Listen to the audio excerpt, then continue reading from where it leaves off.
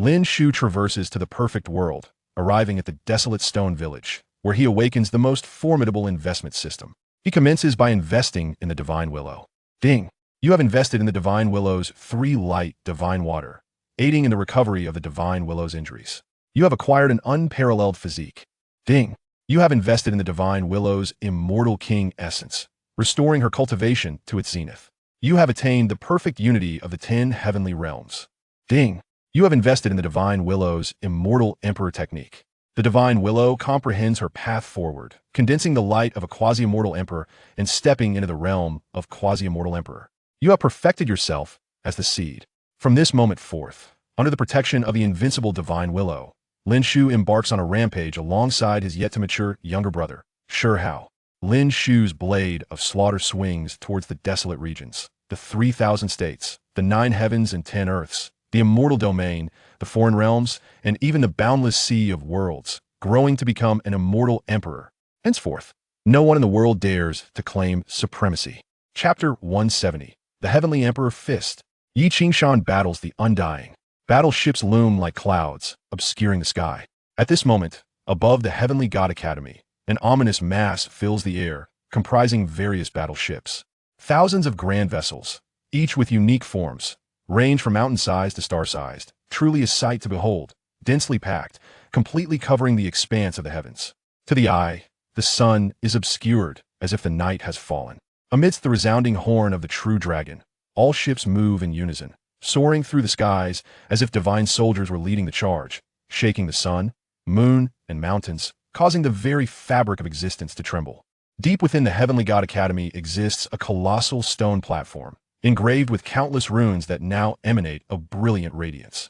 Within this brilliance, a vast passage is unveiled, akin to opening a tunnel through the grand universe.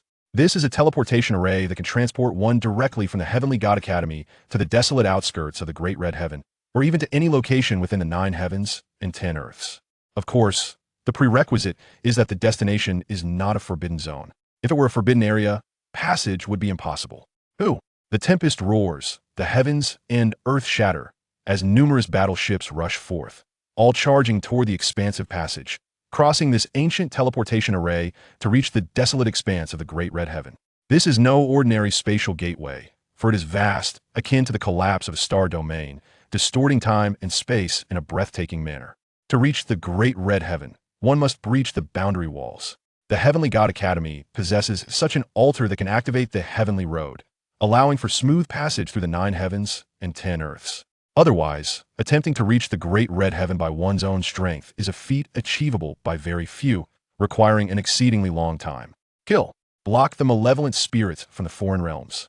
From within some of the ships, the roars of powerful warriors can be heard, rising in a tumult of smoke and battle intent, alongside an ancient ship illuminating, its clouds surging and battle aura roaring. Block the foreign thieves, defend our lands, protect our 9 heavens and 10 earths, safeguard our wives, children, and elders. One after another, the battleships surged forth, radiating dazzling light as they plunged into the passage. Lin Shu, aboard the battleship, likewise entered this teleportation corridor. The next moment, a splendid flow of light unfolded before his eyes. Upon closer inspection, these flows of light were not mere lights, but rather the astonishing speed at which countless stars receded, creating the illusion of flowing light. This teleportation passage is astonishingly constructed from myriad stars. In mere moments, untold streams of light have traversed. Each streak of light represents a star, and the number of stars in this place is undoubtedly immense, potentially numbering in the millions. This is not merely a teleportation passage. It is a cosmic conduit, akin to traveling from one end of the universe to the other. The streams of light continue to recede, time elapsing, though the duration remains uncertain. Finally, the desolate outskirts of the Great Red Heaven have been reached. At this moment, everyone feels a surge of tension as they approach the battlefield. We have arrived. Stay alert. Prepare for battle. Activate all ancient ships' killing formations. A powerful voice calls out in warning. At this time, one ancient warship after another glows, divine power surging as various runes illuminate and great formations rise, readying for a decisive battle against the foreign realms. The frontier of the Great Red Heaven lies just ahead. This is a mysterious ancient land where stars hover in the void, remarkably close, as if directly above, accompanied by chaotic energies. It can be said that this place marks the world's end, the true boundary of the great red heaven. In time, some stars can be seen obstructing the path, while others have fallen onto the vast, boundless earth below. Many of those who have arrived are astonished, for a number of them are witnessing such a sight for the first time, having never encountered it before. Below, there are enormous mountain ranges and towering peaks that pierce the clouds, with some even adorned with relatively small stars. Indeed, some grand mountains are suffused with chaotic aura, and atop them, the sun itself seems to set. This place, as rumored, imparts an unreal sensation, with various stars suspended in the air and others growing directly from the ground. Lin Shu, however, feels no curiosity. After all, the cross-Enyang forbidden land of the Lord of the Forbidden Zones possesses a lake that merges an entire universe within it. In comparison, this sight pales in grandeur. At this moment, a voice resonates from an unknown source. Are you the reinforcements? Too weak. Compared to the previous era, the one you refer to as the Immortal Ancient Era, you are remarkably inferior. Not even a single undying exists among you. This battle will be devoid of challenge. As the voice falls, a massive hand emerges from the abyss beneath the ruins, as dark as ink, adorned with faint scales, reaching out to meet the descending runes. In an instant, all battleships radiate light, runes illuminate, and one formation after another unfolds. However, the figure that strikes is an undying, a true immortal. Under the might of the true immortal, these runes and formations are instantaneously obliterated. The opponent is overwhelmingly powerful, instilling a sense of despair. Lin Shu observes this scene, yet he does not summon the divine Willow, for the adversary is wholly barred from crossing over, repelled and suppressed by the laws of heaven and earth. Nevertheless, despite the suppression, the opponent evidently does not intend to concede. The first strike shatters the runes and formations. The second strike seems poised to annihilate the myriad powerful beings of the 9 heavens and 10 earths. At this moment, Yi Qingshan makes her move. Heavenly Emperor Fist. In the realm between heaven and earth, a pair of golden fists appear, colossal and ancient, resembling a primordial star. The golden fists clash against the undying being, the true immortal. The undying strike disintegrates beneath Yi Qingshan's golden fists. I did not expect that this era harbors such a powerful being among you. Alas, you are not undying. Ultimately, you are but an ant. If I were truly to descend, you would possess no means of retaliation. Yi Qingshan, facing the undying from the foreign realm, a true immortal, radiates unparalleled dominance. Should you truly descend, I shall personally slay you. Under the Heavenly Emperor Fist, Yi Qingshan now resembles a supreme Heavenly Emperor, her form transformed into gold, standing tall beneath the firmament, a palm poised to strike at the abyssal ruins. This spectacle leaves the beings of the 9 heavens and 10 earths utterly astonished. Yi Qingshan, this extraordinary woman, who had remained quietly by Lin Shu's side, reveals an unexpectedly formidable strength. That recent strike likely possesses the power of the undying. Is this still supreme? Only a few true supreme beings comprehend that Yi Qingshan does not yet possess undying strength. It is simply that her opponent is being repelled and suppressed by the loss. However, even so, an ordinary supreme would undoubtedly struggle to withstand a single strike from that undying being. Yi Qingshan not only withstands it, but even drives the opponent back. This power is terrifying. She is perhaps only a step away from becoming a true immortal. Very well. You are commendable, possessing a fraction of the strength of the immortal ancient ancestors of your world. Had I been born in the immortal ancient era, the foreign realms would have long been trampled underfoot. Yi Qingshan shows no restraint. She has been recognized since childhood as possessing the potential to become an emperor. This emperor is not merely a great emperor, but an immortal emperor. In an entire era, she is confident that even if she cannot ascend to emperor status, she can achieve great heights. Were she born in the immortal ancient era, she would have easily subdued the foreign realms. In my realm, we have the ancestor Anlin, the ancestor Yutuo, and one undying ruler after another. Do you truly believe I'm the strongest in the foreign realms? If Ancestor Anlin and Ancestor Yutuo were to cross over to your world, a single strike would suffice to obliterate it. Upon speaking, the undying being from the foreign realm seems to survey the many powerful beings of the 9 heavens and 10 earths, and then seemingly notices something. You are Lin Shu? Very well, the prodigies of my realm are about to descend. I hope you shall not act like a turtle retreating into its shell. Lin Shu's heart tightens upon hearing this. The foreign realm actually recognizes him. It seems there are strange occurrences in the foreign realm. Lin Shu muses, doubting that they would know of him. The only possibility is that some anomaly has informed them of his existence. However, from what is evident, While the anomaly has descended, it cannot act recklessly, seemingly under some form of suppression. Since the anomaly cannot directly descend, Lin Shu feels unafraid. If that is the case, then quickly bring forth your so-called Imperial clan. It is time for me to taste some Imperial blood. Arrogant. Do you not know that the Imperial clan is the bloodline of the Undying Kings?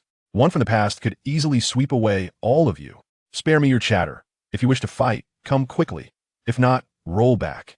Beholding the arrival of the celestial prodigies from distant realms, Lin Shu surged forward without hesitation. In this moment, he felt a profound reluctance to allow the beings of the 9 heavens and 10 earths to meet their demise. Lin Shu understood that, aside from the younger generation, those exceptional individuals by his side were no match for the formidable talents of the other realms. Even if they had cultivated 3 strands of celestial energy and fused with the invincible lineage of youthful sovereigns, they would still fall short against the prodigious entities from foreign lands. These young sovereigns represented the future foundation of the 9 heavens and 10 earths, and Lin Shu wished to safeguard their lives. This cohort of youthful sovereigns, given a modicum of time, inspired confidence within Lin Shu that he could cultivate them to rival the imperial prodigies of the foreign realms.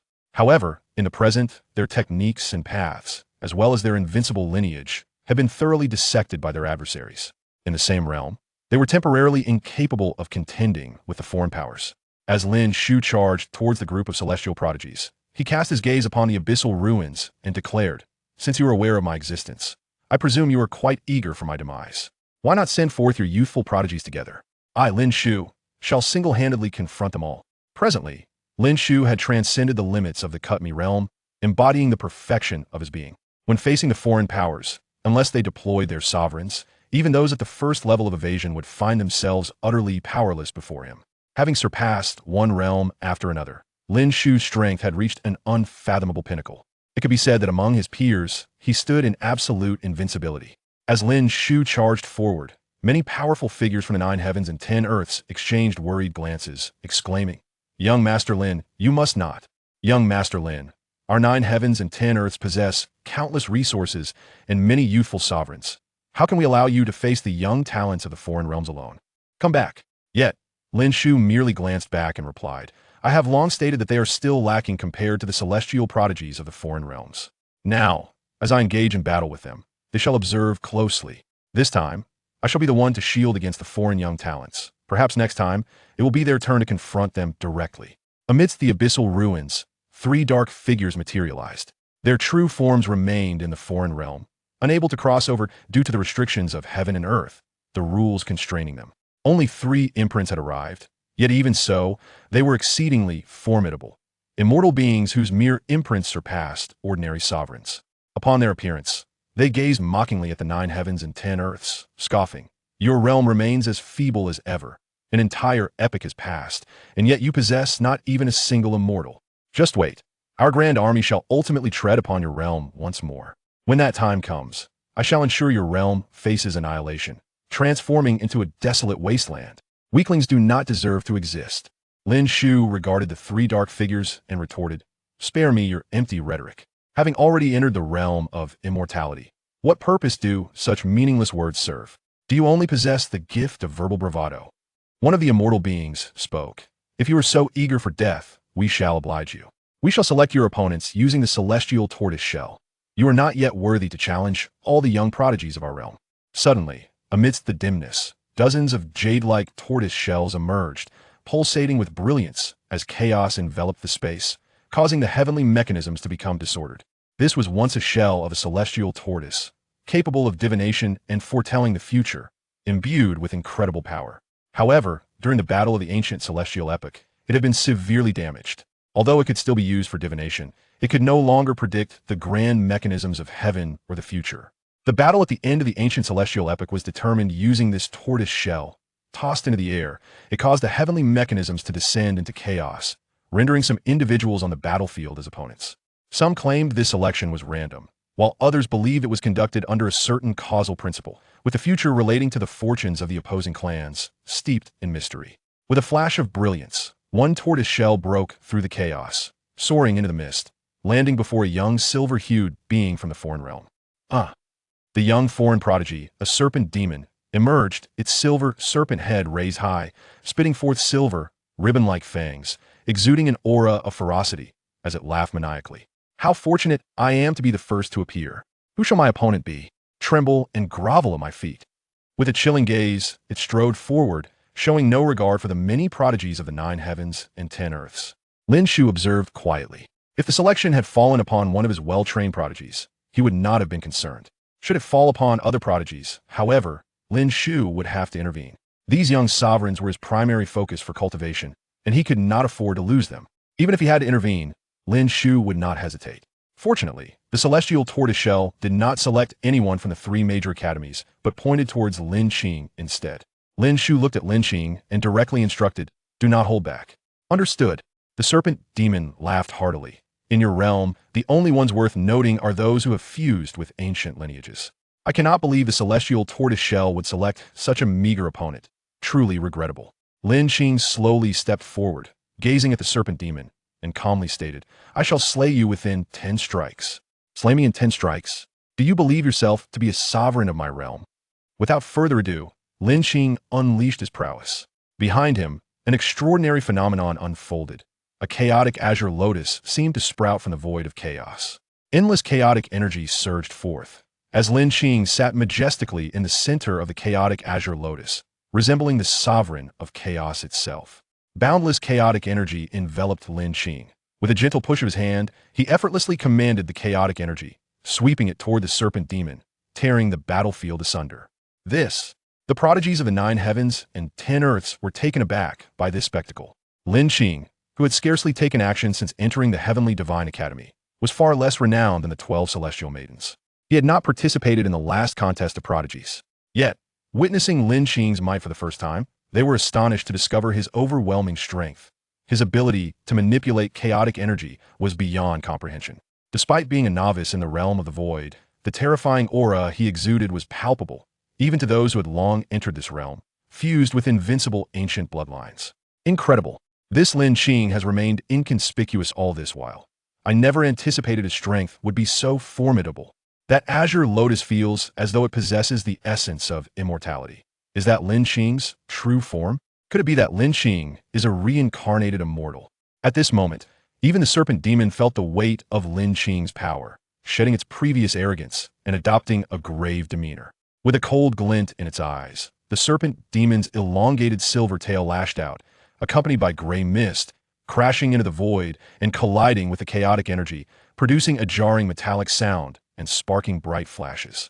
The onlookers from the 9 heavens and 10 earths were visibly moved. Though the serpent demon was brash, it was indeed fearsome, managing to confront chaotic energy with its physical form. A gray mist enveloped it. No wonder it can withstand chaotic energy. It possesses some form of eerie dark power. Though not true dark power, it was diluted countless times, yet its strength remained formidable. If any other prodigies from the 9 heavens and 10 earths faced it, even if they exerted their utmost, they would find it impossible to break through. Unfortunately, it was facing one of Lin Shu's own. Upon discovering the nature of this eerie power, Lin Shu had already transmitted the Great Radiance True Scripture. Under the auspices of the Great Radiance True Scripture, any dark or eerie power could be neutralized. This serpent demon is exceptionally strong. That gray mist gives me an unsettling feeling, as if it is impervious to attack. Are all the young prodigies from the foreign realms this terrifying? Many powerful figures from the 9 heavens and 10 earths were equally taken aback. The serpent demon's strength exceeded their expectations. Even with their discerning eyes, they could not ascertain the true nature of the gray mist. It appeared to be dark power, yet it seemed even more advanced. Its level was so high that even ordinary celestial energy might not compare. If all beings from the foreign realm possessed such means, it would undoubtedly spell doom for the 9 heavens and 10 earths. Naturally, the prodigies from the 9 heavens and 10 earths fell into a deeper silence. Previously, when Lin Shu claimed they were inferior to the celestial prodigies of the foreign realms, they had been unwilling to accept such a notion. Now, witnessing the truth with their own eyes, they understood that Lin Shu's words were not mere fabrications. In the Celestial Academy, the Purple Sun Heavenly Sovereign observed this scene, having just considered intervening. Having fused with the primordial Purple Qi lineage, the Purple Sun Heavenly Sovereign believed himself to be invincible. Now, seeing the unfolding events, he felt immense relief that he had refrained from intervening. Otherwise, he would have faced utter humiliation and even death. Lin Qing now confronted the gray mist. Chaotic energy was obstructed by it. Fortunately, He kept Lin Shu's words at the forefront of his mind. Without hesitation, Lin Qing promptly activated the Great Radiance True Scripture. Seated upon the chaotic azure lotus, radiant white light emanated from his form, gradually causing the gray mist to recede. The serpent demon sensed an impending crisis, but alas, it was too late. Lin Qing had already made his move. In the next moment, the serpent demon's body was obliterated by the chaotic energy. Little Hao, aren't you fond of this? This is a royal from the foreign realm. If transformed into a delicacy, it would surely suit your taste. Upon hearing this, Shi Hao wasted no time, rushing forward to collect the remnants of the serpent demon's obliterated body. Astonishingly, before the many prodigies from the foreign realms, he produced a cauldron and began to cook. The onlookers from the 9 heavens and 10 earths were equally dumbfounded before erupting into laughter. Chapter 172, which versus Golden Demon Bird. The primordial devouring magic technique unleashes its might. The serpent Yiksha has actually been defeated? How can this be possible? Although the serpent Yiksha ranks at the bottom among us, it should not have perished after just a few exchanges. This damned being from the 9 heavens dares to slay our celestial pride. Numerous prodigies from the foreign realm are now stepping forward to engage in battle. Lin Qing, a formidable master, has compelled them to act, initially believing that without an invincible ancient species, this opponent would be rather weak. However, it now appears that Lin Qing is not only formidable, but possesses a strength that defies the heavens. Such prowess may very well surpass that of the younger prodigies from the imperial clans. Yet, as prodigies of the foreign realm, they harbor no fear. They have fought since birth, unafraid of any battle. At this moment, 3 shadowy figures emerged, one of whom, an immortal being, spoke. What a stroke of fortune, to have fortuitously countered the serpent Yiksha. Clearly, this immortal from the foreign realm, in a mere utterance, sought to undermine Lin Qing's triumph, attributing it to luck. He undoubtedly recognized Lin Qing's formidable and terrifying strength. However, it was evident that this was not the time to bolster the morale of the adversary and diminish his own prestige. By stating this, he aimed to instill confidence in his side's prodigies, encouraging them to embrace the forthcoming battle without trepidation. Indeed, once this immortal being spoke, although many prodigies from the foreign realm were eager to engage, there were also others who found the prospect daunting, fearing for their lives in a confrontation. Now that an immortal being claimed it was merely luck, this assertion carried weight. After all, an immortal, having overseen countless eras, is a being of longevity and transcendence. Such a timeless existence would not speak without foundation, certainly not without reason.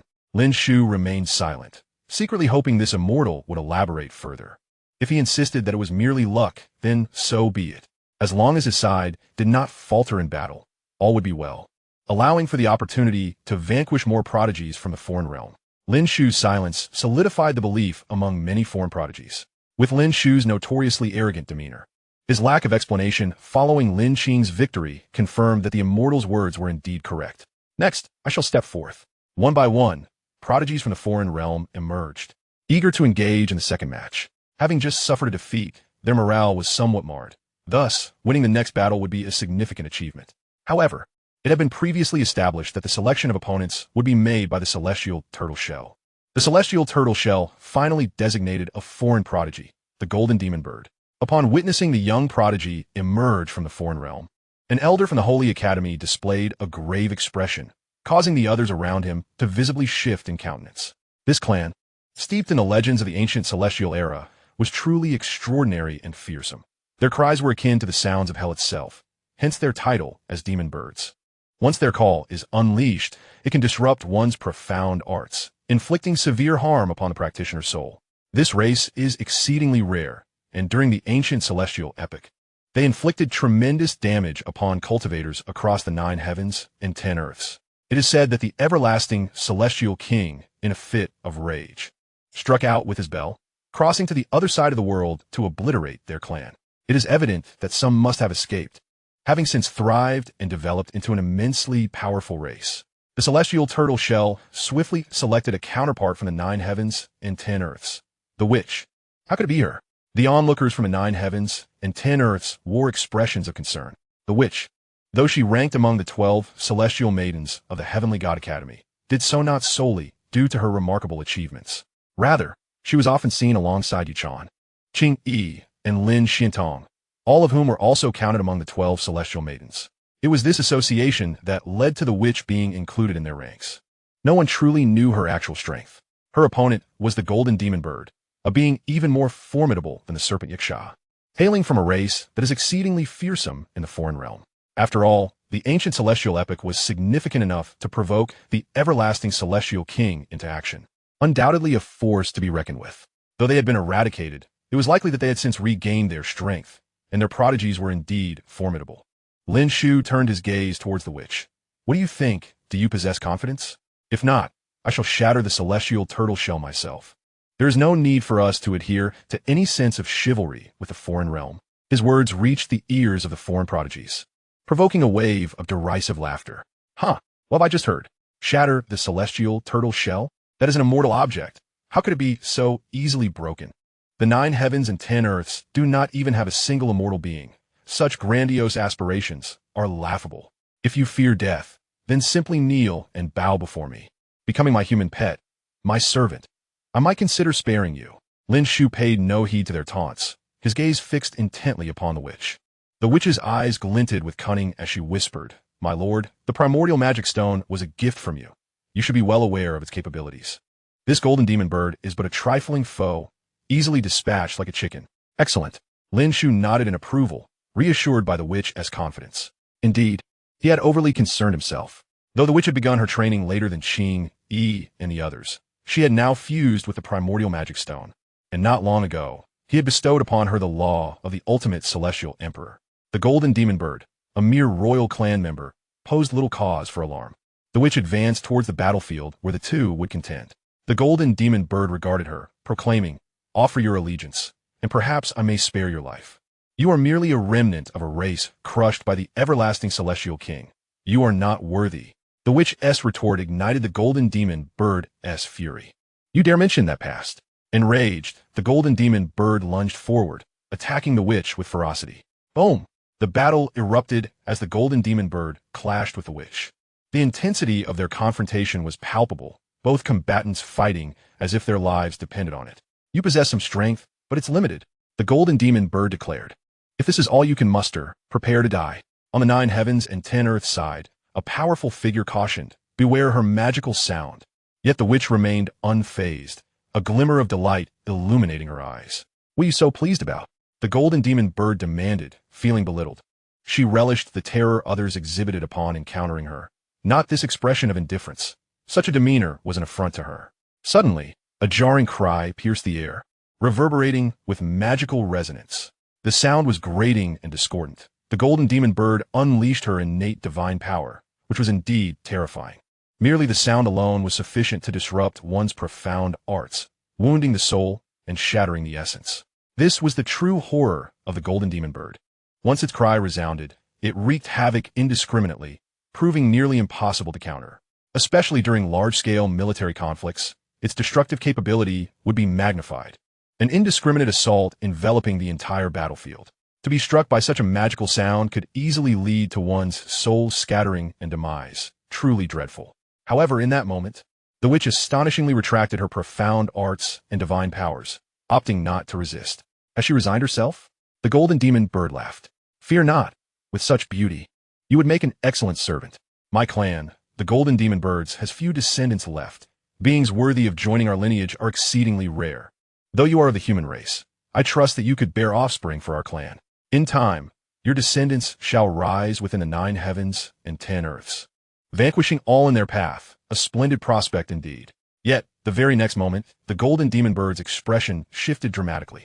The primordial devouring magic technique. Before my eyes, the sorceress unexpectedly opened her mouth and inhaled deeply, absorbing the haunting melodies of dark magic as if they were ethereal energy. Accompanying this act, a sound emerged from her lips, more terrifying than that of the golden magic bird, a resonance infused with the essence of primordial magic.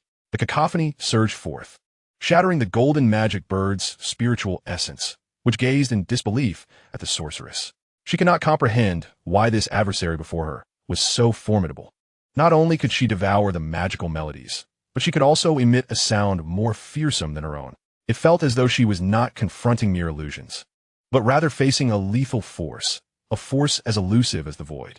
With the rupture of its spiritual essence, the golden magic bird fell. The sorceress collected the golden magic bird and tossed it to Shi Hao, saying, This magical bird should have a delightful flavor. Prepare it well, for I wish to taste it later. Naturally, Shi Hao complied, swiftly plucking its feathers in front of the otherworldly witnesses, demonstrating his expertise. Soon, he cast it into a cauldron, and as it bubbled, a fragrant aroma wafted through the air. Chapter 173. The Arrival of the Imperial Clan from Another Realm. Let you all come at once. How astonishing that the sorceress is so powerful. I had not anticipated her to conceal such depth. When she finally acted, she did so with breathtaking brilliance. What arcane technique is this? It can devour even the melodies of the golden magic bird and transform them for her own use. With such an ability to consume the techniques of others, does this not place her in an invincible position? It seems that none among the companions of young Master Lin Shu should be underestimated. What a thrill! The thought that we have vanquished the otherworldly beings, though I did not strike the blows myself, still brings me immense satisfaction. Across the expanse of heaven and earth, numerous prodigies began to jeer at the otherworldly champions. Is this all the might you possess? You boast of your strength, yet you cannot even withstand 10 strikes. I wonder how you came to be recognized as champions. Surely, they could not have known they would lose and merely gathered a few individuals to fill the ranks. The prodigies of the 9 heavens and 10 earths understood that these were not mere fillers. After all, although the 2 champions of the other realm, Serpent Nightshade and the Golden Magic Bird, had been slain, they recognized the formidable power of their opponents. Had it not been for the remarkable talents surrounding Lin Shu, even the other prodigies of the 9 heavens and 10 earths, including the young supreme beings, might have found themselves at a disadvantage or worse, dead. The gray mist of Serpent Nightshade could withstand all arcane techniques. The melody of the Golden Magic Bird could disrupt any magical art. This was nearly an insurmountable challenge. At the very least, the assembled prodigies understood that should they engage, they would be unable to break through. Yet, this did not prevent them from ridiculing the otherworldly champions. The faces of the latter turned ashen. They had not anticipated that the seemingly weak figures from the 9 heavens and 10 earths would dare to mock them in return. They had always viewed this realm as a symbol of frailty.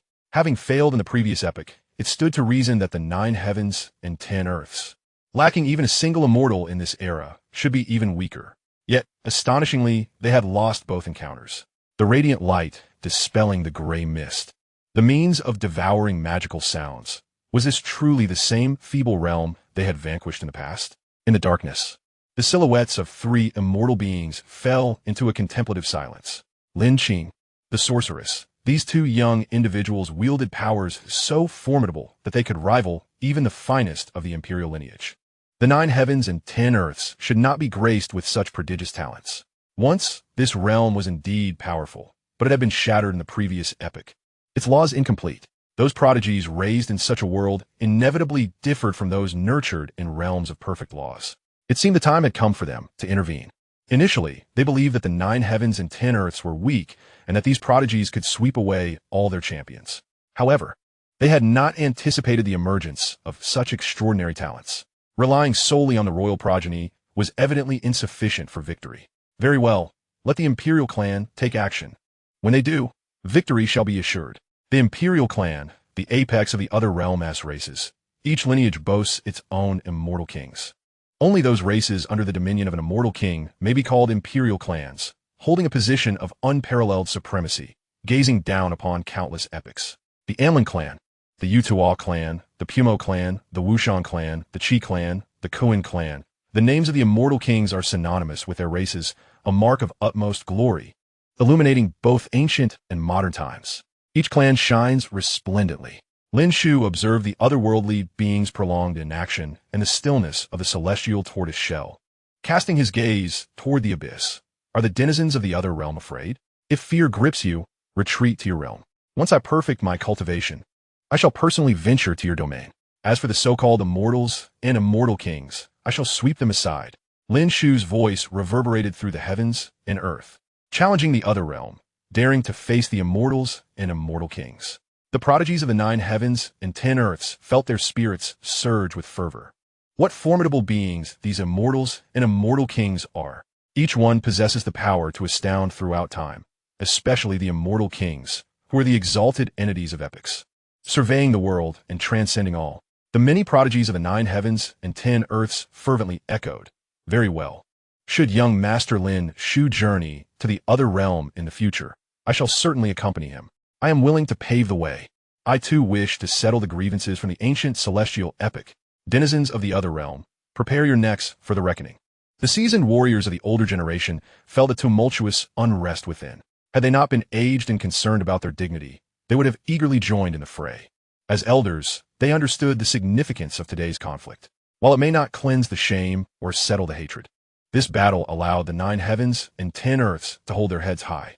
For countless years, particularly following the ancient celestial epic, they had not enjoyed such a victory against the other realm.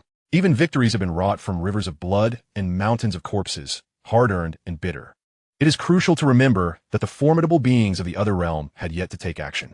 Should they cross the boundaries, it would spell disaster for the 9 heavens and 10 earths, for they are the possessors of immortals and immortal kings. Lin Shu's words were music to the ears of the 9 heavens and 10 earths, igniting their fervor. However, to the champions of the other realm, they were exceedingly grating. Lin Shu, how dare you insult my realm's supreme ancestors? Should they cross over, the 9 heavens and 10 earths shall surely crumble. No, I must ascend to battle. Lin Shu, do you dare to face me? At that moment, an immortal being from the other realm spoke up. Lin Shu, since you seek death so eagerly, I shall grant your wish. I hope when the imperial clan descends, you do not find yourselves in despair. Lin Shu's heart leapt with joy. Could it be that the other realm believed their royal progeny could not triumph over the 9 heavens and 10 earths, and had begun to dispatch their imperial champions? If so, it was truly splendid. Very well, I say this. No matter how many from the imperial clan come, I shall face them all alone. 10. You shall slay 10. 100? I shall slay 100. Let us see if you can uphold your words.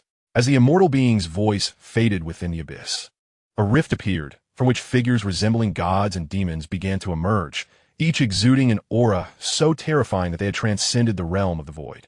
Indeed, it is no surprise that they hail from the imperial lineage. Amongst the youthful generation, while the pinnacle of cultivation in the 9 heavens and 10 earths barely reaches the void Dao realm, the exotic realm boasts an entire cohort capable of slaying me, with Lin Shu even catching a faint whiff of the elusive escaped chi. However, this only serves to heighten Lin Shu's excitement.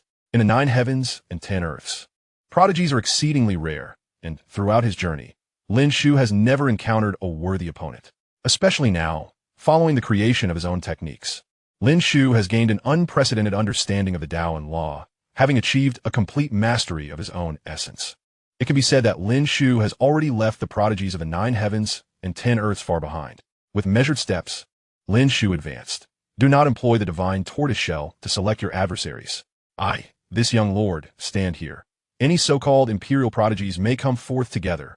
Lin Shu faced the imperial prodigies with a tone of calmness, yet his voice resonated with an undeniable authority. He dares to confront all the imperial prodigies single-handedly. Chapter 174, A Single Strike. The imperial lineage falls to me. The imperial prodigies of the exotic realm have descended. The elder powerhouses of the 9 heavens and 10 earths wore expressions of grave concern. Clearly, they comprehended the significance of the imperial lineage. It embodies an existence beyond measure. A race of immortal sovereigns. Their bloodline is imbued with unfathomable terror. The notoriety of the 10 fiends in the 9 heavens and 10 earths stems from their formidable might. It is said that the immortal sovereigns of the exotic realm surpass even the 10 fiends. The imperial prodigies are likely descendants of the 10 fiends, and now they have emerged into the world. Can the youthful generation of the 9 heavens and 10 earths truly prevail? As they sense the overwhelming presence of the newly arrived imperial prodigies, their vitality surged like an ocean, seemingly capable of subduing anyone of the same realm. An elder, who had cultivated for several millennia and attained the void Dao realm, spoke up. Is this what the imperial prodigies of the exotic realm are like? They appear to be under a century old, yet their aura is utterly fearsome. There was a thought he dared not voice. He felt that should he encounter them, he would likely not be a match. In this moment of conflict between the two realms, having just celebrated a significant victory by slaying the exotic prodigies, such sentiments must remain unspoken, for they would severely dampen morale. Nevertheless, the atmosphere among the onlookers was grave. They turned their gazes toward Lin Shu. Could he truly triumph against the imperial prodigies? It was not that they doubted Lin Shu, as everything he had accomplished in the 9 heavens and 10 earths was nothing short of extraordinary. The prodigies surrounding Lin Shu alone could render the entire youthful generation of the 9 heavens and 10 earths pale in comparison, let alone his annihilation of the 3 major immortal families. However, Lin Shu had yet to make a move, and none could ascertain the true extent of his power. Moreover, Lin Shu's rapid ascension in cultivation was indeed remarkable. When they first met at the Divine Fire Academy, he was merely at the Divine Fire realm, and now, less than a month later, he had already reached the realm of slaying me. Such velocity was unprecedented. With such swift breakthroughs, one must wonder if his foundation is stable. If not, can he truly surpass the imperial prodigies of the exotic realm? Young Master Lin, would it not be prudent to continue dueling with the exotic royal prodigies? They suggested. Indeed, having achieved 2 victories, if you continue to duel, we may secure further triumphs without necessitating your personal involvement. You are now the core of the 9 heavens and 10 earths. We cannot afford any losses. Lin Shu understood this sentiment stemmed from their lack of faith in him. Given he had yet to engage in battle, such thoughts were not unfounded. However, this was an opportunity hard-earned, one that Lin Shu could not allow to slip away. He firmly rejected their counsel. There is no need. If we cannot defeat the youthful generation of the exotic realm, how can we speak of victory should their forces truly descend upon us? The many strong figures of the 9 heavens and 10 earths fell silent. Lin Shu's words certainly held merit, yet they wished for him to mature for a few more years. Given his pace of cultivation, perhaps he could reach the supreme realm before the age of 500. Were it not for the taboo against achieving supremacy before that age, they would have no doubt that Lin Shu's rapid advancement would lead him to the supreme realm before he turned 500. In stark contrast to the somber atmosphere of the 9 heavens and 10 earths, the exotic prodigies were brimming with morale. As imperial prodigies, they were acutely aware of the terror inherent in their lineage. The imperial prodigies are indeed invincible beings among the youth. Although they share the title of prodigy, they still recognize the chasm that separates them from the truly invincible. Initially, the 2 victories of the 9 heavens and 10 earths had instilled some anxiety within them. But upon witnessing the arrival of the imperial prodigies, that concern dissipated entirely. The imperial prodigies, possessing the bloodline of immortal kings, are unequivocally unmatched. The exotic prodigies bowed in respect to the imperial prodigies, not solely due to their status, but also because of their superior cultivation realms. In their realm, hierarchy is strictly observed. Failing to show respect to those of a higher realm is deemed a grave disrespect. Upon the arrival of the imperial prodigies, one among them spoke, "What a disgrace to our realm. In the previous epoch, we vanquished the immortal sovereigns of that world, and now, after a new epoch has passed, we have comprehended their laws and species, and yet you have lost. Upon your return, you shall voluntarily accept punishment." Among the imperial prodigies, the weakest one stepped forward. Even so, upon his utterance, the once arrogant and fierce royal prodigies of the exotic realm fell silent, nodding in agreement. After chastising his fellow prodigies, he turned his gaze toward the 9 heavens and 10 earths. Who was so brazen as to challenge our imperial prodigies upon our arrival? Now that I stand here, if you possess courage, step forth and meet your demise. With a palpable confidence, he issued this challenge, effectively inviting the others to their doom. However, Lin Shu furrowed his brow. Though this individual had reached the realm of slaying me, it seemed he had recently ascended, and his foundation appeared somewhat unstable. Of course, this was merely Lin Shu's perspective. To others, the individual's cultivation might seem remarkably solid. Nevertheless, Lin Shu believed that as an imperial prodigy, one should exhibit greater steadiness, rather than displaying this subtle air of instability. "Are you not of the imperial lineage?" Lin Shu inquired. "Presumptuous. I possess a quarter of the true blood of the Amlin imperial lineage." The individual retorted. "Ah, I see." Lin Shu understood. According to the original text, this person should currently be at the Void Dao realm. It seemed he had been deliberately enhanced, which resulted in the underlying instability. Such methods must belong to the enigmatic clan. Therefore, it appeared that the strength of the enigmatic clan's arrivals was not particularly formidable, or perhaps, like this individual before him, he was merely an ordinary pawn, lacking genuine cultivation. If the enigmatic clan truly sent their strongest to the exotic realm, they would never produce such a prodigy with evident flaws in their cultivation. "My name is Jean Fong, and I bestow upon you your death," he declared, striding towards Lin Shu with great purpose, his white robes billowing as he emanated a blinding radiance, akin to a war god awakening to reign over the mundane realm. "Kill him." As he moved, some young royal prodigies of the exotic realm echoed the call to arms, urging him to execute Lin Shu with a thunderous ferocity, to proclaim their invincibility. Meanwhile, the imperial prodigies remained silent throughout, their expressions devoid of emotion. As if they had never regarded the 9 heavens and 10 earths with any weight, nor even considered Zhang Feng worthy of their attention. Upon hearing Zhang Feng's proclamation, the expressions of several strong figures from the 9 heavens and 10 earths shifted dramatically. "It is indeed that clan," exclaimed the Grand Elder, Meng Tianzheng. "This presence still lives. It is the supreme existence of the exotic realm." The Grand Elder gazed at Zhang Feng, who appeared utterly unblemished, even his footwear gleaming white, exuding an aura of celestial elegance, embodying the essence of an unparalleled beauty, akin to a child of destiny. As he stepped forward, the heavens and earth trembled, resonating with a thunderous roar, while the ground beneath him cracked, stone mountains collapsed, and colossal boulders soared, shattering the clouds in midair. Surrounding him was an ethereal aura, resplendent and awe-inspiring, akin to an imposing immortal entity making its entrance. It was evident that he was an unparalleled prodigy, even with merely a quarter of his ancestral bloodline. He had attained an alarming level of power. His realm, the cutting myriad, transcended numerous youthful sovereigns of the 9 heavens and 10 earths. The Grand Elder, Meng Tianzheng, cast a glance at Lin Shu, eager to gauge his expression at that moment. To his astonishment, he found Lin Shu's gaze utterly devoid of emotion, as if he were gazing upon a corpse. Could it be that such a formidable genius appeared as nothing more than a lifeless body in Lin Shu's eyes? As Meng Tianzheng grappled with his confusion, both Lin Shu and Zhang Feng unleashed their attacks simultaneously. What was anticipated to be an earth-shattering battle, however, unfolded in a manner far beyond imagination. In a single strike, so swift that the onlookers scarcely comprehended the unfolding scene, Zhang Feng, the illustrious prodigy with a quarter of the Amlin imperial bloodline and at the pinnacle of the cutting myriad realm, was vanquished outright. His body erupted into a mist of blood, and his primordial spirit disintegrated in an instant. Silence enveloped the 9 heavens and 10 earths, an uncanny stillness settling over the realm. Chapter 175, Amlin Imperial Bloodline, perished. The numerous prodigies from the 9 heavens and 10 earths stood in a state of shock. Zhang Feng had been slain with a mere flick of Lin Shu's wrist, although they were unaware of his true strength. They could glean some understanding from the arrogance displayed by those foreign royal prodigies earlier. Their bravado faltered when confronted by Zhang Feng, as they dared not retort.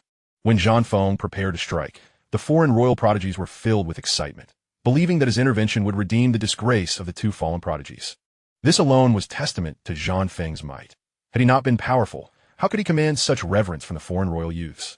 In terms of strength, these royal prodigies were hardly inferior to those who had cultivated 3 strands of celestial energy and fused them into an indomitable force. Yet, Zhang Feng's prowess evidently surpassed theirs. And now, this young monarch from another realm had met his end in such a ludicrous manner, failing to withstand even a single attack. As if crushed like an insignificant insect, Lin Shu's strength was truly terrifying. How formidable! No wonder he could gather so many youthful sovereigns around him. His might was not mere posturing. The nature of his cultivation was unfathomable. He bore no trace of an invincible ancient lineage. Could it be that he practiced the contemporary path? The contemporary path seeks the zenith of realms and even transcendence. With such power, what levels had Lin Shu truly mastered? Many spectators lamented, believing that Lin Shu had likely achieved a level unprecedented by any before him, and perhaps it would never be replicated again. Some elders from the Sacred Academy scrutinized Lin Shu, hoping to discern something, yet they found nothing. The battle had concluded too swiftly. Lin Shu had not displayed any abilities. If one were to insist, it could be inferred that his physical prowess was formidable, certainly reaching the pinnacle of the bloodline realm. As for the realms beyond Dantian, they could glean nothing, for there had been no manifestation to reveal it. The crowd of the 9 heavens and 10 earths was astounded, while the foreign royal prodigies were in an uproar. Zhang Feng, with a quarter of the Amlin imperial bloodline, had fallen in a single blow. It seemed surreal, as if caught in a dream. Everything felt so unreal. At that moment, they ceased their clamoring, instinctively retreating a few steps at the sight of Lin Shu, fearing that he might turn his wrath upon them. If he could slay Zhang Feng with ease, he could just as effortlessly dispatch them. Lin Shu's gaze swept over the foreign royal prodigies before alighting on the imperial scions of their realm. Who shall be the next to meet their demise? However, you are all too feeble. If you approach one by one, it would appear as though I am bullying you. It would be prudent for you to come at me together, lest you waste my time. At that moment, a young man from the imperial lineage finally stepped forward. The instant he emerged, a long spear materialized behind him, blood-red in hue, as if it had just been dredged from the depths of hell. Simultaneously, a blood shield emerged alongside it. The young man stood there, reminiscent of an ancient celestial sovereign, enveloped in an aura of sanguine dread. He regarded Lin Shu and slowly spoke. It was merely due to Zhang Feng's arrogance and lack of vigilance that you managed to catch him off guard. Now, I shall demonstrate to you what true Anlin blood is. An existence beyond your wildest imagination. Lin Shu scoffed. I anticipated you would step forward to boast of your own strength. Yet you resort to glorifying your ancestors instead. Even if the Anlin celestial sovereign is indeed powerful, he remains just that, an ancestor. A true powerhouse does not rely on their forebears. They can establish their own imperial lineage, perhaps even surpassing the so-called imperial lineage you speak of. As Lin Shu uttered the name of the Anlin celestial sovereign, a golden spear materialized in the ether, seemingly capable of piercing through all creation, its radiant aura emanating a lethal intent that surged skyward. Lin Shu understood that this was the power summoned by invoking the true name of Anlin, accompanied by an extraordinary manifestation. For the insult to my ancient ancestors, today I shall send you to the afterlife. Remember this. The one who kills you is Anlin Aoyan from the Anlin imperial lineage. Among my peers, I rank third, but that is more than sufficient to slay you. As Anlin Aoyan concluded his declaration, he struck with fervor. The spear behind him unleashed an overwhelming murderous intent that rent the heavens asunder. This was a replica of the Chiefing's spear, not a true artifact, but a weapon forged from the essence of his own bloodline. Although it was merely an imprint of the Chiefing's spear formed from true blood, its might was astonishing, certainly rivaling that of supreme artifacts. It could be said that with this true blood spear, Anlin Aoyan was virtually invincible among his peers, save for encounters with another imperial lineage. Alas, this attack would prove futile against Lin Shu. The true blood spear, though powerful, was ultimately not a genuine celestial sovereign weapon, and Lin Shu possessed numerous methods to counter it. In the next moment, a killing formation within Lin Shu gradually activated. It was the Extermination Sword Formation. Since inscribing the Extermination Sword Formation within his being, Lin Shu had only utilized it once before. This marked its second deployment. This time, Lin Shu intended to eradicate the foreign imperial lineage. Once the Extermination Sword Formation emerged, the entire battlefield was enveloped within its confines. In the blink of an eye, the overwhelming bloodlust emanating from the true blood spear was entirely dissipated, overshadowed by purer, more terrifying sword energy. The sword energy surged forth, every strand imbued with the essence of the supreme sword path, and within the battlefield, no other path remained. Only the sword path reigned supreme. Anlin Aoyan, who had previously appeared assured of victory, now wore a look of astonishment. You have inscribed such a killing formation within your being. As a prodigy of the Anlin imperial lineage, he was somewhat familiar with the 9 heavens and 10 earths, having studied them since childhood. He was aware that the 9 heavens and 10 earths boasted numerous killing formations, some even reputed as the deadliest in existence. However, in his understanding, even the so-called foremost killing formation seemed incapable of rivaling this one. After all, his true blood spear was an imprint of an ancient sovereign weapon, embedded deep within his lineage. Even the world's most formidable killing formation might not withstand it. It not only failed to do so, but the true blood spear was also disintegrating before his eyes. Clearly, this formation surpassed even the first-ranked killing formation.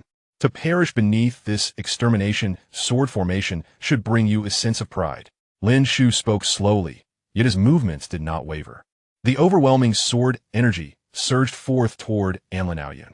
The true blood spear of Anlin Aoyan shattered completely at this moment. The once invincible might of the divine weapon bearing the bloodline imprint of the celestial king now diminished beyond recognition. Indestructible shield, hold fast. As Anlin Aoyan witnessed the disintegration of the true blood spear, he harnessed the full potential of another divine weapon, also marked by the bloodline of the celestial king. Yet, this so-called ultimate defense was merely grazed by a sliver of sword energy, revealing numerous cracks. He had once relied on this shield to withstand a formidable adversary of the first realm. No, ignite the true blood, unleash the power. Anlin Aoyan began to incinerate the true blood within him, and with its burning, his cultivation unexpectedly surged. From the mid-stage of the Severing Realm, he ascended to its consummate peak. With this newfound mastery, confidence surged back into Anlin Aoyan. Lin Shu, this is the true might of blood. Creatures like you, mere ants, shall never comprehend. Clearly, Anlin Aoyan believed himself to be invincible once more. Lin Shu, shaking his head, cast a sorrowful glance at him. I thought you would unveil some hidden power, yet it is but this. If that is the case, I shall send you on your way. Lin Shu wielded one of the swords from the extermination of celestial formation. In an instant, the sword transcended space and seemed to traverse time, moving with such swiftness that it left no trace in the realm. In the moment of its strike, it reached Amlin Aoyun's neck, effortlessly severing his head and shattering his primordial spirit. The scion of the imperial clan, Amlin Aoyun, had perished. Chapter 176. The Primordial Radiance. The heavens and earth dissolve. The prodigy of the foreign royal lineage stood dumbfounded. Though Amlin Aoyun was not the crown prince of the Amlin imperial clan, he was nonetheless ranked third among his peers within the clan. It is worth noting that in their realm, a strict hierarchy prevailed. Many prodigies from imperial clans had emerged, each capable of single-handedly defeating 10 royal prodigies with ease. However, even among these imperial prodigies, few could rank within the top 10 of their own peers. Those ranked within the top 10 were often aloof, unwilling to associate with the royal prodigies. Previously, some royal prodigies had harbored delusions of contending against imperial prodigies, but after a singular clash, none dared to challenge them again. The imperial clans were simply too powerful. Before them stood Amlin Aoyun, third among the peers of the Amlin imperial clan, even stronger than an earlier prodigy from the same clan who had ranked 13th and easily swept aside 10 royal prodigies. It was undeniable that Amlin Aoyun possessed similar prowess. Yet now, he lay dead, and so swiftly at that. They could not fathom Amlin Aoyun sparing Lin Shu. Such a notion was preposterous, clearly indicating an insurmountable defeat. This encounter was not a result of overconfidence like that of Zhang Feng. Amlin Aoyun had indeed unleashed his true strength, even activating the might of the imperial blood. That single strike was unfathomably powerful, reaching the pinnacle of the Severing Realm, a realm many royal cultivators took millennia to attain, yet Lin Shu had dispatched him effortlessly. Lin Shu was nothing short of a demon king. How could such formidable beings exist in this world?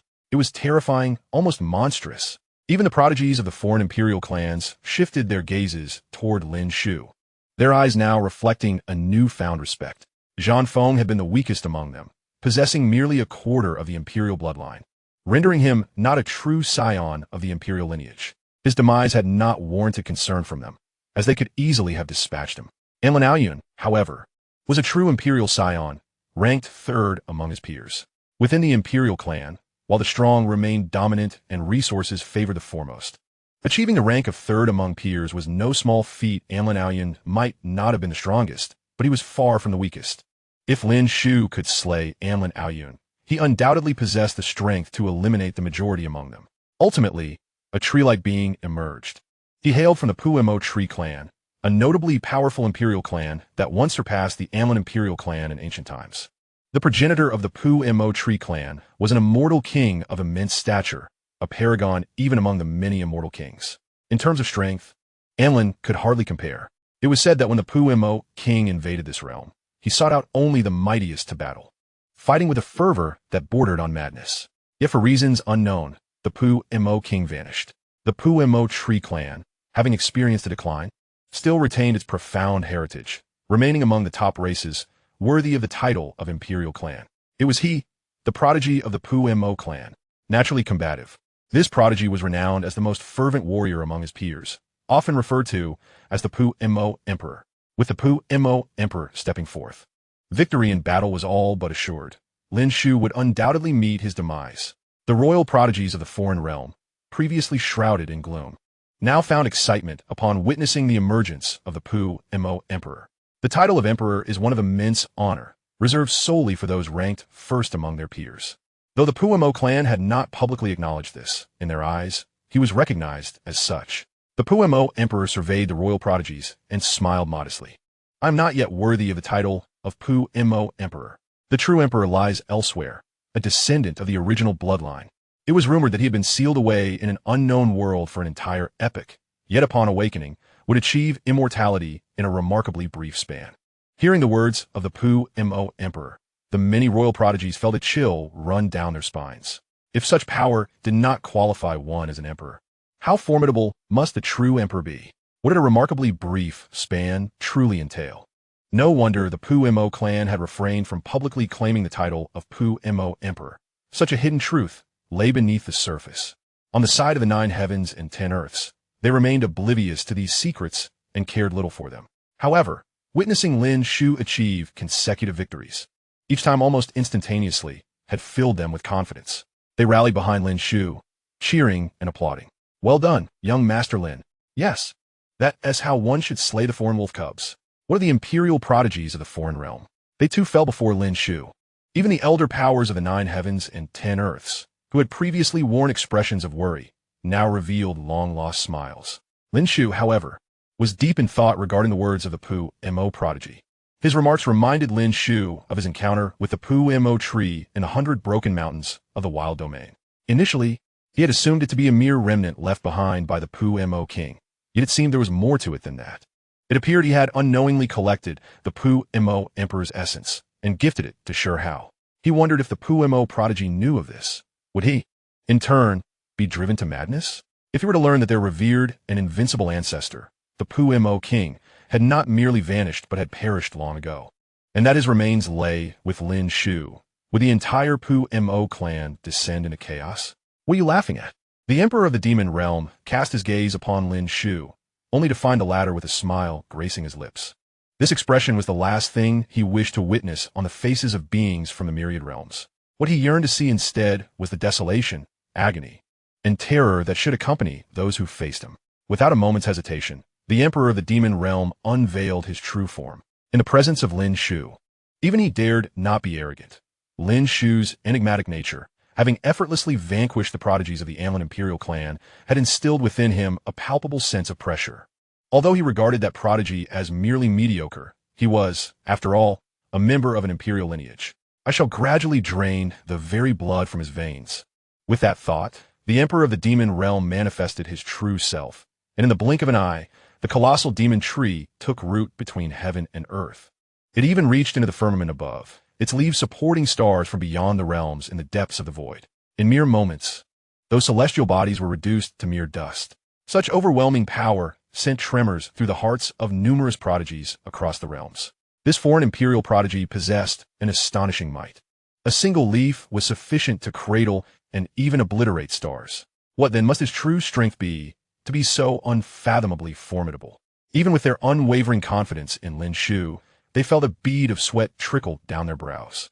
This adversary had far surpassed both Zhang Feng and Anlin Aoyan.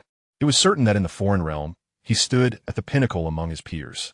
Should Lin Shu emerge victorious, it would unequivocally attest to his supremacy in the foreign realm.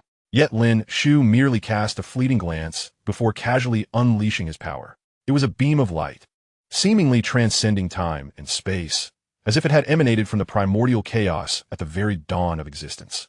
This was the primordial light, a divine ability derived from the true understanding of the primordial. It was Lin Shu's first time wielding such a force. As the primordial light burst forth in an instant, the entirety of heaven and earth was rendered devoid of anything save for this eternal radiance. Born from the primordial inception, it existed since time immemorial, enduring even as the world approached its end. In the silence that enveloped the cosmos, time flowed like a river. With the passage of the primordial light, the once mighty Emperor of the Demon Realm, who could lift stars with just a leaf, was inexplicably dissolved without warning. In the span of mere moments, the Emperor of the Demon Realm had vanished from existence, leaving not a trace behind. The Emperor of the Demon Realm had fallen. Chapter 177. Untitled, Did the Emperor of the Demon Realm truly perish just like that?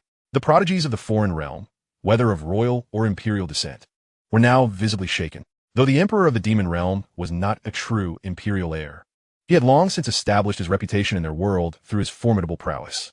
While he may not have acknowledged himself as such, there was no denying that he possessed the strength of an imperial heir. What then was this beam of light? Such a terrifying radiance exists in this world, evoking a sense of belonging to an age long past. How had Lin Shu cultivated such power? The supreme sword array, the forbidden light. Each of these foundations was beyond the reach of even the imperial clans. The prodigies of the foreign imperial clans were left in awe. They had always regarded any prodigy outside their imperial lineage with disdain. Even those hailed as royal prodigies from their own world were dismissed, including the so-called top 10 royal prodigies. As for this world, they held it in even greater contempt. A world that had once faced defeat and now could not even give rise to an immortal. Yet, unexpectedly in such a world, an entity capable of slaying the Emperor of the Demon Realm had emerged. Bewildered by the arrival of this light, none dared to step forth lightly. They lived and died in battle, unafraid of death. Yet to meet such a nonsensical demise was not what they desired, for they wished to witness the fall of the myriad realms and could not afford to perish here. An imperial prodigy turned to the three shadowy figures in the depths of the dark abyss. Those were the main orchestrators of the assault on the myriad realms. Three invincible beings who had already reached the level of immortality. Even as imperial prodigies, they did not dare to show disrespect before such existences. Immortality was a realm they could scarcely hope to tread, attainable only by true imperial heirs. As for the Immortal King, it could almost be said that only a prodigy capable of unparalleled dominance across an era could reach such heights. Just like the peerless He Wuxuang at the end of the previous era, only those who truly dominated could ascend to the level of Immortal King and become ancient ancestors. The imperial prodigies gazed upon the three immortal beings, seeking enlightenment. However, those three immortals were equally perplexed, having lived through countless ages. They had long since attained enlightenment and understood many of the world's secrets.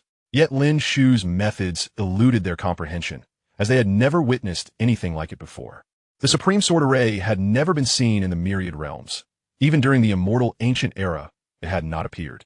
It was certain that it did not belong to the myriad realms. Otherwise, the immortal kings of the previous era would not have left such a powerful technique unused. With their discerning eyes, they could tell that the power of this sword array was likely even greater. What Lin Shu had displayed was not necessarily its limit. Had such a means existed in the previous era, it would have undoubtedly exacted a far more painful toll. As for that beam of light, it was even more unfathomable and impossible to trace. The three immortal beings fell silent, and the expressions of the imperial prodigies grew somber. Yet they could not flee. In their world, retreating without a fight was met with severe repercussions. Such punishment would be worse than death. Lin Shu spoke. I have long stated that you could come at me together, yet you insist on coming one by one to meet your demise. Even now, I reiterate, come me all at once. The madness in Lin Shu's demeanor mirrored that of the disdainful faces they had previously held towards the myriad realms. I can no longer endure this. Even if I must die today, I shall take him down with me. So be it. Since he desires us to come together, let's do just that. Arrogance. I was merely pondering that beam of light. Do you truly believe I would fear you? At that moment, a figure stepped forward, wielding a formation of the character for kill in his palm. It was a manifestation of the true blood of a supreme ancient ancestor. Seeing this person emerge, the royal prodigies from the foreign realm were suddenly elated. It was he Ziming. He had appeared. This was the descendant of He Wuxuang, now bearing the true blood of an ancient ancestor, certain to subdue Lin Shu. That figure had risen at the end of the previous era, dominating an entire epoch, and within a mere century had ascended to the status of Immortal King, becoming the destined child of the ancient ancestors of their realm. Lin Shu regarded the approaching figure with keen interest. He Ziming was evidently a descendant of He Wuxuang. This was the same prodigy who had once forced Shi Hao into a mutual demise during their battle at the same level. He Wuxuang himself was even more formidable than the prodigies of the foreign imperial clans. In his time, even the foreign imperial prodigies could only fade into obscurity before his brilliance, and not even the imperial heirs could overshadow his radiance. As He Ziming stepped forth, he cast a glance at Lin Shu. Initially, I had no intention of intervening, but your hubris is insufferable. Do you truly believe that slaying a few of my realm's individuals renders you invincible? My ancient ancestor once swept through your realm without displaying such arrogance. Lin Shu waved his hand dismissively. So, you wish to flaunt the glory of He Wuxuang? Though I am loath to admit it. I must say that had He Wuxuang and I been of the same generation, I would have slain him as easily as one would butcher a dog. How dare you?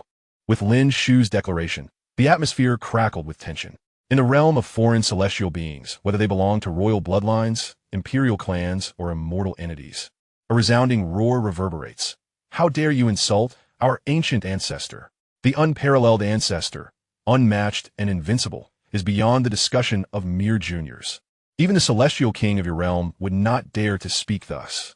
Simultaneously, as Lin Shu uttered the name of He Wuxuang, an extraordinary phenomenon descended, a manifestation of the power of a true name. Of course, it paled in comparison to Anlin, clearly indicating a nascent approach to the realm of the Immortal King.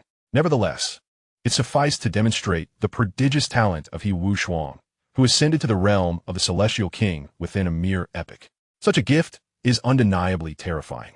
In the original narrative, apart from those formidable beings who have grown powerful, few later talents can rival them. Only a handful, such as Shi Hao, the 10-crown king, the exiled immortal, Shi, the little heavenly horned ant, and Qilong Gugu can be considered comparable or even surpassing. He Ziming has already made his move, wielding the character for kill, a manifestation of the true blood of the ancestor condensed into this lethal symbol. The power of a single character could provoke a shift in the very colors of heaven and earth, causing celestial bodies to plummet and countless mountains and rivers to collapse in an instant.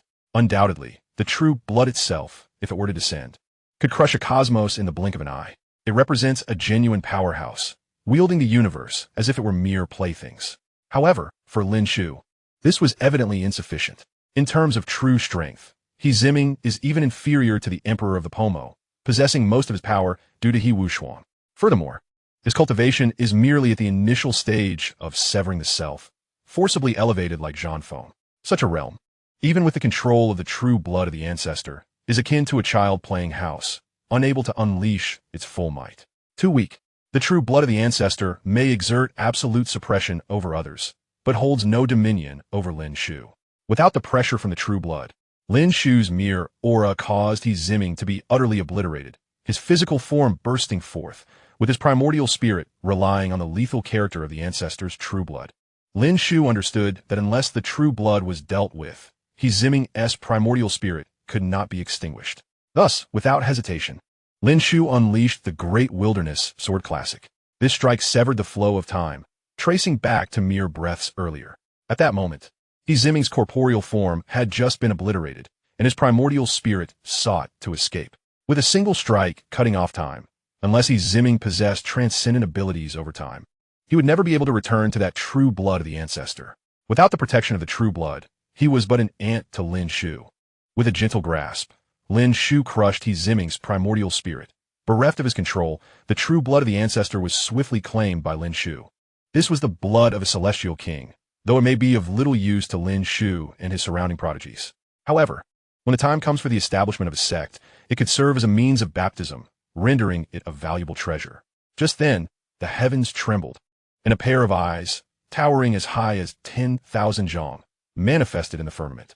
Upon witnessing the emergence of these eyes, 3 immortal beings immediately bowed in reverence. Ancestor Luoma, Chapter 178, The Forbidden Zone's Female Celestial King. Another celestial king is about to be acquired. At this moment, an ancient land, previously shrouded in darkness, suddenly illuminated. From the perspective of the 9 heavens and 10 earths, a grand altar was revealed in that area. The supreme Ancestor Luoma. Before the altar, numerous beings from foreign realms, nearly all elders, emanated an aura of formidable strength, comparable to those at the Severing Myriad stage, with many at the Escaping One stage. Now, these immensely powerful elders from the foreign realm all prostrated themselves upon the ground, their expressions filled with overwhelming emotion, nearly brought to tears, kneeling in unison. Upon the altar, an ancient, withered eyeball lay, desiccated and devoid of life, in a state of utter disrepair. However, as the sacred soul fire returned to the altar, the once dry and shattered eyeball began to stir, subsequently radiating light. With a rush, the flames surged into the eyeball, unleashing a cataclysmic wave that shocked all beings at the borders of the great red heaven. The potency of this aura was unparalleled, threatening to annihilate the 9 heavens and 10 earths and obliterate the vast universe. Fortunately, its existence was fleeting. Soon, the aura retracted and the eyeball gleamed, expanding to hover above the abyss of darkness. Ultimately, it reached several thousand zhang in height, majestic as a great mountain. How astonishing it was, this colossal eyeball. What manner of being could possess such a massive organ? One could only imagine that had it not been for the extinguished vitality, merely the remnants of a soul entering, it would have grown even stronger and larger, making it difficult to fathom its former might. I knew it. Lord Luoma must have left behind an heroic spirit, and indeed, we have witnessed it. A throng of individuals prostrated in excitement. Merely a remnant soul, susceptible to dissolution and decay, summoning me back proves futile. The waves emitted by the remnant soul clearly indicate its incompleteness. It was no longer as steadfast and immortal as it once was. Otherwise, it would likely disdain to acknowledge these individuals. Throughout the 9 heavens and 10 earths, numerous powerful beings bore solemn expressions. The owner of this eyeball must be immensely powerful, or else the foreign realm would not exhibit such fervor. Even the Grand Elder Meng Tianzheng was filled with trepidation, for he had heard of the name Luoma, a supreme ancestor of the foreign realm. not weaker than Anlin or Yu-Tuo. Now, such a formidable entity had appeared, albeit only as an eyeball. Yet it should not be underestimated. The foreign realm likely harbored grand designs. At this moment, the immortal beings of the foreign realm spoke. Do you truly believe we seek to battle with you? Such naivety. Were it not for the ancestor Loma, your realm would be utterly unworthy of contesting with us. The supreme ancestor Loma descends, and we shall ascertain what transpired here in the past. Once we are clear, we can advance unimpeded. You would do well to prepare yourselves. Lin Shu interjected, gazing at the immortal beings of the foreign realm. Are you not the ones who proclaim yourselves invincible? Do you regard the 9 heavens and 10 earths as mere ants? Why then do you approach with such caution? Furthermore, are you certain that this Loma can deliver what you desire? In the 9 heavens and 10 earths, without my permission, you shall accomplish nothing. Loma, you say? Even if he is deceased, possessing only a shattered eyeball and some fragments of primordial spirit in his prime, I could have kept him at bay. Upon uttering these words, the 3 immortal beings standing in the darkness of the foreign realm erupted in fury. Even the fractured eyeball turned its gaze toward Lin Shu. Very well, I did not expect that this world harbored such a fearless youth. Though I may be dead, my current strength is limited, yet extinguishing you remains effortless. Lin Shu looked at the shattered eyeball, presumed to be the ancestor Loma, and shook his head. No, you cannot do it. You are merely posturing. Otherwise, you would have acted already. I do not believe that an ancient ancestor of the foreign realm would refrain from action if he truly possessed the remnants of battle power. The fractured eyeball fell silent for a long while before finally sighing and directing its gaze toward the beings of the foreign realm. Speak. What do you wish to awaken me for? If it is to slay enemies, then you may abandon that notion. The young man, though obnoxious, has not misspoken. The immortal beings of the foreign realm began. Firstly, we wish to know who was responsible for the power of this realm back then. Secondly, we need to access an ancient realm to seek materials for mending a supreme artifact. Ancestor Luomor replied, in the past, my adversaries were not from the 9 heavens and 10 earths. As for their origin, Anlin and Yu-Tuo are surely aware. There is no need for me to elaborate. Regarding that ancient realm, it shall indeed make its appearance today. Since you have awakened me, I shall utilize my final remnants of strength to assist you in opening it. And I hope that upon your return, you will treat my descendants well. An immortal being spoke. Rest assured, esteemed Lord Lomogu, your descendants are thriving. Despite the inevitable decline over time, they remain one of the most formidable races within my realm, and now they are further safeguarded by the venerable Yu-Tu. Understand, replied Lomogu, his voice resonating with a hint of emotional fluctuation. Perhaps it was the relief of knowing his progeny fared well. Or perhaps it was the poignant realization that his race still required the protection of Yu-Tu. In any case, his emotions were tinged with melancholy, yet also a hint of self-mockery. Soon after, Lomogu took action, and Lin Shu did not intervene. After all, Lomogu was destined to dissipate. There was no need to summon the god of Willow from her secluded temporal palace to deal with Lomogu. It seemed unnecessary, once a supreme existence. The immortal king from another realm, he was now reduced to a shattered eye and a few fragments of his soul, devoid of combat prowess, yet still exuding the aura of his former self. Boom! Even in such a diminished state, his presence was astonishing, reminiscent of a primordial ancestor reborn. The eye radiated light and bled, fissures forming as each droplet of blood collapsed the very fabric of space and disrupted the flow of time. As the eye shattered, the remnants of his soul began to fade, transforming into intricate patterns, coordinates, and mysterious sigils, exploding forth with a thunderous roar, surging out of the abyss into the chaotic borderlands. The so-called borderlands were areas of chaos. With a deafening roar, the eye disintegrated, its immortal blood cascading forth, enveloping those intricate patterns and piercing through the chaos, aiming to unlock a sealed ancient realm within. This was the very essence of creation. The colossal eye, towering thousands of feet, cracked and crumbled, morphing into immortal blood essence, encasing the coordinate runes and celestial patterns, tearing apart the chaos, obliterating all in its path, rendering everything defenseless. Was this the might of Lomogu? Even in death, with only the last vestiges of his presence remaining, he dominated the heavens. An eye and a fragment of soul could achieve such a feat. This was truly horrifying, causing many from the other realm to kneel, reciting scriptures with a mix of melancholy and sorrow. They understood that Lomogu would vanish entirely, never to exist again. Some sighed deeply, lamenting the tragic fate of their once great ancestor, feeling that Lomogu's spirit had been coerced by the threat of Yu-Tu, leading to this lamentable state. Yet, none of the elders present dared utter a single word, for fear that their entire lineage would face annihilation. Boom! The chaos erupted, the surroundings collapsing, revealing a radiant passageway. They had found it, their destination. The beings from the other realm rejoiced, a group of elderly figures unable to contain their excitement. Swoosh! Silver serpents darted about. Bolts of lightning as thick as mountains intertwined with chaotic energies, manifesting chaotic thunder, a force beyond reckoning. Amidst the violent explosions, as the chaos cleared, a towering stone tablet emerged, reaching a height of 100,000 feet, dark and blood-soaked, exuding an eerie presence. This was indeed a sealed ancient realm. It was shrouded in mystery, hidden within chaos for an epoch, undiscovered from ancient times until now. What is chaos? A mere wisp can cleave through mountains, collapsing ranges, and when such chaos converges, it shatters all. To claim that creation is difficult is to acknowledge the terrifying nature of chaos. Only those at the peak of power may traverse it, let alone create anew, for they would be crushed under its weight before they could succeed. Yet here lay a sealed ancient realm. Behind the radiant passageway was that ancient world. The beings from the other realm began to step toward the passage. Let's proceed. We must enter, Lin Shu declared. Eager to explore this ancient realm, he was well aware of what lay within.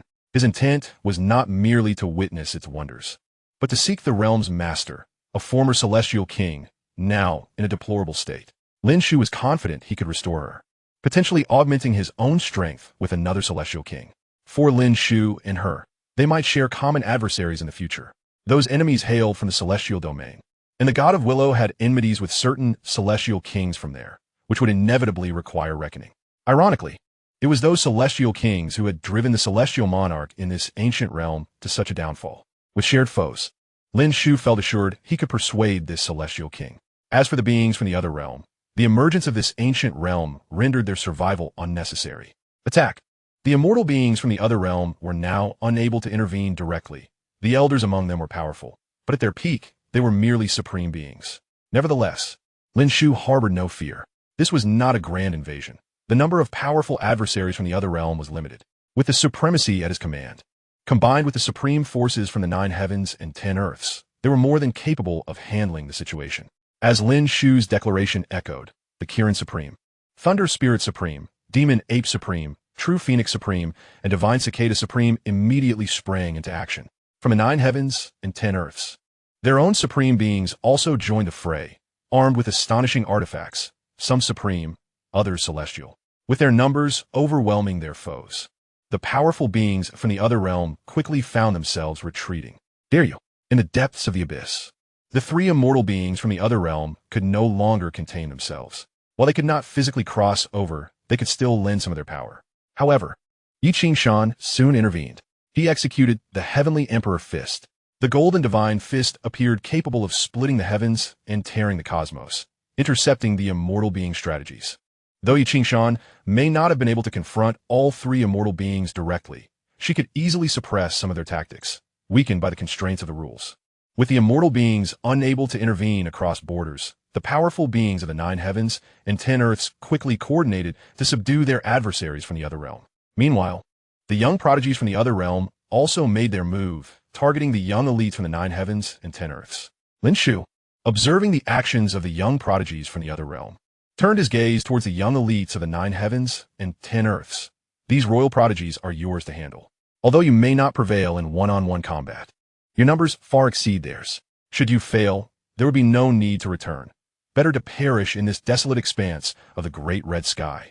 Hearing Lin Shu's words, the young elites of the 9 heavens and 10 earths sprang into action against the royal prodigies. Rest assured, young Master Lin, if we cannot win by overwhelming numbers, I shall take my own life right here rather than return in disgrace, one young prodigy declared. Meanwhile, Lin Shu's gaze shifted to the young elites of the Imperial clan. Noticing Lin Shu's penetrating gaze, the Imperial prodigies felt a flicker of fear within them. Lin Shu was terrifying. They had witnessed the previous battle. Even prodigies of the Imperial lineage had been slaughtered with ease. Do not worry. I shall not intervene against you, Lin Shu proclaimed. Your opponents are them. He gestured towards Yunxi, Qingyi, Lin Xiantong, and the others. To Lin Shu, these so-called Imperial prodigies were no more than ants to be exterminated. They were merely strong enough to provide valuable experience for the young elites beside him. Lin Shu, you are indeed powerful. But that does not mean everyone else shares your strength. If you wish to use us for training, do not blame us for slaughtering them all. Realizing Lin Shu would not act against them, the Imperial prodigies gained newfound confidence and charged toward the young elites beside Lin Shu. In an instant, the area erupted into chaos. As for Lin Shu, he stepped into the passageway opened by the ancient ancestor Lomogu, entering the ancient realm. He held no concern for the safety of the 9 heavens and 10 earths. With Yi Qing present, the immortal beings on the opposing side could not cross over.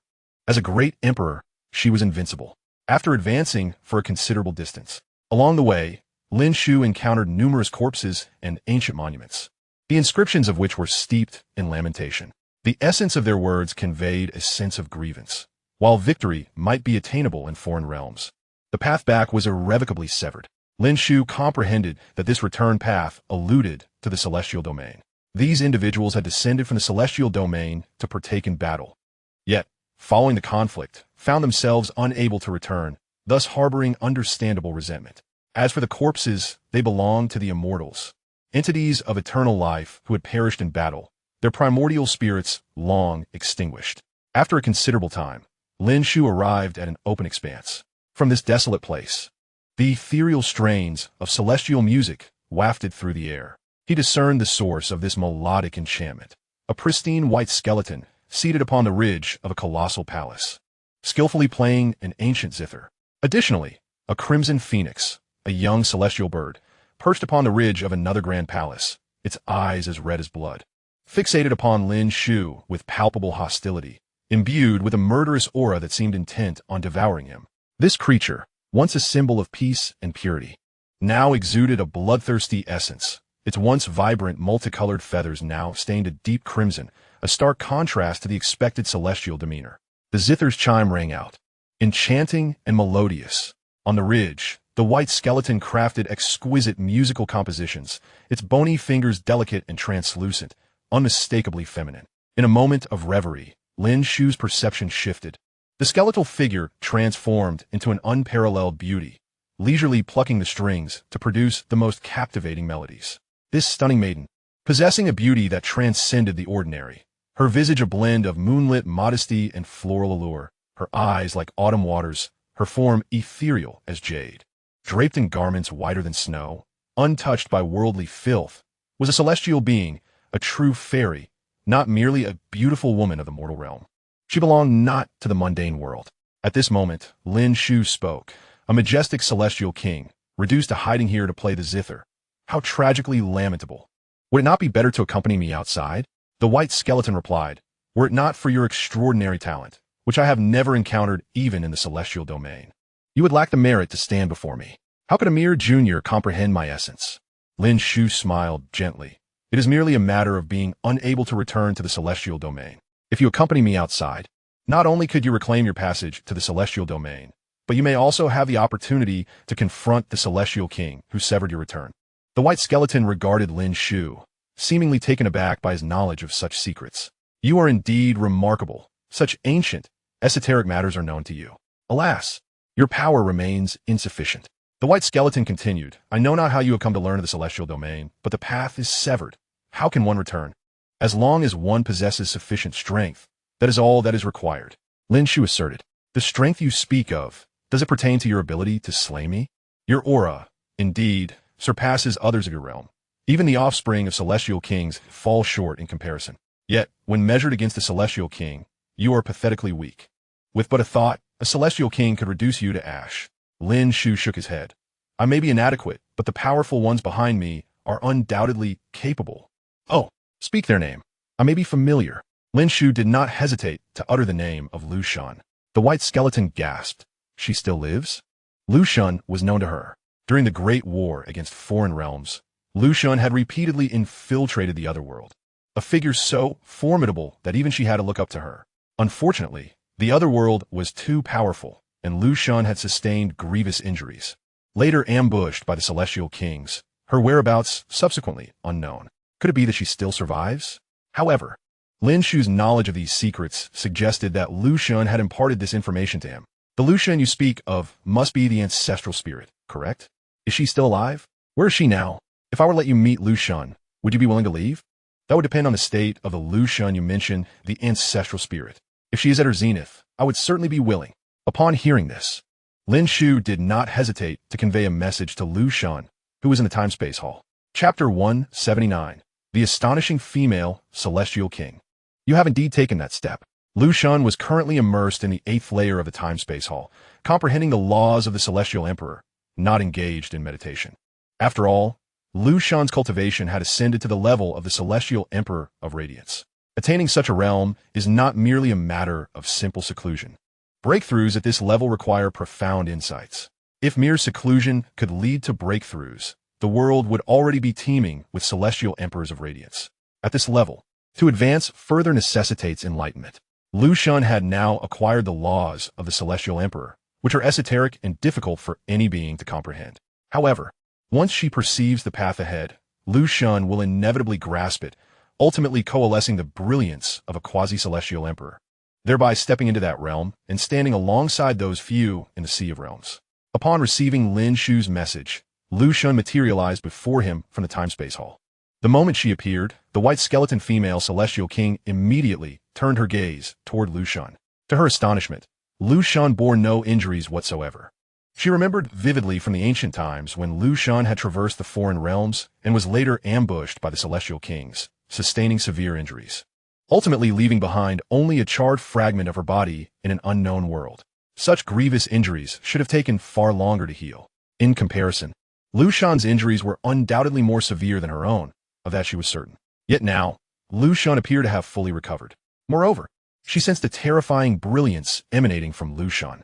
Upon witnessing this, the white skeleton female Celestial King exclaimed in surprise, "You have already reached that level, capable of standing on par with the one who left footprints in the era of the Celestial Fall?" At the realm of the female Celestial King, few things in this world could stir her emotions, to the extent that one might say there was nothing at all. Yet that particular step was enough to astonish her. It was the aspiration of countless celestial kings within the celestial domain and throughout the myriad realms. For this goal, many celestial kings have ventured forth, even knowing the dangers. They still sought that path into the Sea of Realms, in search of the possibility of further breakthroughs. Lu Shan, in less than an epoch of time, not only recovered from injuries that could have been fatal, but also advanced further, possibly reaching the realm of the Footprints Master. How could this not astonish her? At this moment, Lin Shu spoke. No, Lu Shan has not yet attained the height of the one from the era of the Celestial Fall. There remains some distance to cover. Lin Shu knew precisely who the master of the footprints left on the dam of the Sea of Realms was. Although Lu Shan had made remarkable progress, she ultimately had not yet reached that step. The distance to that step was neither far nor near. If she could comprehend the laws of the Celestial Emperor, she could instantly reach that realm. If she could not, she might never attain it. This slight disparity separated the myriad realms from the infinite sea. The white skeleton female, Celestial King, turned her gaze toward Lin Shu. She had not anticipated that before Lu Shan could speak, Lin Shu, as a disciple nurtured by Lu Shan, would be the one to speak first, an act she deemed irreverent. Indeed, in her eyes, Lin Shu was a disciple of Lu Shan. Only someone like Lu Shan, who had taken that step, could cultivate a prodigy like Lin Shu, surpassing even the direct bloodlines of celestial kings. However, Lu Shan's expression remained unchanged, seemingly unfazed by Lin Shu's words. The white skeleton female, Celestial King, naturally, would not dwell on this. She turned her attention to Lin Shu and inquired, "Do you know what realm the one from the era of the Celestial Fall occupies? Do you understand Lu Shan's realm? With your strength, you should be unable to access such secrets. How could you possibly grasp the disparity?" Lin Shu smiled gently. "In terms of cultivation, I may indeed be too weak, yet I am not entirely ignorant of the world's mysteries. While I do not claim to know them all, I am at least aware of 80%. In the era of the fallen emperor, there existed an individual whose realm had transcended that of the immortal kings. Meanwhile, the divine Lu, despite possessing astonishing cultivation capable of overshadowing the immortal kings, remained within their realm, one still dwelling within the domain of immortal kings, and the other having already surpassed it. Do you not perceive the disparity?" The alabaster skeletal immortal queen gazed at the divine Lu, inquiring, "Friend, is it truly as he claims?" Clearly, she harbored doubts regarding Lin Shu's words, for his cultivation was undeniably feeble. In this world, those with insufficient strength are utterly unqualified to touch upon the genuine secrets. As the divine Lu met the gaze of the alabaster skeletal immortal queen, he finally spoke. This matter is one Lin Shu knows better than I. I have indeed taken the step you believe I have. But if Lin Shu asserts that I have yet to reach the realm of that pioneer from the fallen emperor's era, then I have not. His words sent a tremor through the alabaster skeletal immortal queen. Within his statement, she sensed an unusual bond between the divine Lu and Lin Shu, one that diverged from her initial perceptions. Lin Shu did not appear to be the divine Lu's disciple. The divine Lu's trust in Lin Shu was so profound that he refrained from contradicting him. How could this be? Friend, what do you mean? The alabaster skeletal immortal queen questioned, her confusion evident. The divine Lu responded, as for Lin Shu, once you are willing to depart and follow him, you shall naturally learn that which he knows, a knowledge that even I may not possess. Is that so? She murmured softly, then turned her gaze towards Lin Shu. Earlier, I promised you that should I meet the divine Lu, and if he stands at the pinnacle, I would accompany you outside. Now that I have encountered the divine Lu, who has indeed taken that step, I shall not go back on my word and am willing to follow you out. However, I am but a mere skeleton now. My physical form is lost, and my primordial spirit is also somewhat damaged. Even if I were to go out, my strength would not surpass that of an ordinary true immortal, and I may not even rival a pseudo-immortal king of the 10 fiends level. With the divine Lu by your side, my assistance appears negligible. Lin Shu shook his head, saying, it is merely an injury. Yours is not severe. I possess ample means to aid your recovery. In terms of injuries, you are not among the most grievously wounded. The master of the crossed Yin-Yang Forbidden Zone suffered far worse injuries, yet has returned to his zenith. When I first encountered the divine Lu, his injuries were similarly more severe than yours, and now he has advanced even further. The crossed Yin-Yang Forbidden Zone? The alabaster skeletal immortal queen pondered, recalling such a location. The master of that zone had been reduced to merely a head, his entire physical form obliterated, and his primordial spirit significantly damaged. At least she retained her full skeletal structure, although her blood and flesh were absent, and her primordial spirit had endured some trauma. Her condition was indeed far superior to that of that individual. Can you truly assist in my recovery? Indeed, he affirmed. Very well, since that is the case. I am willing to follow you. However, upon regaining my peak, I must settle certain karmic ties. I hope you will not obstruct me. Lin Shu nodded, rest assured. What you must resolve, the divine Lu also requires closure on. The alabaster skeletal immortal queen likewise nodded, clearly understanding Lin Shu's words.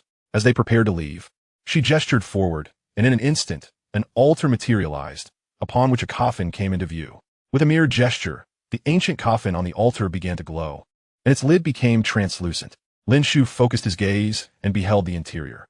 Inside lay a stunning woman, flawless and adorned in white garments, pure and untainted. She resembled the form Lin Shu had previously glimpsed during the resurrection of the skeletal body, indistinguishable from one another. Could it be that this skeleton was not the true corporeal form, but rather that her actual body resided within the coffin? Lin Shu had little knowledge of this immortal queen, but it seemed she was not as he had initially imagined. At that moment, the divine Lu spoke. That is not her physical body. It is merely a layer of her essence. Lin Shu, pay close attention. There is a wound upon her form, and within it lies emptiness, her remnants. A luminous orb resides atop her head. Even if we had not come, she would still be able to revive. She once perished, and now this is a corpse animated by spirit, requiring her to transcend into a ghostly immortal. Such a method is akin to the practices of the burial realm. Upon hearing the divine Lu's explanation, Lin Shu finally comprehended everything. The alabaster skeletal body of this immortal queen possessed such formidable power, and now her remnants had indeed attained immortality. This technique was truly astonishing. Both the true body and the remnants wielded celestial might, whether separated or merged. The impact was profound. Perhaps Lin Shu began to contemplate a notion. Yuchan possessed a primary and secondary form. Thus, could this immortal queen before him not also transform her true body and remnants into primary and secondary forms? A dual existence within one being. If both forms were to achieve the rank of Immortal King, returning to their zenith as a dual-bodied Immortal King was indeed a terrifying prospect. Lin Shu could not help but share this thought with the alabaster skeletal Immortal Queen. She paused, astonished. In her mind, having become an immortal with her remnants, she believed she ought to relinquish her true skeletal body. After all, it bore no flesh and blood, while her remnants had already ascended. However, upon hearing Lin Shu's words, it seemed feasible. This is the Three Radiance's divine water, capable of healing all injuries in the world. Lin Shu produced the three radiances divine water and presented it to the Immortal Queen. She received it, inspecting the divine water with intrigue.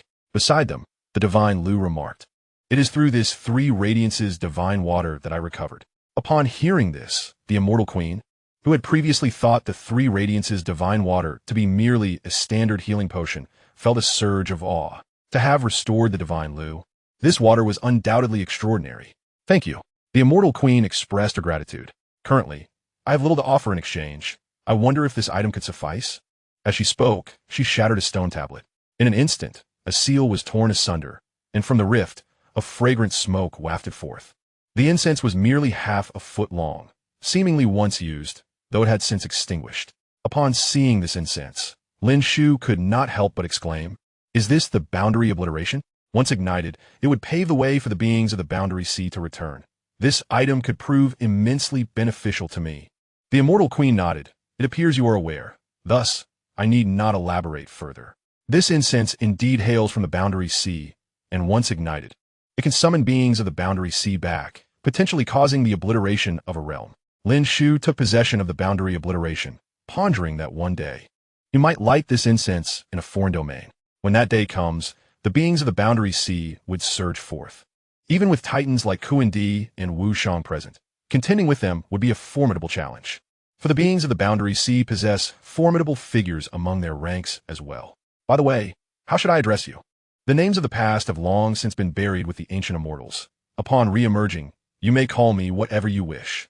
When I first laid eyes upon you, it was in skeletal form, so perhaps I shall call you the White Bone Immortal King? It matters not. A name is but a symbol. The Immortal Queen appeared indifferent. Henceforth, I shall be known as the White Bone Immortal King. In the vast expanse of the crimson sky, the foreign realm and the 9 heavens and 10 earths continued their fierce battle. Supreme beings clashed in combat. The prodigies of the Imperial clan contending against the unparalleled talents by Lin Shu's side, while the royal prodigies engaged in fierce duels against those of the 9 heavens and 10 earths. Due to this fierce confrontation, the 9 heavens and 10 earths held a staggering numerical advantage, leading to a swift and decisive tilt in the battle's outcome. In the foreign realm, countless prodigies and strong individuals fell. In the realm of foreign supremacy, the myriad sovereigns wielding celestial artifacts found themselves besieged, and gradually, some of their number began to fall. Retreat. Faced with overwhelming odds, the once defiant, immortal being from the foreign domain finally spoke. "Yi Qingshan, upon your arrival in this realm, I shall be the first to annihilate your entire lineage." One of the foreign immortals glared at Yi Qingshan, bellowing in fury. He, an immortal entity, was now obstructed by a being still tethered to the human realm. Though constrained by the rules that limited his full power, the indignation he felt was palpable. The celestial path should have effortlessly crushed the human realm, yet it had not. This was an affront to his pride. Yi Qingshan, listening to the immortal's vitriol, replied with contempt, "It is your own weakness that is evident. Had you not been so feeble, your words would have already sealed your fate. In this world, no one dared to invoke the names of his ancestors, let alone a mere immortal being. If my grandfather were to descend, even your foreign domain would be reduced to ashes." With a disdainful scoff, he added, "Arrogant fool, may you be the first to witness the fall of your realm when the time comes." Upon uttering these words, the once luminous abyss plunged into an impenetrable darkness. As 3 immortal beings withdrew, the foreign entities, witnessing the retreat of the immortals, lost their will to fight and hastily retreated into the depths of the abyss. Was it not a tad too late to withdraw now? Just then, a voice echoed through the air. Emerging from a corridor was Lin Shu, accompanied by a skeletal figure of pristine white. Though merely a skeleton, the aura it exuded was overwhelmingly terrifying, enveloping the entire battlefield in an unparalleled presence. This is not good. This is the aura of an immortal. The realization struck the foreign beings, including those of the sovereign realm, as their expressions shifted dramatically. Even a mere release of such an aura was enough to suppress them entirely, rendering them immobile. The Bone Fairy King turned to Lin Shu. "I did not expect you to concern yourself with such trifles." In the Bone Fairy King's eyes, the crossing of the Immortal King from the foreign domain should not have warranted Lin Shu's attention, especially since his companion, the goddess Lu, had already crossed that threshold. Lin Shu interjected, "I would appreciate it if you would take care of these intruders." It was but a trivial task. The Bone Fairy King produced an ancient zither, and in the next moment, melodies echoed throughout the heavens and the earth, resonating melodiously to the ears of the inhabitants of this realm. However, to the eyes of the foreign beings, this sound was a harbinger of death. As the zither's notes cascaded forth, one powerful figure after another succumbed beneath its spell. Even those of the sovereign realm offered no resistance. In mere moments, the foreign forces were all vanquished, and silence reclaimed the heavens and the earth. Chapter 180. The Establishment of the Primordial Tao. A stupefying feat. The numerous strong beings of the 9 heavens and 10 earths gazed in astonishment as the white skeleton erupted with unmatched might, effortlessly annihilating the foreign invaders in an instant. The enemy forces had included several sovereigns and numerous formidable beings of the severing and evasion realms. Such immense power had been swiftly and utterly obliterated. It was evident that this white skeleton was an unparalleled entity, transcending the sovereign realm, having stepped into the celestial domain, truly a being of eternal life, a genuine immortal. From whence this true immortal hailed, they could only speculate. Previously, the foreign ancestor Lomo, in his dying moments, had expended his remaining strength to open a passage to an ancient realm. The foreign beings sought to enter this ancient realm, igniting a true war. Simultaneously, they had witnessed Lin Shu stepping into that ancient realm, without any companions at his side. Now, emerging from that ancient realm, he was accompanied by a powerful being. It was not difficult to surmise that this white skeletal entity had come forth from that ancient domain. A being of eternal life stood atop the pinnacle of existence. And the sheer terror of such a strong entity being brought forth by Lin Shu from the ancient realm was almost unfathomable. Clearly, they lacked the ability to compel an immortal. Such beings stood at the zenith of the world. There was little that could sway them. And Lin Shu's ability to bring one forth must have come at a significant cost. What that cost entailed remained unknown, but they understood it was something beyond their capacity to bear. Greetings, Venerable One. The powerful beings of the 9 heavens and 10 earths bowed respectfully before the white skeleton. After all, this was an entity capable of effortlessly slaughtering sovereigns, deserving of their utmost reverence. Evidently, the Bone Fairy King paid them no heed, showing no inclination to engage in conversation. The strongest among the 9 heavens and 10 earths were but sovereigns, hardly worth the attention of the Bone Fairy King. To her, they were mere insects, unworthy of acknowledgement. Understanding the Bone Fairy King's disposition, Lin Shu promptly addressed the gathered strong beings. She prefers tranquility. Attend to your own affairs, and do not concern yourselves with her. Upon hearing Lin Shu's words, the white skeleton remained silent, and they ceased their attempts at conversation. However, the presence of an immortal made the beings of the 9 heavens and 10 earths somewhat uneasy, wary of uttering any taboo that might provoke such a powerful entity. Lin Shu, recognizing their discomfort, stepped forward to say, Elder, with the foreign invaders now dealt with, if there are no other pressing matters, we should return. I must establish the Tao lineage. Once I have established the lineage, I will take you to a place where you may advance further. Perhaps the true war against the foreign domain is not far off. This confrontation was merely a minor episode. The next battle is likely to unfold at the primordial imperial city. Should the foreign domain assail the primordial imperial city, it will not merely be a simple descent of sovereigns. We may witness true immortals, even immortal kings, springing into action.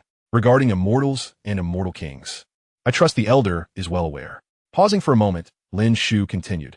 Some among you may believe that the primordial imperial city possesses the means to repel the foreign domain.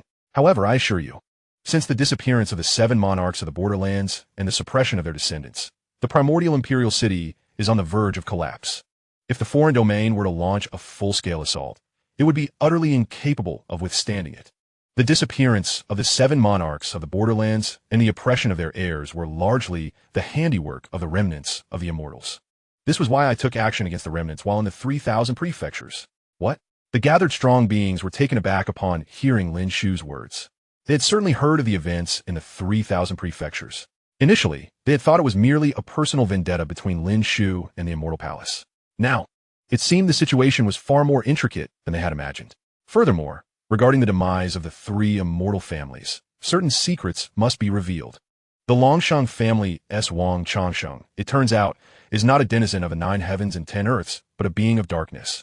Having fallen from a realm of shadows into this one, his true identity is that of a dark immortal. The Longsheng Jin family and Longsheng Feng family, though not beings of darkness, have played both sides, colluding with the Longsheng family.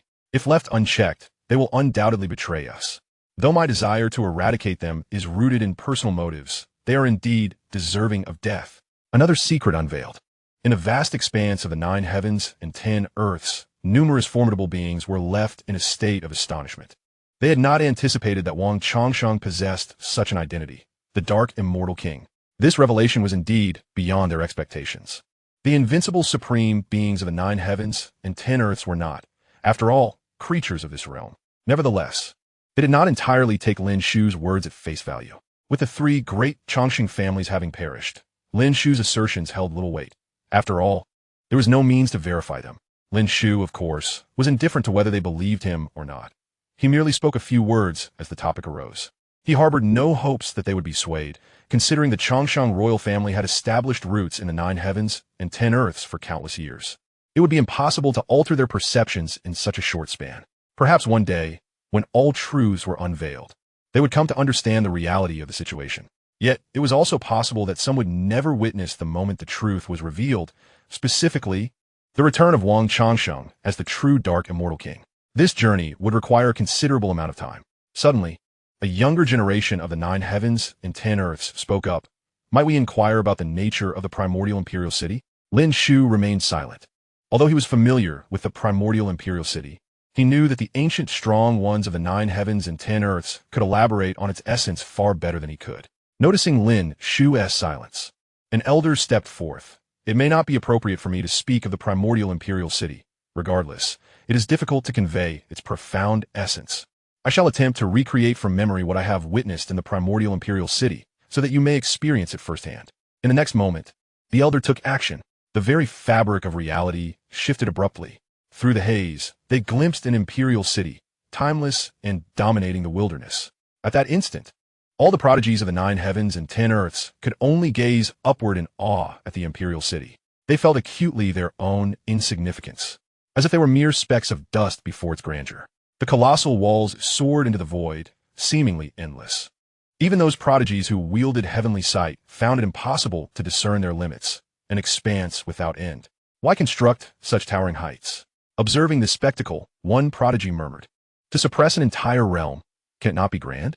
Another elder explained, "Moreover, it is inscribed with the symbols of the supreme immortal path, layered with intricate formations, a testament to the collective toil of countless generations."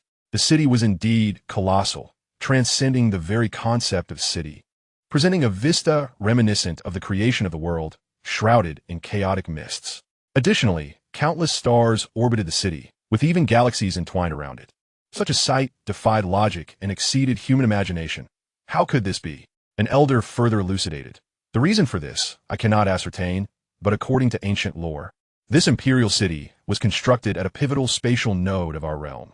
Without its suppression, foreign domains could easily invade. Built upon the foundation of fallen stars, the walls are comprised entirely of star remnants, forming the ancient first stronghold, this city. Standing here, gazing upon the imperial fortress, it felt as though one were an ant staring up at the cosmos. It was vast, magnificent, and boundless, enveloped in an eerie silence, akin to a dead city. As they approached a certain distance, the crowd felt excruciating pain in their bodies, as if a hidden force was pressing upon them, threatening to crack their very forms. This was the might of the imperial city that dominated the heavens and earth. Soon, the illusion dissipated. At this moment, all the prodigies remained deeply immersed in the overwhelming shock imparted by the primordial imperial city. The Grand Elder, Meng Tunzhong, spoke up. "One day, you shall inevitably step foot in this city, to wage battles and clash with foreign realms. Upon returning to the 9 heavens and 10 earths." Lin Shu did not remain idle. The time had come to establish a new lineage. The most crucial point in founding this lineage was the need for a dojo. To this end, Lin Shu summoned the Bone Maiden Immortal King to fetch stars from beyond the realm. During this time, the many strong beings of the 9 heavens and 10 earths were astonished as they witnessed the stars being transported. They had not anticipated that a prominent Chongsheng would aid Lin Shu in establishing a dojo. How had Lin Shu managed to accomplish this? It was utterly inconceivable. On this day, Lin Shu's voice echoed throughout the 9 heavens and 10 earths.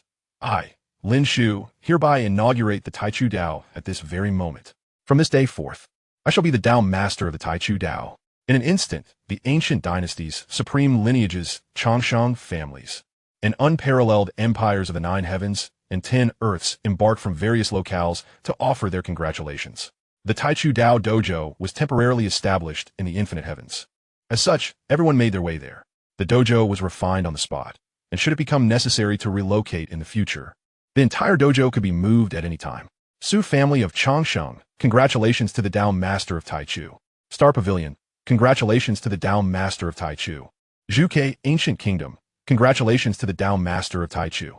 One by one, the strong beings offered their congratulations. Lin Shu graciously accepted the accolades and gifts from a multitude of powerful figures. Subsequently, Lin Shu spoke once more. The establishment of the Taichu Dao is intended to foster growth within the 9 heavens and 10 earths. As he spoke, Lin Shu waved his hand. In the next moment, an ancient palace, crafted from numerous stars, emerged within the Taichu Dao Dojo. This palace is the Taichu Dao Pavilion, housing a multitude of divine techniques and treasures, including the 10 fiend techniques and immortal scriptures. All disciples of the Taichu Dao may enter and learn unconditionally. Furthermore, non-disciples may also gain access through contribution points. As for how to acquire contribution points, those who are interested may visit the Dao Pavilion to find out. As Lin Shu's words concluded, many powerful figures and prodigies of the 9 heavens and 10 earths turned their attention toward the Dao Pavilion. Before the pavilion stood a stone tablet detailing how contribution points could be earned. It was quite simple, by hunting foreign creatures. As long as one slaughtered foreign beings during the border wars, they could earn contribution points. The accumulation of contribution points depended on both the number of foreign beings slain and their strength. The more one hunted, the more contribution points they would receive. The stronger the beings, the more contribution points as well. Seeing this, numerous prodigies eagerly exclaimed, "I shall hunt foreign beings. I wish to exchange for the 10 fiend techniques. Ah, and there are even immortal scriptures. One day, I shall gather enough contribution points to exchange for the immortal scriptures. I must go to the primordial imperial city."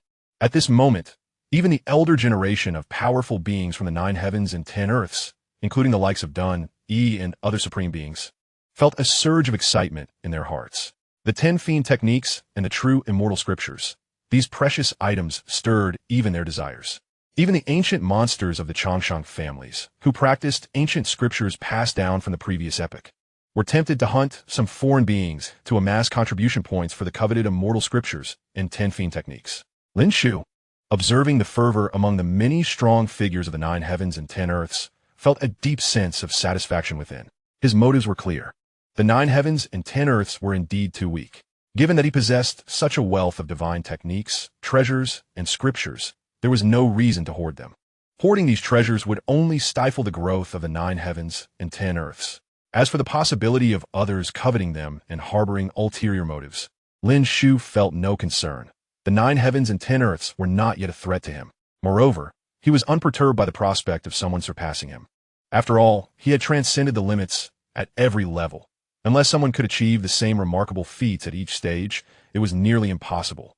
Should someone truly manage to surpass him, it would be a fortuitous occurrence. To this end, Lin Shu left behind his profound insights on the cultivation of every realm within the Dao Pavilion, achieving a complete openness to the 9 heavens and 10 earths.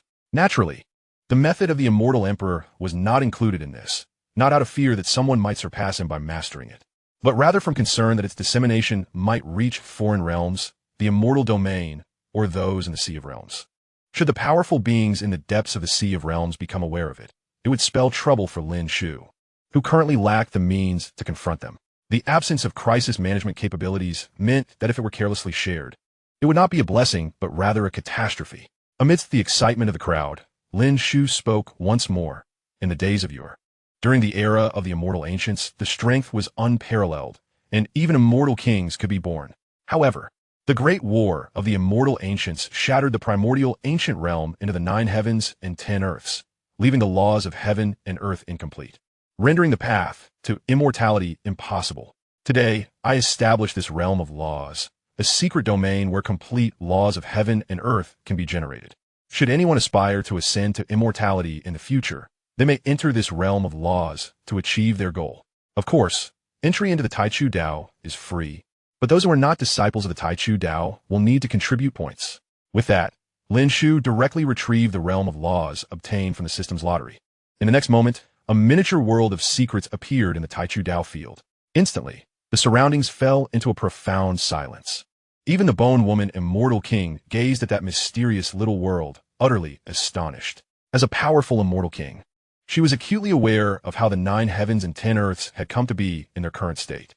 The primordial ancient realm had once been a magnificent expanse, fragmented into 19 continents due to the battles of the immortal ancients, hence the designation of 9 heavens and 10 earths. With the shattering of the primordial ancient realm, the laws of heaven and earth became incomplete, and this world could no longer allow ascension to immortality. Faced with such a predicament, even an immortal king found themselves powerless. In truth, there seemed to be no living being capable of resolving this issue. Yet, Lin Shu, a mere human in the realm of humanity, had managed to address it. Although he had not perfected the laws of the entire world, merely opening a small realm to house complete laws of heaven and earth was nothing short of astonishing, a monumental achievement. As an immortal king, she could not have accomplished such a feat. Who exactly was he? Lin Shu, having regained her peak and advanced further in cultivation, was now able to produce the divine water of the 3 lights, a supreme treasure capable of healing all wounds. Now, he had also opened a secret realm to accommodate complete laws. Suddenly, the Bone Woman Immortal King's expression shifted. She focused her gaze on the realm of laws and immediately sensed a staggering wave of law fluctuations. These fluctuations were distinctly different from those of the once complete primordial ancient realm and the immortal domain in which she was born.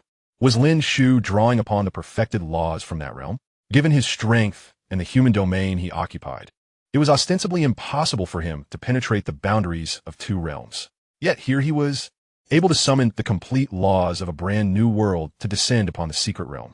Moreover, judging by the degree of perfection of these laws, they surpassed even those of the immortal domain, and the beings of law associated with them were far more remarkable, incomparable to the immortal domain. Could it be that there existed a world even grander than the immortal domain? As an immortal king, her heart was filled with confusion. Within the Sea of Realms, countless worlds existed, yet those were merely fragmented realms, lacking any complete grand world. Although vast beyond measure, in comparison to the Sea of Realms, the immortal domain was but a drop in the ocean. However, despite the vastness of the sea, it was fraught with peril. Those worlds were already shattered, devoid of the complete laws that the immortal domain possessed. Even if such laws existed, they were chaotic and utterly unsuitable for cultivation toward immortality. In the Sea of Realms, a mere wave could obliterate an immortal king, and a gust of wind might lead to the complete destruction of numerous fragmented ancient realms. At that moment, she felt an overwhelming urge to approach Lin Shu and inquire about the nature of the laws of this world.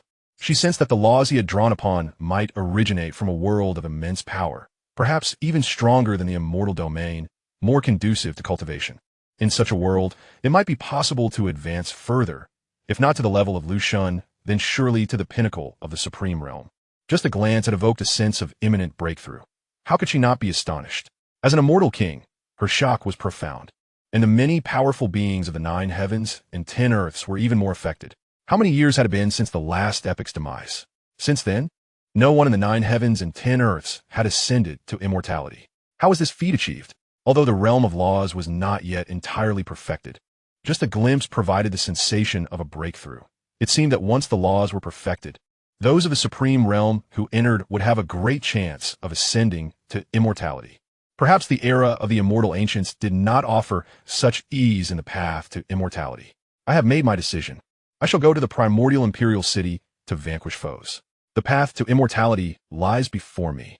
The powerful beings of the 9 heavens and 10 earths could no longer contain their excitement, fervently discussing among themselves, while some ancient supremes even contemplated shouting in jubilation. As ancient supremes who had lived for over 1,000,000 years, some since the dawn of this epoch, they were nearing the end of their lifespans, their hair turned gray. Yet now, at the twilight of their lives, they were presented with a chance to attain immortality. How could they not be thrilled? How could they not be elated? The many prodigies of the 9 heavens and 10 earths, contemporaries of Lin Shu, had once dominated the young generation without equal, possessing unmatched ancient bloodlines. However now, gazing at Lin Shu, they felt a profound sense of reverence, as if looking up at a towering mountain. Among their generation, Lin Shu had undoubtedly outpaced them. Establishing a Taoist temple was simple. As long as one reached the divine realm, one could found sect. However, such a temple would lack any substantial foundation. Where could it compare to Lin Shu's temple, which upon its inception drew congratulations from numerous immortal lineages, eternal worlds, and supreme clans? Moreover, its foundation was astonishing. leaving even the Supremes in awe. The Tao Pavilion, a convergence of the 10 Fiends' treasures and immortal scriptures, was remarkable. The eternal world had passed down ancient scriptures from the previous epoch, yet Lin Shu's Tao Pavilion housed numerous immortal texts, including those of the fabled Immortal King. A single Tao Pavilion was sufficient to rival the numerous supreme lineages and the foundational depth of the eternal world. Now, with the emergence of the realm of laws, the curse of the 9 heavens and 10 earths, which had rendered ascension to immortality impossible, was shattered, allowing ascension in this fractured world. Such depth was astonishing. Most crucially, Lin Shu demonstrated no desire to hide or hoard this knowledge, willing to share it openly with all. The price? Merely the hunt of foreign beings, a proposition that seemed to offer him little personal gain. This approach was entirely rooted in the elevation of the 9 heavens and 10 earths rather than self-interest. In comparison, I found myself not only lacking in cultivation, but also falling short in spirit. I am far inferior.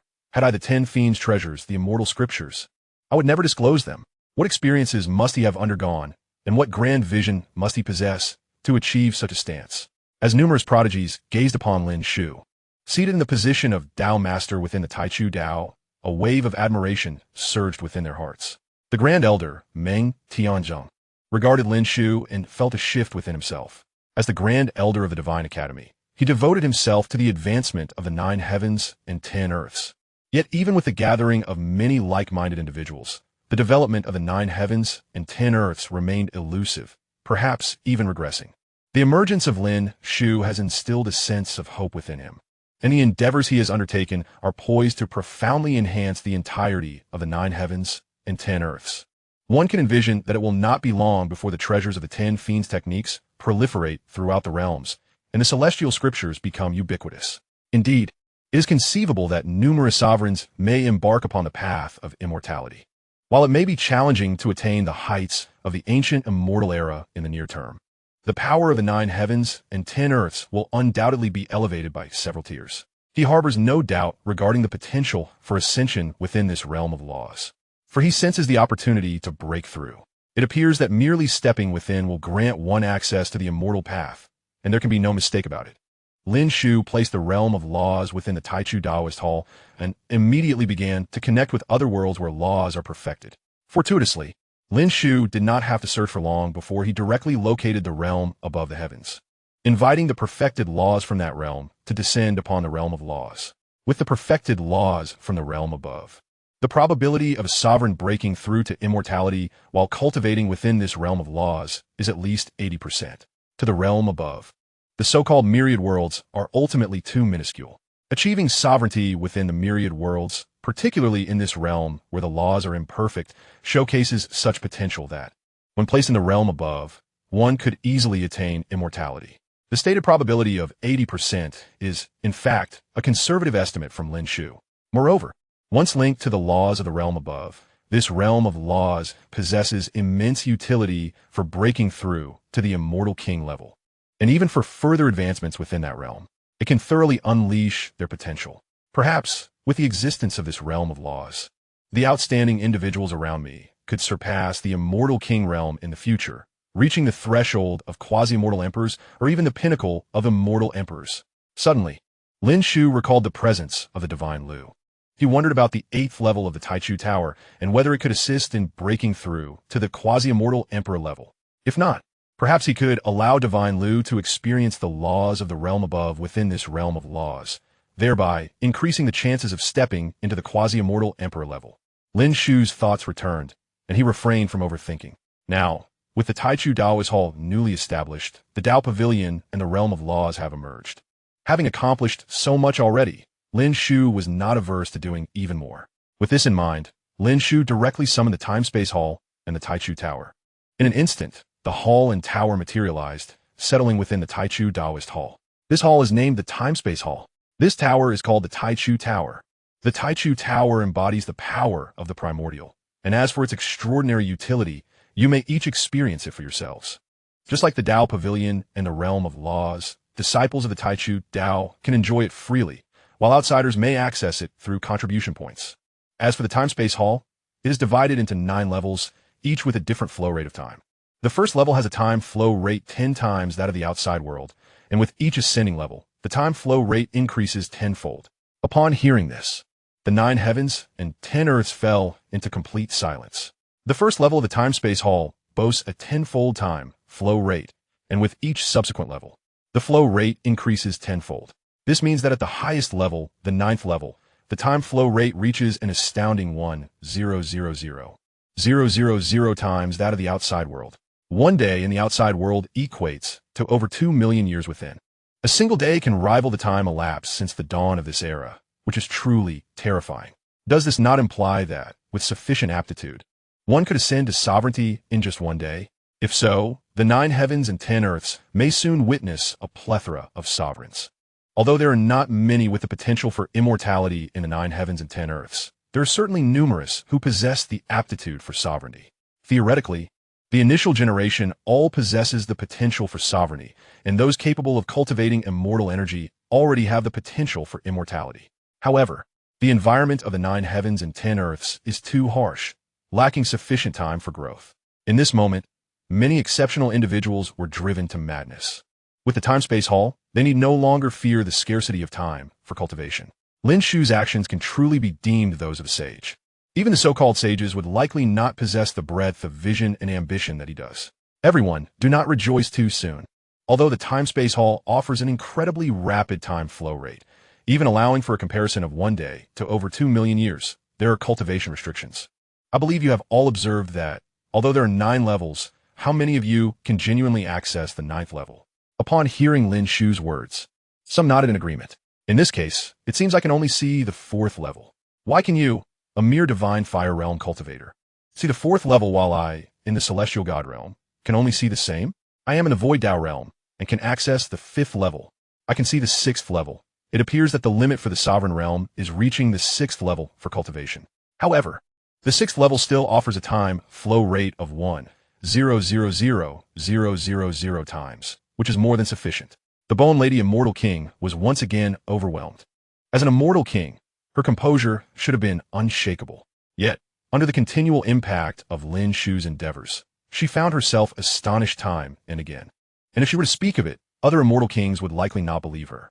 Nevertheless, the reality is as such. The magnitude of Lin Shu's actions is astounding. With the presence of the time-space hall, it may not be long before the 9 heavens and 10 earths could rival the Immortal Domain. And surpassing it in the future is not beyond the realm of possibility. The Immortal Domain's strength stems not only from its perfected world laws, but also from its inheritance of celestial scriptures. Now, with celestial scriptures in the Tao Pavilion and perfected laws within the realm of laws, both elements are present. Coupled with the time-space hall, a treasure of unparalleled significance for cultivation, transcending the Immortal Domain is undoubtedly a matter of time. A year? 10 years? 100 years? What would the likes of the Eternal Immortal King and the 6 Paths of Reincarnation Immortal King think if they were to witness today's scene? The Bone Lady Immortal King, observing the spectacle, could not help but think of these 2 towering immortal kings, once the pinnacle of power within the 9 heavens and 10 earths. She refrained from further contemplation, instead eager to discover how many levels she could access. Astonishingly, she found herself at the 8th level. The 9th level was shrouded in obscurity, as if enveloped in chaos. It seems the 8th level is my limit. If even the unparalleled immortal kings can only reach the 8th level, what kind of realm must one attain to cultivate at the 9th level? At this moment, Lin Shu announced the levels accessible within the time-space hall for each realm of cultivation. First level, Blood Mobilization Realm, Cave Heaven Realm.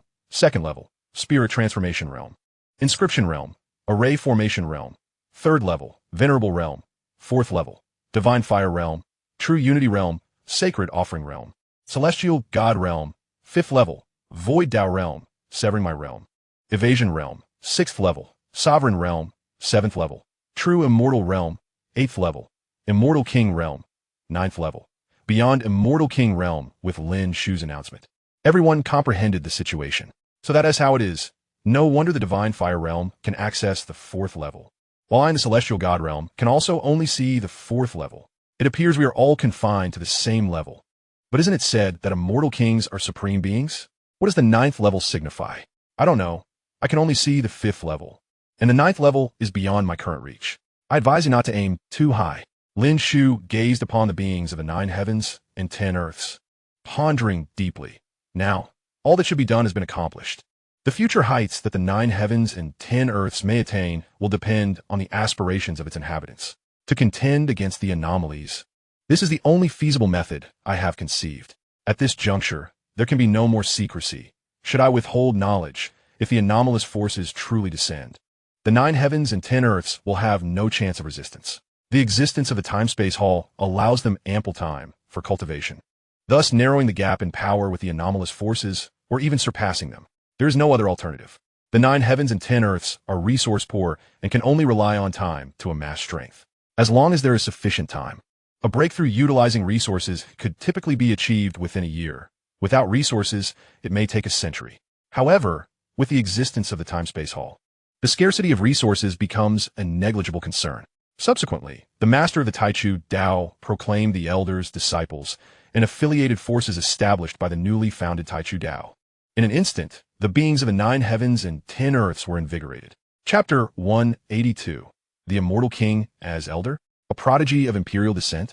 Previously, they had heard from Lin Shu that, as disciples of the Taichu Dao, they could freely access all resources within the Taichu Dao's grounds. The myriad resources of the Taichu Dao, including the celestial scriptures within the Dao Pavilion, the 10 Fiends' treasures, the accelerated cultivation time of the Time-Space Hall, the perfected laws of the Secret Realm, and the enigmatic Taichu Tower, could each alone cultivate a formidable being unrivaled in the 9 heavens and 10 earths. The ability for Taichu Dao disciples to utilize these resources without cost foretells a future where they shall soar to unimaginable heights, gazing down upon the realms below. Lin Shu, as a master of the Taichu Dao, was surrounded by beings of eternal life. Thus, the prospect of following him seemed implausible. After all, with such ancient beings by his side, mere powerful individuals likely would not catch his eye. However, the disciples still had significant opportunities for advancement. In due time, standing at the pinnacle of the 9 heavens and 10 earths, they too would bask in unparalleled glory. They also eagerly anticipated who would be among the elders, as this represented the true foundation of the Taichu Dao. Disciples symbolize the future, while elders embody the present. Each aspect holds immense significance. Lin Shu has always been shrouded in mystery, and now, as the Taichu Dao takes its initial steps, they were eager to witness the formidable figures that would emerge. As the crowd awaited with bated breath, Lin Shu spoke once more. Before the announcement, I shall briefly delineate the distinctions between elders and disciples. Elders are classified into outer elders, inner elders, and titled elders. Outer elders must possess supreme realm cultivation. Inner elders must be at the true immortal realm. Titled elders must attain the Immortal King realm. What? At this pronouncement, the beings of the 9 heavens and 10 earths were taken aback. The Taichu Dao truly operates on a grand scale. Merely to be an outer elder, the most basic level, one must possess supreme realm prowess. This is an existence that reigns invincible across the 9 heavens and 10 earths, with only a select few across the realms. Most hail from ancient bloodlines, immortal traditions, and supreme lineages, all being figures of ancestral stature who have traversed countless epochs. Even a powerful lineage like the Chongqing family has only one individual, Wang Chongsheng, who has stepped into the supreme domain. Such extraordinary figures, renowned throughout the 9 heavens and 10 earths, have stood the test of time for millennia, some for no less than 1,000,000 years. Yet these titans can only be considered outer elders according to the classifications of the Taichu Dao. The audacity of such a standard is staggering. One cannot help but wonder how many elders the Taichu Dao will have. Moreover, the establishment of titled elders, requiring the Immortal King status, raises the question, does the Taichu Dao indeed have immortal kings? It seems implausible, as they are beings of unparalleled supremacy from the ancient era, such as the former Immortal King Wuzhong and the Immortal King of 6 Paths, who embody the Immortal King realm. Suddenly, there arose a sense of anticipation. Could this be the moment an immortal king would emerge from the Taichu Dao? Lin Shu, undeterred by the murmurs of the crowd, continued to speak, seated majestically upon the Taichu Dao throne, surveying the 9 heavens and 10 earths and the numerous invincible powerhouses therein, in a manner similar to the elders. Disciples are also categorized into outer disciples, inner disciples, and titled disciples. Furthermore, above the titled disciples stands the Daozi. The Daozi is the strongest among all disciples, emerging victorious from their peers, destined to inherit the legacy of the Taichu Dao. Now, the master declares the outer disciples of the Taichu Dao. Is it finally commencing? Lin Shu began to announce directly. Yunshi, A name emerged from Lin Shu's lips. In the next moment, a woman stepped forward. Her eyes shimmered like jewels. Clad in violet robes, her hair smooth and lustrous, her forehead pure and full, with brows elegantly arched, eyes bright as gemstones, lips rosy, and her figure tall and graceful, exuding a fresh and ethereal aura. Yunshi, adorned with the aura of creation, gracefully approached Lin Shu, bowing respectfully. Yunshi, present. Do you wish to join my Taichu Dao as an outer disciple? I am willing. Very well, from this moment forth. You shall be an outer disciple of the Taichu Dao. Join us in promoting the Taichu Dao and bringing it renown. Yes, master. Yunshi bowed lightly and then stood to the side. As the first disciple of the Taichu Dao was established, numerous formidable beings in the 9 heavens and 10 earths cast their gazes towards her. Yunshi's accession as a disciple was anticipated. After all, she had been one of Lin Shu's favorite prodigies. However, many were curious as to why she was only an outer disciple. Being an outer disciple is the lowest rank among them.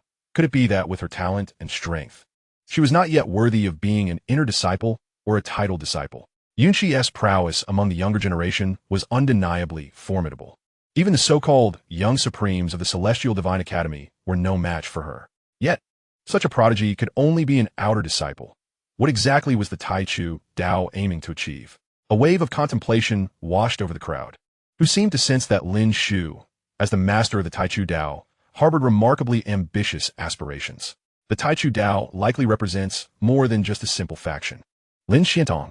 Another name emerged from Lin Shu's lips. Lin Xiantong stepped forward. He was the ethereal incarnation of a witch, having severed her ties and become a true flesh and blood being, endowed with the dark ancestral eye. He had followed Lin Shu from the desolate realms below and was one of the prodigies of the younger generation. Dressed in black, his eyes were pitch black, devoid of any light, resembling the darkest depths of the universe, as if one glance could draw one into eternal despair. Lin Xiantong stepped forward and, before Lin Shu could speak, declared, "Disciple Lin Xiantong, I wish to join the Taichu Dao." All right, like Yunshi, from this day forth. You are also an outer disciple of the Taichu Dao. Lin Shu nodded lightly, and Lin Xiantong subsequently stood beside Yunshi. Qingyi, disciple Qingyi, I wish to join the Taichu Dao. Yegu, disciple Gugu, I wish to join the Taichu Dao. In quick succession, names flowed from Lin Shu's lips. Lin Qing, Hu Lingia, Xia Yoyu, Qin Juiwe, Fengwu, Dragon Moiden. We are willing to join the Taichu Dao. A group of prodigies gathered together with Yunshi and Lin Xiantong. Thus, they all joined the Taichu Dao, becoming outer disciples. Afterward, Lin Shu's gaze turned to Shi Hao. Initially, he believed Shi Hao had his own path to tread and saw no need to join the Taichu Dao he had established. Nevertheless, Lin Shu decided to inquire. Shi Hao, do you wish to join the Taichu Dao? To Lin Shu's surprise, Shi Hao did not hesitate and immediately agreed. Big brother, no master. I am willing to join. Since that is the case, from now on, you shall also be a member of the outer disciples of the Taichu Dao, with free access to all resources within the Taichu Dao grounds. Yes, master. Shi Hao understood that this occasion was overly formal, and it was not appropriate to call Lin Shu big brother. Thus he addressed him as master like the others. With Shi Hao's matter settled, Lin Shu's gaze shifted once more to Zhixian. Zhixian, whom Lin Shu had met during the celestial competition in the ancient secret realm of the 3,000 states, had chosen to follow Lin Shu.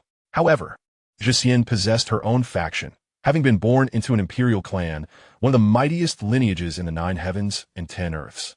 Lin Shu was uncertain whether he would be inclined to join, yet considering his previous declaration of loyalty, he ventured to inquire, Xian, might you be willing to join the Taichu Dao? Xian's gaze drifted towards the horizon, where the domain of the Xian family resided, a formidable imperial lineage that stood proudly amidst the realms, presided over by a supreme entity, the venerable ancestor of the Xian family. Observing Xian's contemplative expression, spoke directly. This is your opportunity. Be sure to seize it. Xian dared not make a unilateral decision, as joining a faction such as this was a significant commitment, unlike the Divine Academy from which one could withdraw at will. Naturally, he sought the counsel of his ancestor. With the elder's assent, Xian felt no lingering trepidation. Dao Master, I am willing to join. Thus, Xian became a disciple of the outer gate of Taichu Dao. At this juncture, all the prodigies closely associated with Lin Shu had joined Taichu Dao. Of course, these disciples were primarily appointed by Lin Shu himself, though some unselected prodigies may also have harbored aspirations to join Taichu Dao.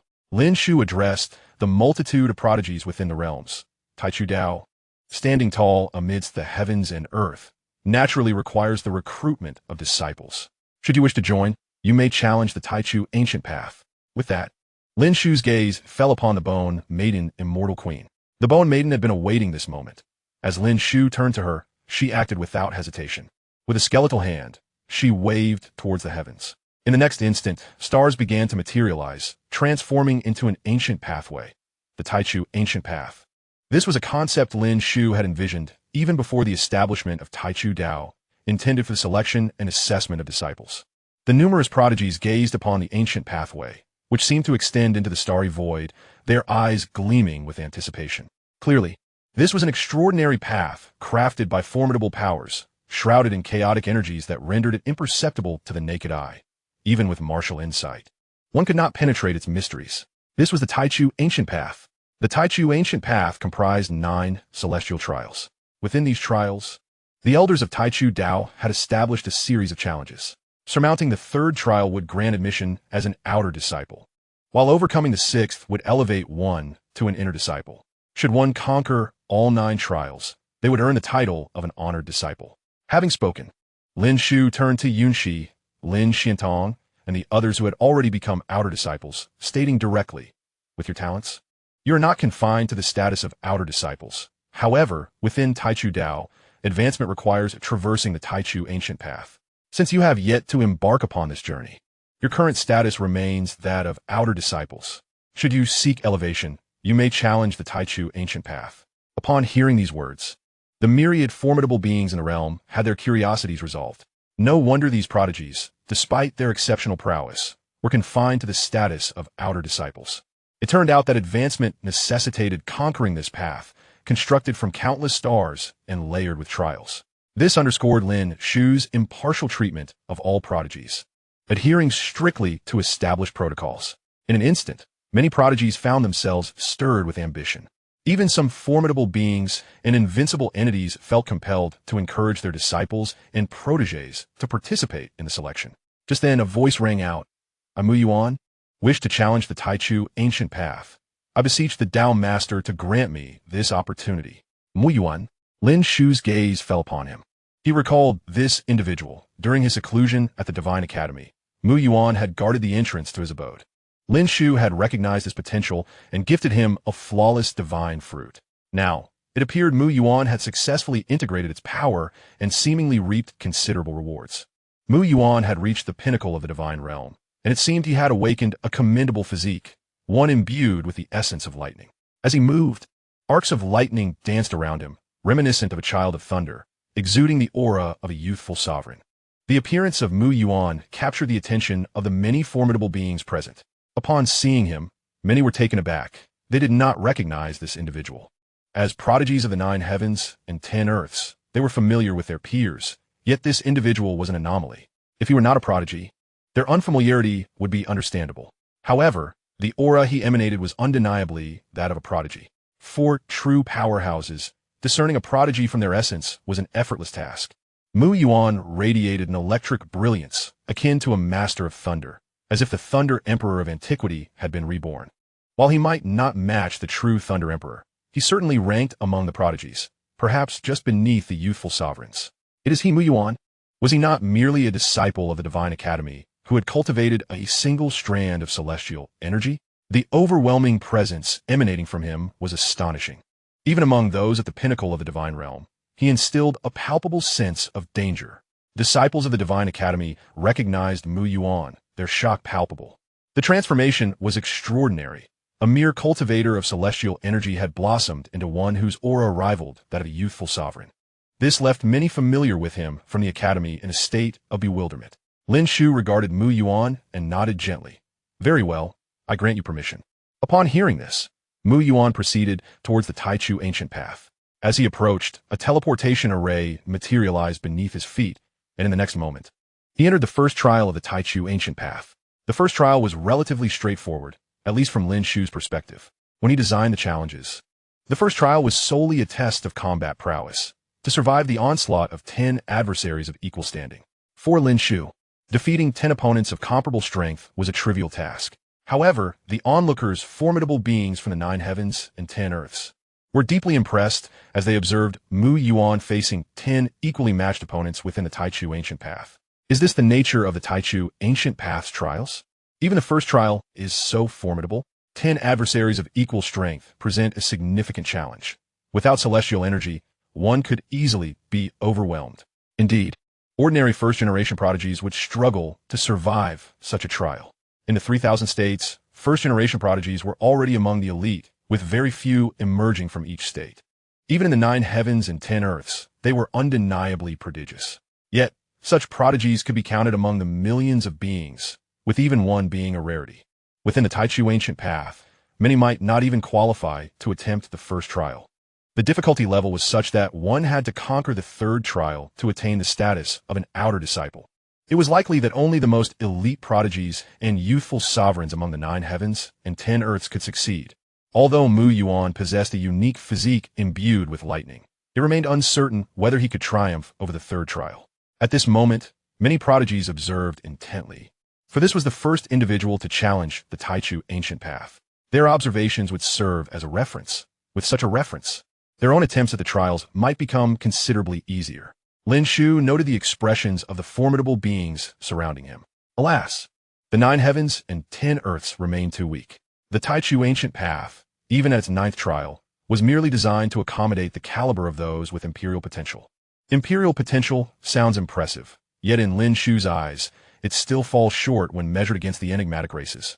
The potential of imperial caliber peaks at the transition from true immortal to immortal king. However, considering the imperfect laws of the 9 heavens and 10 earths, Lin Shu had only established 9 trials thus far. In the future, as the laws of the universe evolve, he might introduce the 10th, 11th, or even 12th trials. While Lin Shu pondered these thoughts, Mu Yuan had already successfully passed the first trial, despite being a prodigy who entered the Celestial Academy. Having cultivated a strand of celestial aura, the first trial posed no challenge for him, even in the absence of the fortuitous encounter bestowed by Lin Shu. Moreover, with Lin Shu's gift, Mu Yuan effortlessly passed through. Merely employing his treasure techniques, he had already caused 10 opponents of the same realm to disperse.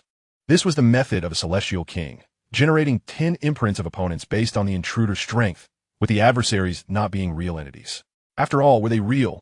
The loss could entail the demise of 10 celestials, or even those of the void path, a toll Lin Shu could scarcely afford. Soon, he faced the second celestial trial, and then the third, which he navigated with ease. According to the rules, Mu Yuan had already qualified to become an outer sect disciple.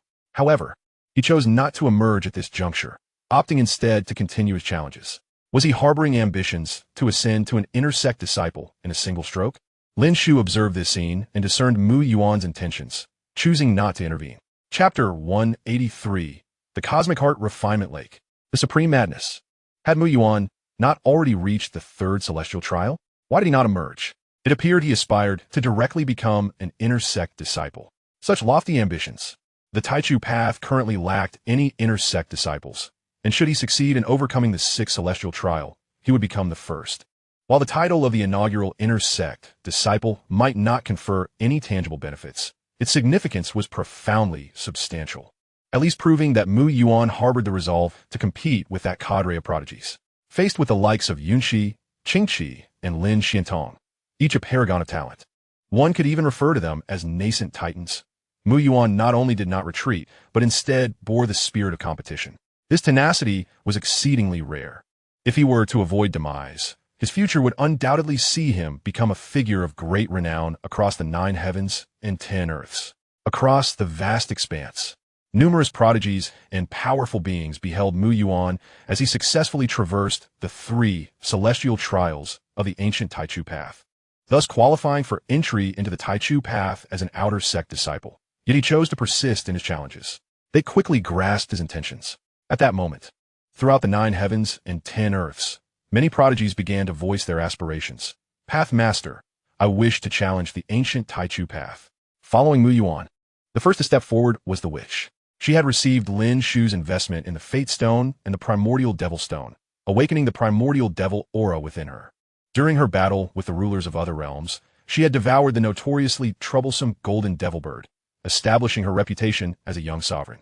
The witch understood that her formidable prowess was attributable to Lin Shu, absent his support, she would have been unable to contend with the Golden Devil Bird. Now, possessing the capability to join the Taichu path as a disciple, she was resolute in her decision to pursue it.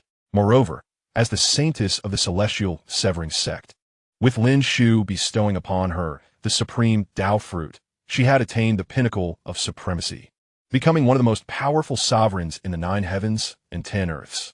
The sect's leader wholeheartedly supported her ambition. She yearned to compete for the title of the first intersect disciple, or even the inaugural titled disciple of the Taichu path. Acknowledging the witch's desire to participate in the assessment of the ancient Taichu path, Lin Shu nodded in agreement. Subsequently, addressing the multitude of prodigies, Lin Shu proclaimed, "Should you wish to challenge the ancient Taichu path, there is no need to inform me. You may proceed on your own. Should you pass the trials, you shall naturally join the Taichu path as the corresponding disciples. Should you fail, you may leave at your discretion." Upon hearing Lin Shu's words, the prodigies began to step forward, making their way towards the ancient Taichu path. Those leading the charge were individuals who had previously benefited from Lin Shu's generosity, including Shi Hao, the brother of Shi Hao, along with Chao Yusheng, the moon rabbit of the Tai Chi, and Yu Chanem. Lin Shu regarded Yu Chan with some surprise. It appeared she too had resolved to challenge the ancient Taichu path. Evidently, she had come to terms with her past grievances involving Lin Shu and Qingqi. Had she not reconciled her thoughts, she would have understood that entering the Taichu path would inevitably lead to encounters with Lin Shu and Qingqi. Perhaps she might not meet Lin Shu, but she would undoubtedly encounter Qingqi. With her decision made, it was clear she was untroubled by the prospect of facing Qingqi again. Lin Shu held no doubts regarding Yu Chan's ability to conquer the ancient Taichu path and become a disciple of the Taichu path. After all, her celestial soul was awakening. As the reincarnation of the true immortal of the Green Moon, she possessed the capability to traverse the ancient Taichu path. Becoming an intersect disciple would be well within her reach. Behind Shi Hao, Chao Yusheng, the Moon Rabbit, and Yu Chan, Lin Shu also recognized several familiar faces. These individuals hailed from the Starry Pavilion, the Vermilion Bird Ancient Kingdom, the Celestial Academy, the Celestial Severing Sect, and the Dragon Palace. Lin Shu was not surprised by their presence. The Celestial Academy had expressed its support for him during the 3,000 states, and the Celestial Severing Sect had done likewise. As for the Dragon Palace, it was the backing force of the Dragon Maiden, evidently also in support of her. Curiously, the Starry Pavilion and the Vermilion Bird Ancient Kingdom had now sent forth prodigies eager to join the Taichu path. During the 3,000 states, Lin Shu had clashed with them, but it seemed they had been thoroughly subdued within the celestial ancient secret realm. This was, after all, a welcome development. Ultimately, as two great sovereign lineages, their willingness to reconcile was accepted by Lin Shu, especially since there had been no irreparable rifts, merely some conflicts. Their initial intent had merely been to retrieve the two prodigies, Xia Youyu and Hua Linger, possessing sacred bodies, for nurturing.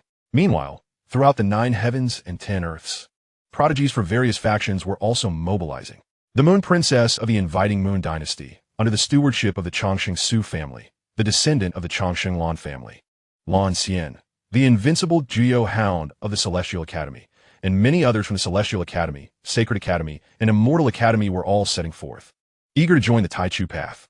Among them were the already formidable Ziri Tianjun, who had fused with the Invincible Seed, the great Susur who had integrated the relic of the Celestial Monk, and the little Holy King who was achieving transcendence within the Sacred Academy, among others. It could be said that nearly all notable prodigies within the 9 heavens and 10 earths were on the move. Witnessing this spectacle, many powerful beings across the 9 heavens and 10 earths were momentarily taken aback. These young sovereigns were also seeking to challenge the ancient Taichu path? If so, the Taichu path was poised to encompass all the top talents of the 9 heavens and 10 earths. The likes of the little Heavenly King, little Holy King, Ziri Tianjun, and the great Susur, all young sovereigns. If they were to join the Taichu path, one could envision how rapidly they would ascend under its profound heritage. With the acceleration of cultivation afforded by the time and space hall, they would likely attain sovereignty in no time. Perhaps it would not be long before the entire Taichu path would be flourishing with sovereigns. Amidst this, many powerful beings from the 9 heavens and 10 earths found themselves stirred. A strong individual, having languished at the void path for a millennium without progress, inquired, "Pathmaster, is there an age limit for challenging the ancient Taichu path?" At his words, many strong figures were momentarily taken aback. Did this individual also wish to join the ancient Taichu path? Lin Shu's gaze turned towards the man of the void path. He was likely over 1,000 years old, yet still stagnating at the void path. In Lin Shu's eyes, his talent was limited. But in the context of the 9 heavens and 10 earths, he could still be considered reasonably talented. In the 3,000 states, those of the Void Path were often the leaders of great sects, many of whom had lived for several thousand or even tens of thousands of years. This individual, merely over 1,000 years old, was indeed somewhat talented. However, traversing the ancient Taichu path remained a formidable challenge.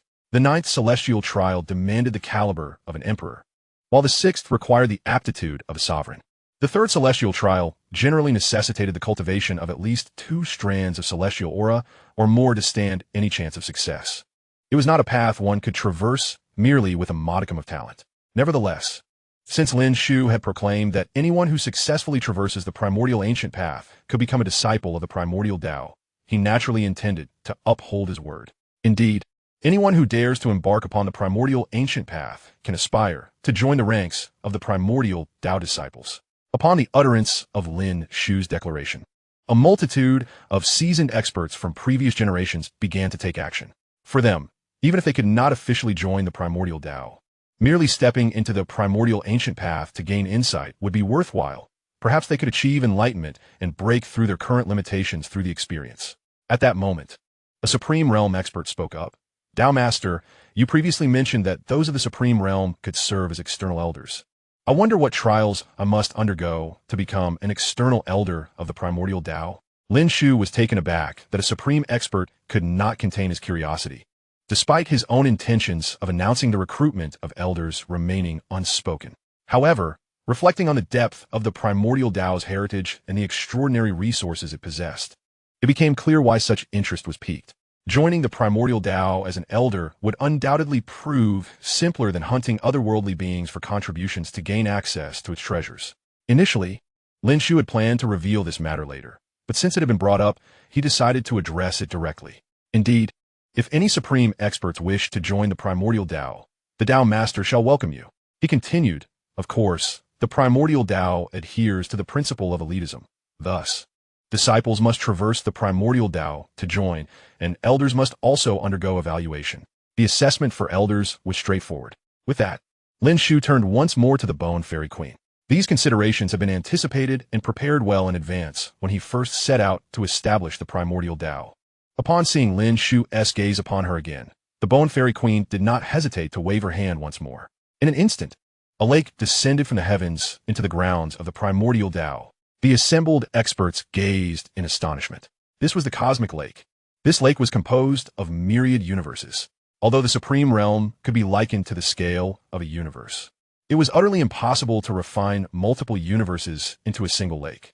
Clearly, this was the handiwork of an immortal being. Lin Shu indicated the Cosmic Lake and proclaimed, "This is the Cosmic Heart Refining Lake. As you can see, it comprises numerous universes, inscribed with many illusory formations. Therefore, to become an elder of the primordial Tao, one must undergo 2 trials. The first trial is a test of combat strength. Crossing the Cosmic Lake signifies you possess sufficient power. The second trial is a heart-refining trial. Within the illusion, you will face various choices, such as confronting the invasion of otherworldly beings, defending the primordial Tao from formidable foes, and other potential crises that may arise in the future. Only by making the correct choices can one succeed. To pass through both trials of the Cosmic Heart Refining Lake is to achieve the status of an external elder of the primordial Tao." Hearing Lin Shu's words, many Supreme Realm experts began to stir with excitement. A lake composed of universes must be fraught with immense pressure, and perhaps under such intense conditions, there lay the opportunity for advancement. The heart-refining assessment, while seemingly a measure of loyalty to the primordial Tao, could also be viewed from another angle. Passing it would undoubtedly demonstrate a steadfast heart, while failing could also foster growth in one's mental state. As supreme experts, they were quick to discern the significance of the Cosmic Heart Refining Lake. However, a pressing concern loomed before them. Each of them had a formidable backing, a powerful faction that stood tall across the realms, be it an imperial clan, a supreme lineage, or an immortal family. What would become of their factions if they truly joined the primordial Tao as elders? One supreme expert voiced his apprehensions. Upon hearing the elder's concerns, Lin Shu swiftly provided reassurance. "Worry not, for as elders of the primordial Tao, you shall enjoy ample freedom. Generally, your role will be to instruct the external disciples in their cultivation, and in times of crisis, you must rise to protect the primordial Tao in your leisure. You may certainly return to your families and sections. Moreover, should you be fortunate enough to join the primordial Tao, rest assured that your factions will be under its protection. This is a matter you need not fret over. Furthermore, as elders of the primordial Tao, you are entitled to 3 disciples who may bypass the assessment, provided they possess commendable character.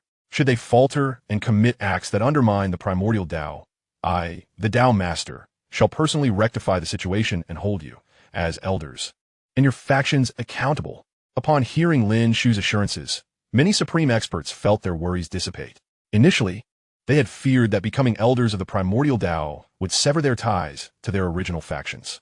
Losing the protection of their supreme status could lead to the decline of their factions. Now, it appeared they had overthought the matter. Not only could they continue to safeguard their legacies, but they would also have the backing of the primordial Tao. This was indeed a double blessing.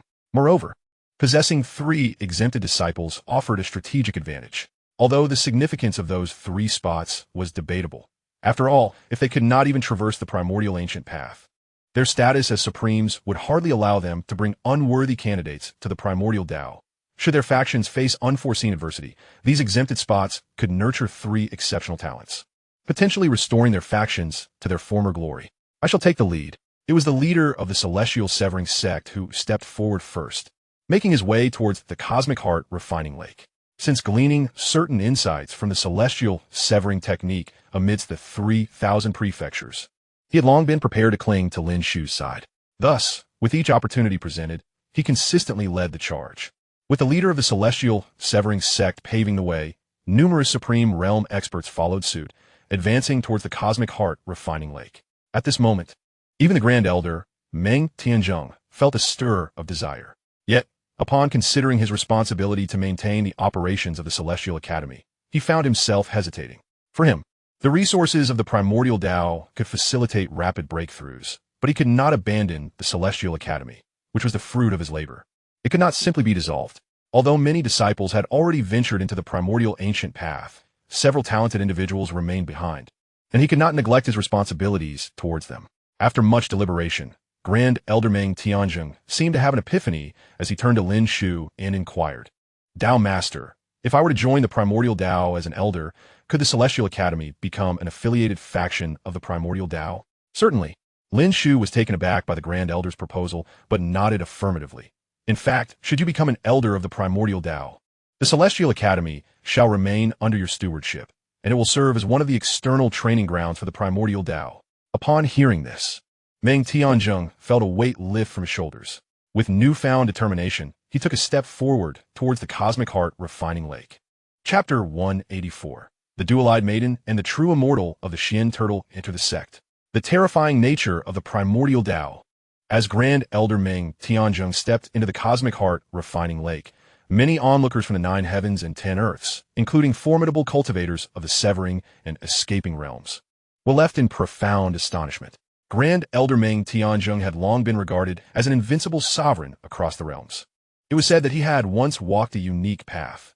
Had he succeeded, he would undoubtedly have been an unmatched presence within the 9 heavens and 10 earths. Though he ultimately did not prevail on that path, his unrivaled potential was nonetheless established, and despite his failure, all acknowledged the might of Grand Elder Meng Tianzheng. Even if one is not the absolute strongest in the realms of heaven and earth, they're certainly not far from it. An ordinary supreme being is no match for the Grand Elder Meng Tianzheng. Today, such an invincible powerhouse is set to become an elder of the Taichu Dao, which is nothing short of astonishing. The inherent depth of Taichu Dao has yet to be revealed, yet merely by virtue of its supreme members. It possesses the power to sweep through any lineage across the 9 heavens and 10 earths. The rise of Taichu Dao is indeed unstoppable, with formidable figures like Grand Elder Meng Tianzheng from the older generation wishing to join, and numerous young supremes from the younger generation, such as the Azure Sun Monarch, who has assimilated the primordial purple energy, and the Blue Immortal, who has merged with the celestial seed. Both generations are filled with renowned figures throughout the realms. It is hard to fathom the extreme brilliance that the future of Taichu Dao will undoubtedly showcase. It may very well replicate the splendor of the ancient celestial era. Many strong beings across the 9 heavens and 10 earths murmured to themselves, while others felt a profound sense of regret. The resources of Taichu Dao are simply too profound, and they find themselves without the opportunity to join. Had they been able to enter, they could have undoubtedly broken through their realms in a short time. Suddenly, a wave of incomprehensible terror descended upon all the strong beings of the 9 heavens and 10 earths. Above the skies, a pair of eyes materialized, and, as they emerged, all strong beings felt as though they were but mere ants. What level of powerhouse could this be? Could it be an immortal descending? In the 9 heavens and 10 earths, there exists an immortal. Could it be that a significant figure from the Forbidden Zones has emerged? All strong beings were taken aback. Under the weight of this terrifying gaze, the thought of resistance did not even flicker in their minds. This presence is undoubtedly more powerful than any supreme being. Beyond any supreme, there is no doubt that this is an immortal, a true celestial existence. Since the ancient celestial era, no one has achieved immortality. Only some powerhouses from that age are immortals, either transformed into forbidden zones or hidden within the mortal realm, having remained hidden for countless ages. Now, this overwhelming force clearly indicates that an immortal has emerged, seemingly directed at Taichu Dao. An immortal's emergence, aimed at Taichu Dao, brings forth the question of whether it is with benevolence or malice. Could it be that Taichu Dao's immense potential has attracted an immortal from the Forbidden Zones, intending to extinguish its flame? One can only hope that a war of immortals does not erupt. While immortals are indeed formidable, beside Taichu Dao as Master Lin Shu, there exists an immortal as well. Should a war of true immortals break out, the current 9 heavens and 10 earths would stand no chance of withstanding it. All strong beings silently prayed. They are true cultivators within the 9 heavens and 10 earths. Having severed their paths, some have even reached the realm of escape, being the founders of their respective factions, the ancestors. Yet compared to immortals, they are utterly insignificant. Before such existences, they are rendered powerless. In the direction of the Heavenly God Academy, a young supreme stood, possessing unparalleled potential without having integrated any invincible lineage. He is indeed worthy of being called a young supreme. With his innate dual pupils, he stood there, causing numerous young prodigies to keep their distance. This figure is far too terrifying, especially with those remarkable eyes that astound all. He is known as the invincible dual pupil Shi. Typically, he remains silent and unassuming, rarely speaking, and is exceptionally humble. However, those who know him understand that while he may be quiet and modest, he becomes exceedingly fearsome in battle. The dual pupil manifests chaotic energy to forge a path, shattering the heavens with the Qilin route and mending himself with the heaven-mending technique. When all 3 invincible techniques are unleashed, few within the Heavenly God Academy can withstand his might.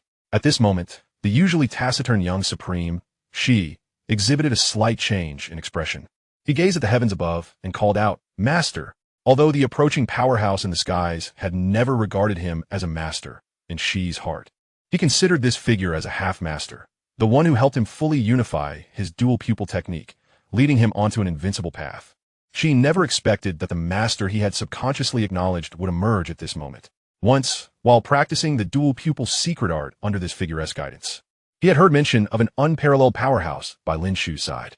Therefore, Shi was certain that this emergence was not merely to thwart the establishment of Taichu Dao, as speculated by some in the 9 heavens and 10 earths. Perhaps Shi considered a terrifying possibility. Could this being also be here to join Taichu Dao?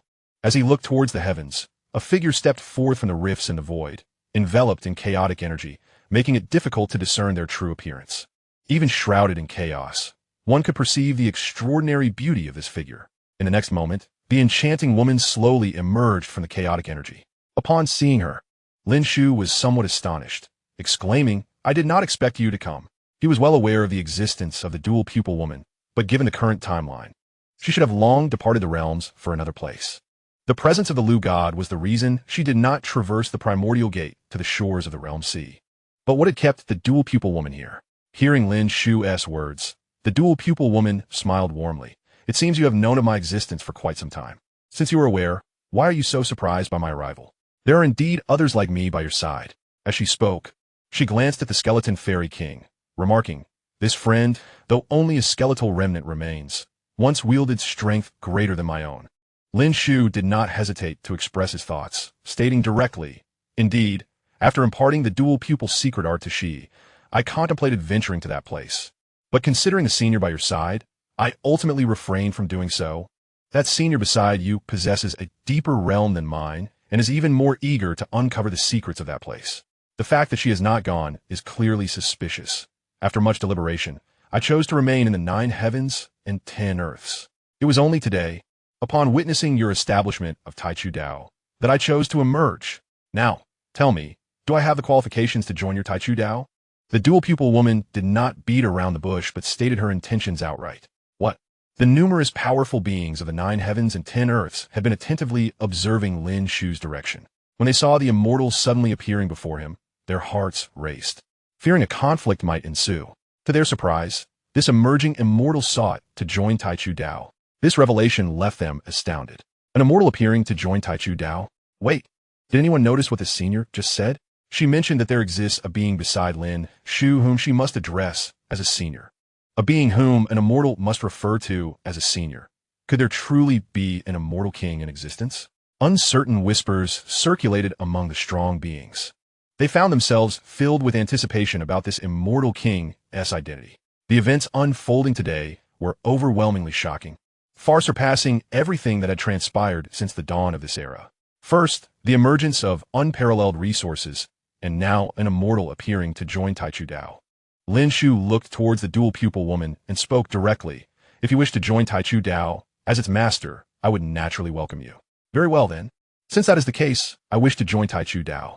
I wonder if there are any assessments required? There is no need for such formalities. You, as a wielder of the dual pupils, have already traversed the realms of immortality, and as one of the celestial beings, you naturally require no assessment for validation.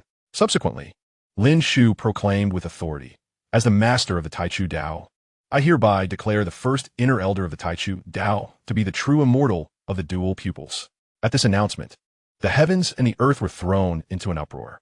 A being of longevity, a true immortal, had thus joined the Taichu Dao, and notably, this true immortal was a wielder of dual pupils. Historically, those of the dual pupils have been renowned for their invincibility, even without any other foundation. The mere presence of this dual pupil true immortal would enable the Taichu Dao to stand firm against all challenges across the heavens and the earth. Even should the forbidden zones emerge, they would face no fear. All the formidable beings from the heavens and the earth bowed in reverence towards the dual pupil maiden, exclaiming, We pay our respects to you, esteemed elder. With a flicker in her eyes, the dual pupils radiated their brilliance, compelling the multitude of powerful beings to straighten their spines. There is no need for such courtesy. The dual pupil maiden's gaze swept across the assembly, settling upon Shi. Indeed, you have begun to master the dual pupils, achieving a harmonious unity. My teachings were not in vain. Now that I have joined the Taichu Dao, I wonder if you would be willing to cultivate alongside me and enter the Taichu Dao. As an elder of Taichu Dao, I have 3 exemptions from assessment to grant. Shi stepped forward. Master, I wish to follow you in cultivation. However, now that you have joined the Taichu Dao, I also desire to enter based on my true strength. With that, Shi made his way toward the ancient path of Taichu, saying, Master, please wait for me a moment. Once I have traversed the ancient path of Taichu, I shall reunite with you at the Taichu Dao site. The gazes of the crowd flitted between Shi and the dual pupil, true immortal. No wonder Shi was so formidable. It turned out he had received guidance from a true immortal. Long silent, it was unexpected to discover such a profound background, with a true immortal as his master. Shi could indeed walk through the heavens and the earth with ease. Yet, Shi did not seem to be that kind of person. Had he truly sought to wield power over others, he would not have remained so low-key all this time. Many prodigies from the Heavenly God Academy spoke up, their eyes fixed on Shi as he stepped onto the ancient path of Taichu, engaging in lively discussion. At that moment, the heavens and the earth underwent another transformation. Unbeknownst to all, an elderly figure had appeared before the Taichu Dao. He was a hunched old man, bearing a shell upon his back. The one corner of the shell appeared to be missing. The old man did not exude overwhelming power. In fact, he seemed quite tranquil. However, upon seeing him, the multitude of powerful beings from the heavens and the earth tightened their expressions. They gazed at the old man as if perceiving the endless passage of time etched upon him, as though he had undergone countless epochs of refinement. It was evident that he was an extraordinarily ancient being, having lived through an immeasurable span of years, perhaps beyond all comprehension. Undoubtedly, he was a being of longevity. Had he not been, he could not have survived for such a duration. Lin Shu's gaze also turned toward the old man, fixating on the shell he bore. It was indeed a tortoise shell. Upon witnessing this figure, Lin Shu's mind involuntarily recalled a certain individual. connected to the tortoise shell, and also a being of longevity. Lin Shu could think of only one person in the entire expanse of the heavens and the earth, the master of Chao Yushing. If he was not mistaken, the person before him might indeed be the master of Chao Yushing, a being whose age was unfathomable, skilled in the art of divination. In the original text, he had instructed Chao Yushing to bury himself through countless lifetimes, even foreseeing glimpses of the future, including the tyrannical reign of the Emperor of Desolation. Yet for now, Lin Shu could not be certain, and thus inquired with a tone of uncertainty. Might you be the master of Chao Yushing, esteemed elder?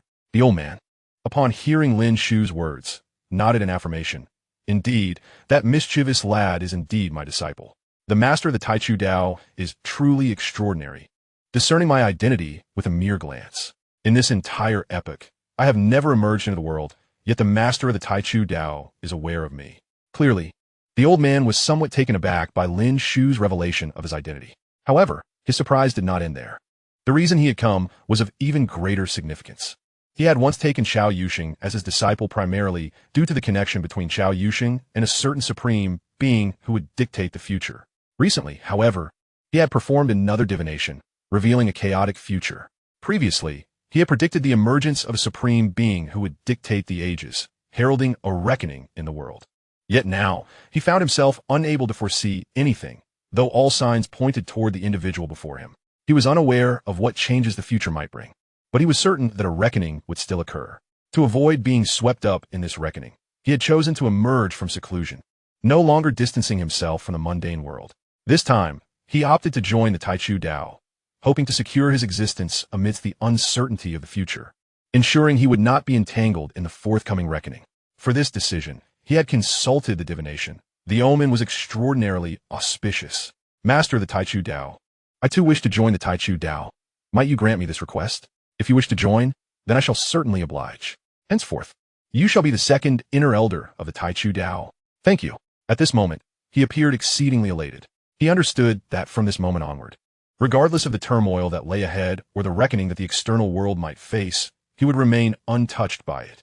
With the inclusion of the dual pupil maiden and the true immortal of the mysterious tortoise, the Taichu Dao had now gained two inner elders.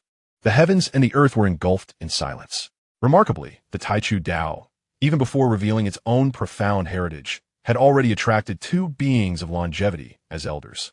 One could not help but acknowledge the formidable nature of the Taichu Dao. Chapter 185. Title: The Creator of Fate, the Progenitor of All Existence. Master, I too wish to venture into the ancient path of Taichu. Just as Lin Shu had announced the two inner elders of the true immortal realm, the outer disciples who had long since joined the Taichu Dao, namely Yin Shi, Qing, Lin Xiantong, and others, began discussing amongst themselves. After deliberation, they resolved to embark upon the ancient path of Taichu. After all, they were the first to join the Taichu Dao and could not allow others, who had yet to join, to surpass them. Thus, they approached Lin Shu with their request to traverse the ancient path of Taichu.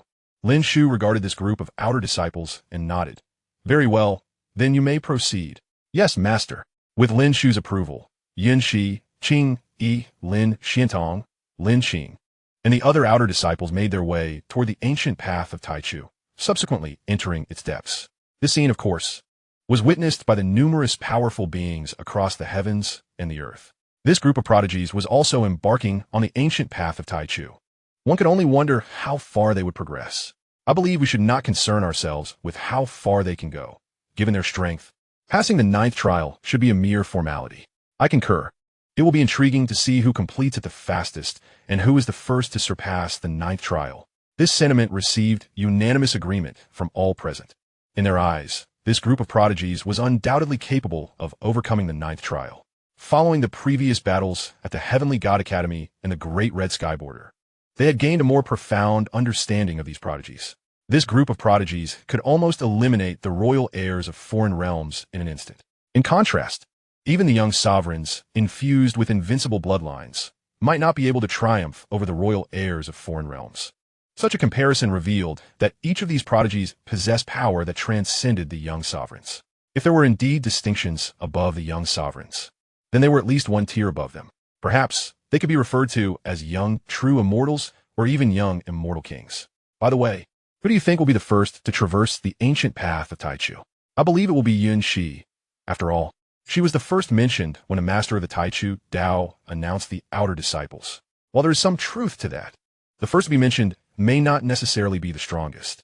I am inclined to favor the witch. The witch, with her unparalleled prowess, disregards the golden magic bird and even devours its magical sound. Such an ability is truly extraordinary.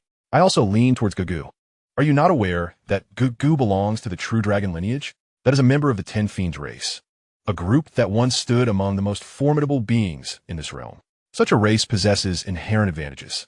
Indeed, there are racial advantages, yet for true prodigies, such advantages are not of great significance. If strength were solely determined by lineage, what need would there be for cultivation? Qing Yi possesses 3 ancient flames, all of which are of celestial quality. If we were to speak of who first breaks through, I nominate her. By the way, have you forgotten about the Dragon Maiden? She opens her eyes to summon the day and closes them to usher in the night. Within her domain, the laws themselves are stripped away, placing her in a position of innate invincibility. Everyone began to voice their opinions on who they believed to be the foremost prodigy. Each shared their thoughts, and some even argued passionately in defense of their chosen prodigy.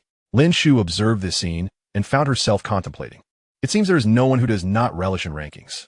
If that is the case, might it be prudent to establish a ranking list within the primordial path to assess their strengths? With a ranking, disciples would undoubtedly exert themselves doubly hard to ascend the list, as true prodigies would never wish to lag behind. Who does not aspire to be the very best? It appears that creating a primordial list for disciples to compete for standing is indeed necessary. Lin Shu swiftly reached a resolution in her mind. Just as she pondered the matter of the primordial list, the 2 recently inducted intersect elders, the dual pupil maiden and the Xiangui, true immortal, spoke up, inquiring, Master, in your opinion, which of these disciples will be the first to traverse the primordial ancient path? After posing the question, both the dual pupil maiden and the Xiangui, true immortal, gazed at Lin Shu with eager anticipation. As true immortals who have lived for countless eons and witnessed numerous prodigies, they had encountered many so-called young supremes, yet they had never seen such extraordinary talents. Their abilities were simply too enigmatic. Listening to their perplexity, Lin Shu found herself at a loss for how to respond. To be frank, she too was uncertain as to who among them was the strongest. Yun, she possesses the Stone of Creation. Lin Xiantong wields the Ancestral Eye of Darkness. Qing Yi commands 3 ancient celestial flames. Lin Qing embodies the Chaos Green Lotus. Gugu is a true dragon. Huoling Air is the embodiment of the Vermilion Bird, with a bloodline that harks back to the Celestial Kings. Xia Yu is the saint body of the stars. Feng Wu is a being of chaos. The Dragon Maiden is a candle dragon. Each of the others possesses their own unique path, making it exceedingly difficult for Lin Shu to declare who among them is the strongest. Nevertheless, in Lin Shu's heart, the advantages held by the Chaos Body, the Candle Dragon, the Stone of Creation, the Ancestral Eye of Darkness, and the Qi of the Primordial Demon stood out in comparison. While Lin Shu could discern who was relatively stronger, determining the absolute strongest would require them to compete against each other. Otherwise, it would be impossible to ascertain. Thus, Lin Shu could only respond vaguely. Since they are currently traversing the primordial ancient path, you may observe and discover the answers you seek. Seeing that Lin Shu had chosen not to elaborate, they refrained from pressing further, assuming she simply did not wish to disclose her thoughts. After all, as far as they knew, the majority of these prodigies had been nurtured by Lin Shu herself. How could she not recognize who was strong and who was weak? Yet, since Lin Shu opted not to speak, they could only determine for themselves. On the primordial ancient path at this moment, Yanxi, Qing, Yi Lin Xiantong, and Lin Qing had all arrived at the first celestial gate of the primordial ancient path. At the first celestial gate, they encountered 10 opponents of the same realm. This might pose some difficulty for other prodigies, but for Yanxi, Qing Yi, and the others, it presented no challenge whatsoever. As the prodigies entered the primordial ancient path, they swiftly engaged the 10 opponents, and with a mere ordinary move, the opponents' manifestations dissipated instantly. An instantaneous defeat. This sight was indeed astonishing. However, the powerful beings across the 9 heavens and 10 earths were not surprised by this spectacle. It had long been anticipated. After all, each disciple from the Heavenly Divine Academy, the Immortal Academy, and the Sacred Academy could achieve such feats. This group of prodigies possessed the strength to dominate the disciples of the 3 major academies. If they could not achieve a swift victory, that would be the true anomaly. In no time, the prodigies advanced to the second celestial gate, where they likewise breezed through without a hint of uncertainty. Lin Shu was also observing at this moment, and, upon witnessing their simultaneous passage through the second celestial gate, she silently nodded in approval. Excellent, excellent. One can glean a glimpse of the entire picture from a single corner. Given their speed at the first and second gates, they were likely to breach the ninth gate, each possessing the potential of an emperor.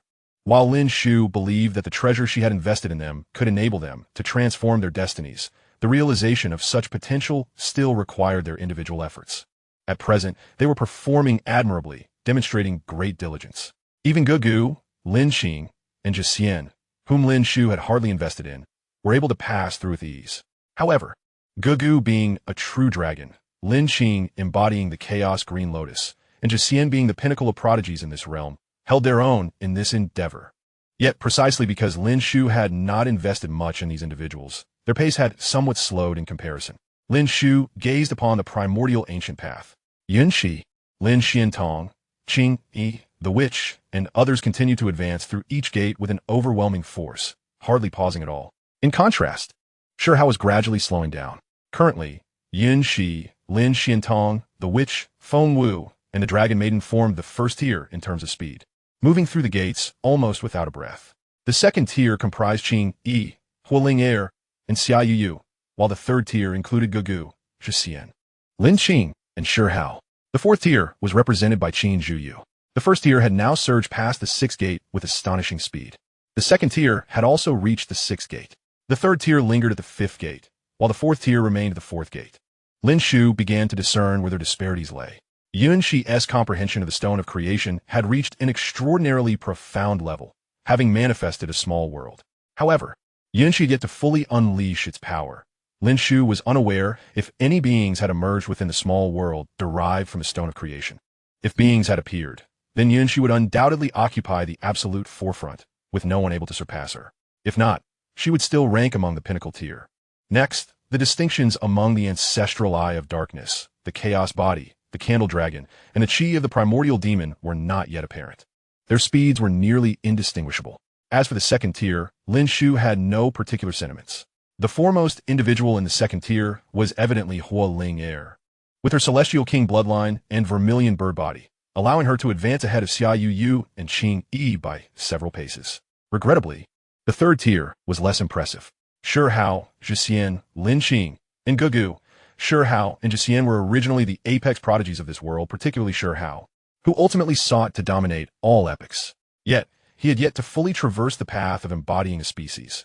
Thus, he remained on par with Jixian, although he was relatively stronger due to the influences of Lin Shu and Lu Shan.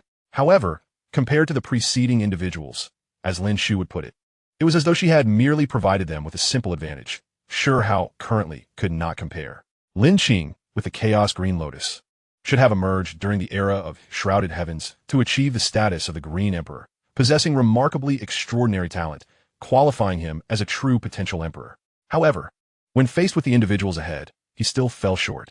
The chaotic Blue Lotus, this elixir of immortality, is itself a transformation of the deceased Celestial King.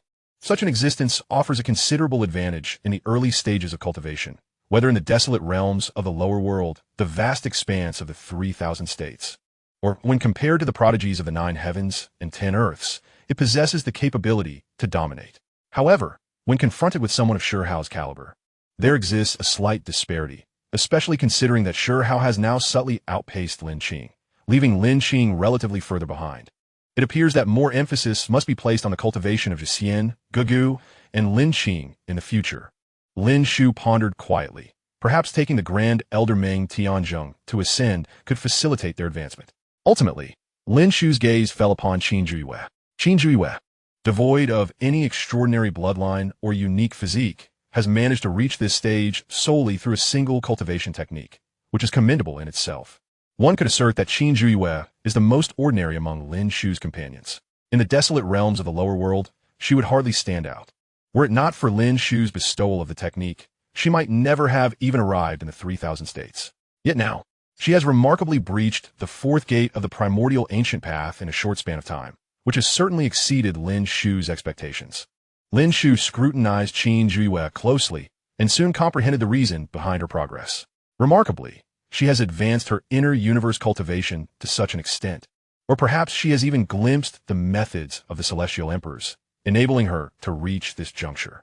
Within Qin Zhiyue's blood, Lin Shu sensed fluctuations of the power of the world.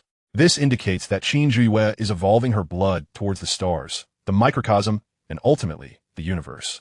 Should she successfully traverse this path, a single drop of her blood could represent an entire universe, a feat that requires profound insight into the inner universe cultivation method, akin to the profound understanding found in the records of the primordial blood of the celestial emperor at the pinnacle level. Indeed, it seems that the pressure of the primordial ancient path has granted Qin Zhiyue a deeper understanding, leading to a breakthrough. Her pace through the trials has significantly accelerated, and she has swiftly reached the 5th level, matching the heights of Xian, Shi Hao, Lin Qing, and Gugu. Lin Shu did not linger on them any longer, but turned his attention to other prodigies. First, he observed the young supreme beings from the 3 major academies. It must be said, they are truly worthy of the title of Young Supreme. Although they have been thoroughly studied by foreign realms and find themselves somewhat limited in their responses, their speed through the trials is extraordinarily rapid. Having already entered the primordial ancient path some time ago, they have now reached the 6th gate. It appears that the 2.5 years spent in the celestial ancient secret realm, coupled with their failure to traverse the path of becoming a seed, has greatly impacted Shi Hao. After this matter concludes, I shall see if I can impart some of my insights regarding becoming a seed to him. Lin Shu observed Shi Hao's struggle in the trials, engaging in a moment of contemplation. In Lin Shu's heart, Shi Hao holds significant importance among everyone. He is the one Lin Shu most desires to see grow rapidly. Shi Hao's combat prowess is unparalleled. As for Yun Shi, despite her current seemingly overwhelming lead, she still lacks in combat capability. In the same realm, Lin Shu is confident that Yun Shi would likely not be a match for Shi Hao. This is unavoidable, as Yun Shi has spent much time following him, resulting in few opportunities for battle, whereas Shi Hao, since departing from Stone Village, has relied solely on himself, progressively advancing to this point. Through this journey along the primordial ancient path, Lin Shu has discerned the strengths and weaknesses of each individual. Some possess immense potential, yet exhibit average battle awareness, relying heavily on the formidable treasures invested by Lin Shu, and Yun Shi falls into this category. Others, despite their exceptional talent, are constrained by their upper limits, such as Lin Qing and Gugu. Some, although possessing strong combat awareness, have yet to traverse their path. This pertains to Shi Hao. One day, should all of them rectify their shortcomings and develop holistically, one can only imagine the unprecedented heights they will achieve in the future. Time gradually passed, and some had already breached the 9 heavenly barriers. The one who succeeded was Yun Shi. Congratulations, Yun Shi. As of today, you are the first disciple of the primordial Tao to receive a title. As a title disciple, you now possess the qualification to establish an independent dojo and may cultivate your own influence, gather followers, and even form subordinate sections. Of course, you are responsible for the actions of your followers and subordinate sects. Should they err, I, the Tao Master, shall hold you accountable. Upon hearing Lin Shu's words, the crowd from the 9 heavens and 10 earths gasped in astonishment. The titled disciples have the privilege to establish independent dojos. At once, numerous factions began to stir with ambition. Everyone has witnessed Yun Shi's performance through the primordial ancient path. It is undeniably formidable. Presently, she stands in a class of her own, unmatched by any. The stone she possesses exudes an aura that seems capable of transforming the heavens and nurturing all things. Truly terrifying. Yun Shi, akin to a creator, evokes awe. Some even perceive, through this miraculous stone, the faint emergence of life within that small cosmos. This is utterly astounding. The void Tao realm can actually give rise to life, a phenomenon unheard of for countless ages. While the creation of worlds is not a peculiar event, the ability to nurture life is nothing short of defiance against the heavens. Such legends have never graced even the celestial ancient era. Chapter 186. 18 Titled Disciples. The fruit of the perfected celestial king. As time flowed, the results of this round of trials on the primordial ancient path finally emerged.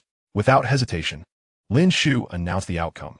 From this day forth, Lin Xiantong, Dragon Maiden, Demoness, Feng Wu, Qing Yi, Fire Spirit, Xia Yu, Lin Qing, Gugu, Shi Hao, Shi Jixian, Little Heavenly King, Little Saint King, Zi Ri Tianjun, Tai Su Ta, and Lan Xian shall all be titled disciples of the primordial Tao. Like Yun Shi, as titled disciples, you too possess the qualification to establish independent dojos, gather followers, and form subordinate sects. However, Should your followers or subordinate sects engage in actions that harm the 9 heavens and 10 earths or the primordial Tao, I shall hold you accountable. As Lin Shu's words echoed, a voice emerged from the crowd of the 9 heavens and 10 earths. It was a powerful figure from the first realm, the head of the Celestial Academy. From this day forth, the Celestial Academy shall follow Feng Wu. At this moment, Feng Wu was somewhat bewildered. She gazed at her former headmaster and quickly interjected, "Headmaster, you are a senior. How can you choose to follow me?" The headmaster of the Celestial Academy replied, "The Celestial Academy has long been closely connected with the Tao Master. Now that you have become a titled disciple of the primordial Tao, it is only natural for me to lead the entire Celestial Academy to follow you. The 9 heavens and 10 earths are undergoing great changes. The old powers are about to exit the stage of history. It is not just the Celestial Academy. Even ancient traditions with supreme beings at their helm, or those possessing true celestial inheritances, will fall behind the times if they do not adapt to the currents of the era. Feng Wu, how fortunate is the Celestial Academy to have you as a disciple, now standing among the top prodigies of the 9 heavens and 10 earths, and entering the primordial Tao as a titled disciple. This matter should not be rejected." Lin Shu then turned his gaze to Feng Wu. "Feng Wu, since the headmaster of the Celestial Academy is willing, you should accept it. The Celestial Academy has always had ties with me in the 3,000 states. So it is only fitting that they follow you now." Upon hearing Lin Shu's words, Feng Wu did not hesitate any longer. "All right, I accept. From today forth, my title shall be Chaos. Yes, we have witnessed the Chaos Fairy, the headmaster of the Celestial Academy, without a hint of arrogance, led the members of the Academy to bow before Feng Wu, addressing her as the Chaos Fairy. Lin Shu could not help but cast a glance at the Dean of the Celestial Academy, who appeared to have adapted to his altered status with remarkable alacrity. Such a person, perhaps, with the future ascendance of the chaotic entity Phoenix Dance, may indeed carve out a significant legacy in the coming era. The chaotic body, undoubtedly one of the most formidable physiques, holds the potential to attain enlightenment and achieve the status of a great emperor even amidst the reign of emperors in the Shrouded Sky era. In this epoch, devoid of emperors to suppress the myriad paths, the chaotic body might traverse its journey with greater ease. With the announcement of the Celestial Academy's allegiance to Phoenix Dance, the Supreme Hall Shi Dowling also stepped forth to pledge loyalty to Shi Hao. After all, Shi Hao had previously promised to become the successor of the Supreme Hall during his time in the 3,000 states, making Shi Dowling's support a logical progression. Furthermore, the Lord of the Dragon Palace, a formidable cultivator of the first stage of evasion, declared the Dragon Palace's allegiance to the Dragon Maiden. The Master of the Starry Pavilion announced his loyalty to the Starry Holy Body, Xiaoyu. The sovereign of the Vermilion Bird Ancient Nation declared his support for the Vermilion Bird Holy Body, the bloodline of the Immortal King Origin. The leader of the Celestial Severance sect proclaimed allegiance to the Enchantress, while the Master of the Celestial Severance Path also announced his loyalty to her. Thus, the Enchantress emerged as the first disciple with 2 affiliated factions supporting her. Of course, the Celestial Severance sect and the Celestial Severance Path, in theory, could be considered as a singular force.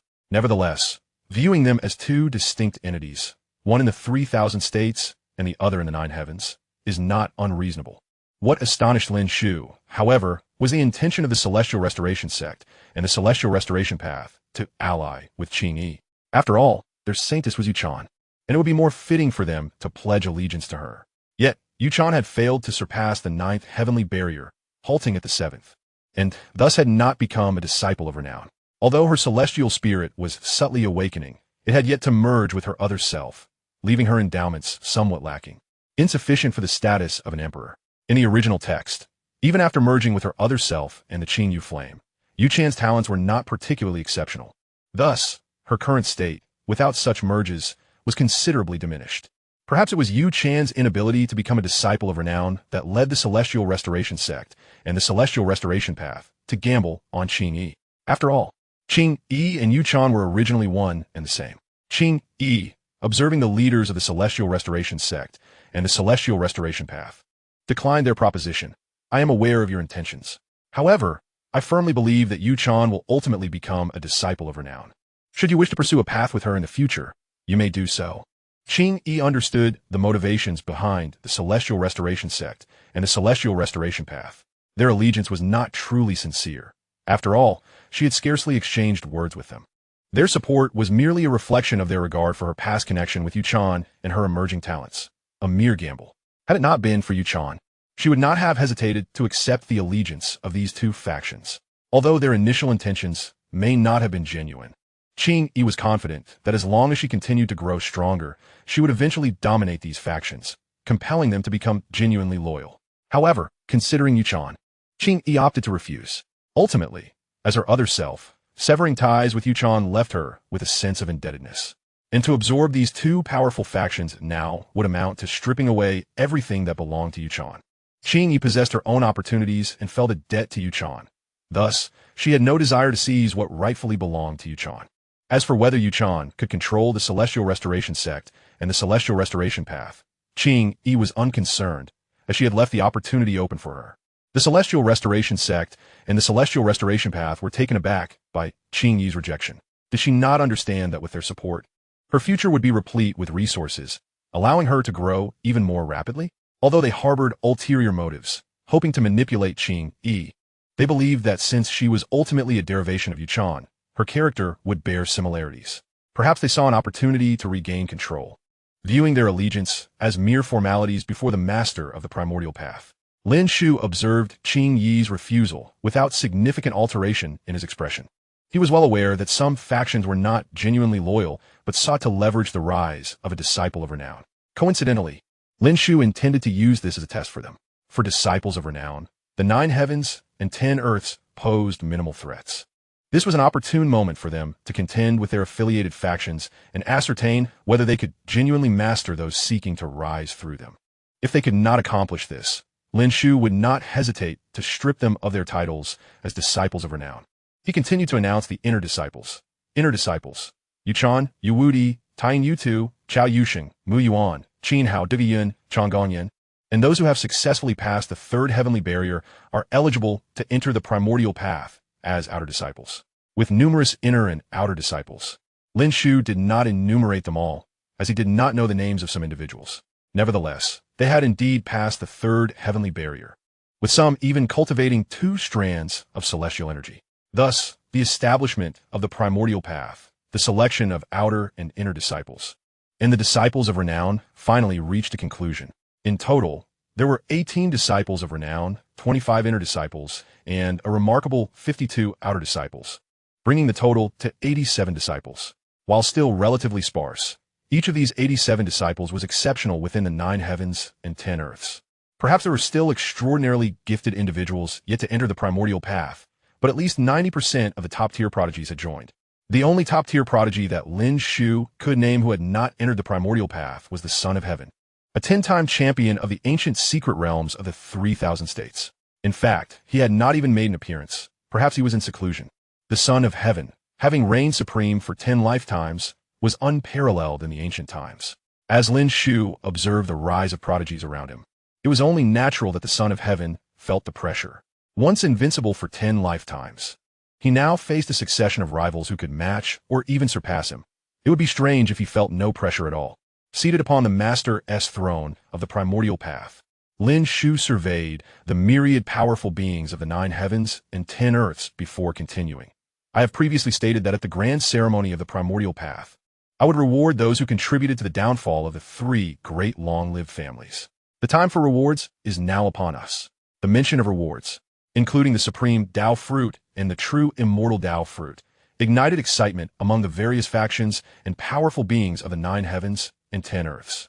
They were well aware of the supreme Tao fruit, which Lin Shu had previously revealed, enabling the leader of the Celestial Severance sect, initially at the first stage of evasion, to directly break through to the pinnacle of the supreme level, joining the ranks of the most powerful in the 9 heavens and 10 earths. Such an unparalleled fruit capable of achieving the supreme level in one fell swoop was undoubtedly a miraculous treasure. Finally, the moment had arrived. Only the master of the primordial path possessed the audacity to offer the supreme Tao fruit as a reward. Moreover, did you not hear about the true immortal Tao fruit? That was an even more formidable treasure, potentially leading directly to the true immortal realm. The true immortal, ethereal and elusive, had not seen the birth of a true immortal since the ancient era. How on earth did the master of the primordial path acquire such a miraculous treasure? Haha. If you wish to know, you may inquire directly, or perhaps you could attempt to seize it. Let be. For the 3 companions of the primordial Tao master, the ivory skeleton powerhouse, the true immortal with dual pupils, and the true immortal of the mystic turtle, are all beings of longevity. Only a fool would dare to provoke them, unless one harbors a death wish. Although some present might harbor covetous thoughts, the mere sight of those three guardians beside Lin Shu extinguished such notions instantly. It would be sheer folly to attempt to seize treasures from Lin Shu, protected as he is by these three venerable immortals. The three grand families of longevity serve as compelling precedents: the Celestial Path, one supreme Tao fruit; the exiled Immortal Imperial Clan, one supreme Tao fruit; the Starry Pavilion, one supreme Tao fruit; the ancient Zhuke Nation, one supreme Tao fruit; the Heavenly Restoration Sect, one supreme Tao fruit; the Everlasting Mountain, one supreme Tao fruit; the second Elders of the Celestial Academy, Sacred Academy, and Immortal Academy, one supreme Tao fruit each. As Lin Shu continued to announce, various factions were revealed. Aside from the Celestial Path's leader, who had already acquired one supreme Tao fruit, all other supreme Tao lineages received one as well. Simultaneously, the second Elders of the three academies also claimed their share. Thus, 10 Tao fruits were distributed. The Tao Master reiterated, although the supreme Tao fruits can elevate you to the pinnacle of supreme existence, there are limitations. You will not be able to break through further through your own cultivation thereafter. If you aspire to reach even higher realms, it is prudent to use them sparingly. Furthermore, the Tao Master declared that the supreme Tao fruits would only be bestowed upon virtuous individuals. Should anyone misuse these fruits for nefarious deeds against the realms of 9 heavens and 10 earths, the Tao Master would personally ensure that the elders execute justice. Lin Shu's selfless act of distributing the supreme Tao fruits stemmed not only from past promises, but also from a desire to cultivate more powerful protectors for the realms. Recognizing that the flaws of the supreme Tao fruits rendered them ineffective for himself or the disciples of the primordial Tao. If one must rely on the supreme Tao fruits to ascend within the primordial Tao, it would indeed be akin to cheating on the ancient path of the primordial. The ancient path was established through the collaboration of the Bone Maiden Immortal Queen and the great Emperor Yi Qingxian, thus leaving no room for deceit. As Lin Shu presented the supreme Tao fruits, the faces of the recipients from the various supreme Tao lineages lit up with excitement, seemingly indifferent to Lin Shu's warnings. They understood their own limitations. Attaining the supreme great perfection through self-cultivation was nearly impossible. The thought of engaging in acts detrimental to the realms had never crossed their minds. The long-living Su clan, the long-living Wei clan, the long-living Lan clan, the long-living Qi clan, the Takuya clan, the Grand Elders of the Celestial Academy, Sacred Academy, and Immortal Academy. Each of the aforementioned true immortal lineages received one true immortal Tao fruit. Similarly, while the true immortal Tao fruits could enable their recipients to attain true immortality, the opportunity for further breakthroughs through self-cultivation would be lost. Therefore, caution is advised. Furthermore, it should be noted that the Tao Master, in daring to bestow true immortal Tao fruits, signifies his confidence in standing against true immortals. Should anyone exploit these fruits to ascend and subsequently harm the realms, the Tao Master would ensure a reckoning. Lin Shu distributed the 8 true immortal Tao fruits to the various long-living clans and also to the Grand Elders of the Immortal and Sacred Academies. As for Meng Tianzhong, he remained within the Cosmic Heart Refining Lake. Thus his share was temporarily withheld. Ding! The host has invested 8 true immortal Tao fruits. Due to the uniqueness of the investment, congratulations to the host for receiving one flawless Immortal King Tao fruit as a reward. A flawless Immortal King Tao fruit? Lin Shu's heart leaped with joy upon hearing this, and he promptly examined its details. Flawless Immortal King Tao fruit. Consuming this Tao fruit allows one to directly break through to the Immortal King realm and also replenishes the source, restoring the foundation without any side effects. Upon reading this description, Lin Shu was taken aback. The effects of the flawless Immortal King Tao fruit seemed extraordinarily miraculous. Chapter 187. Yi Qingxian becomes an Immortal King. The Forbidden Zone emerges. The most powerful investment system. Host. Lin Shu age, 33, 888 years. Realm. Severing my realm cultivation method. Primordial true resolution physique. Primordial chaotic body divine abilities and techniques. Howling moon and star techniques. Great wasteland sword cannon.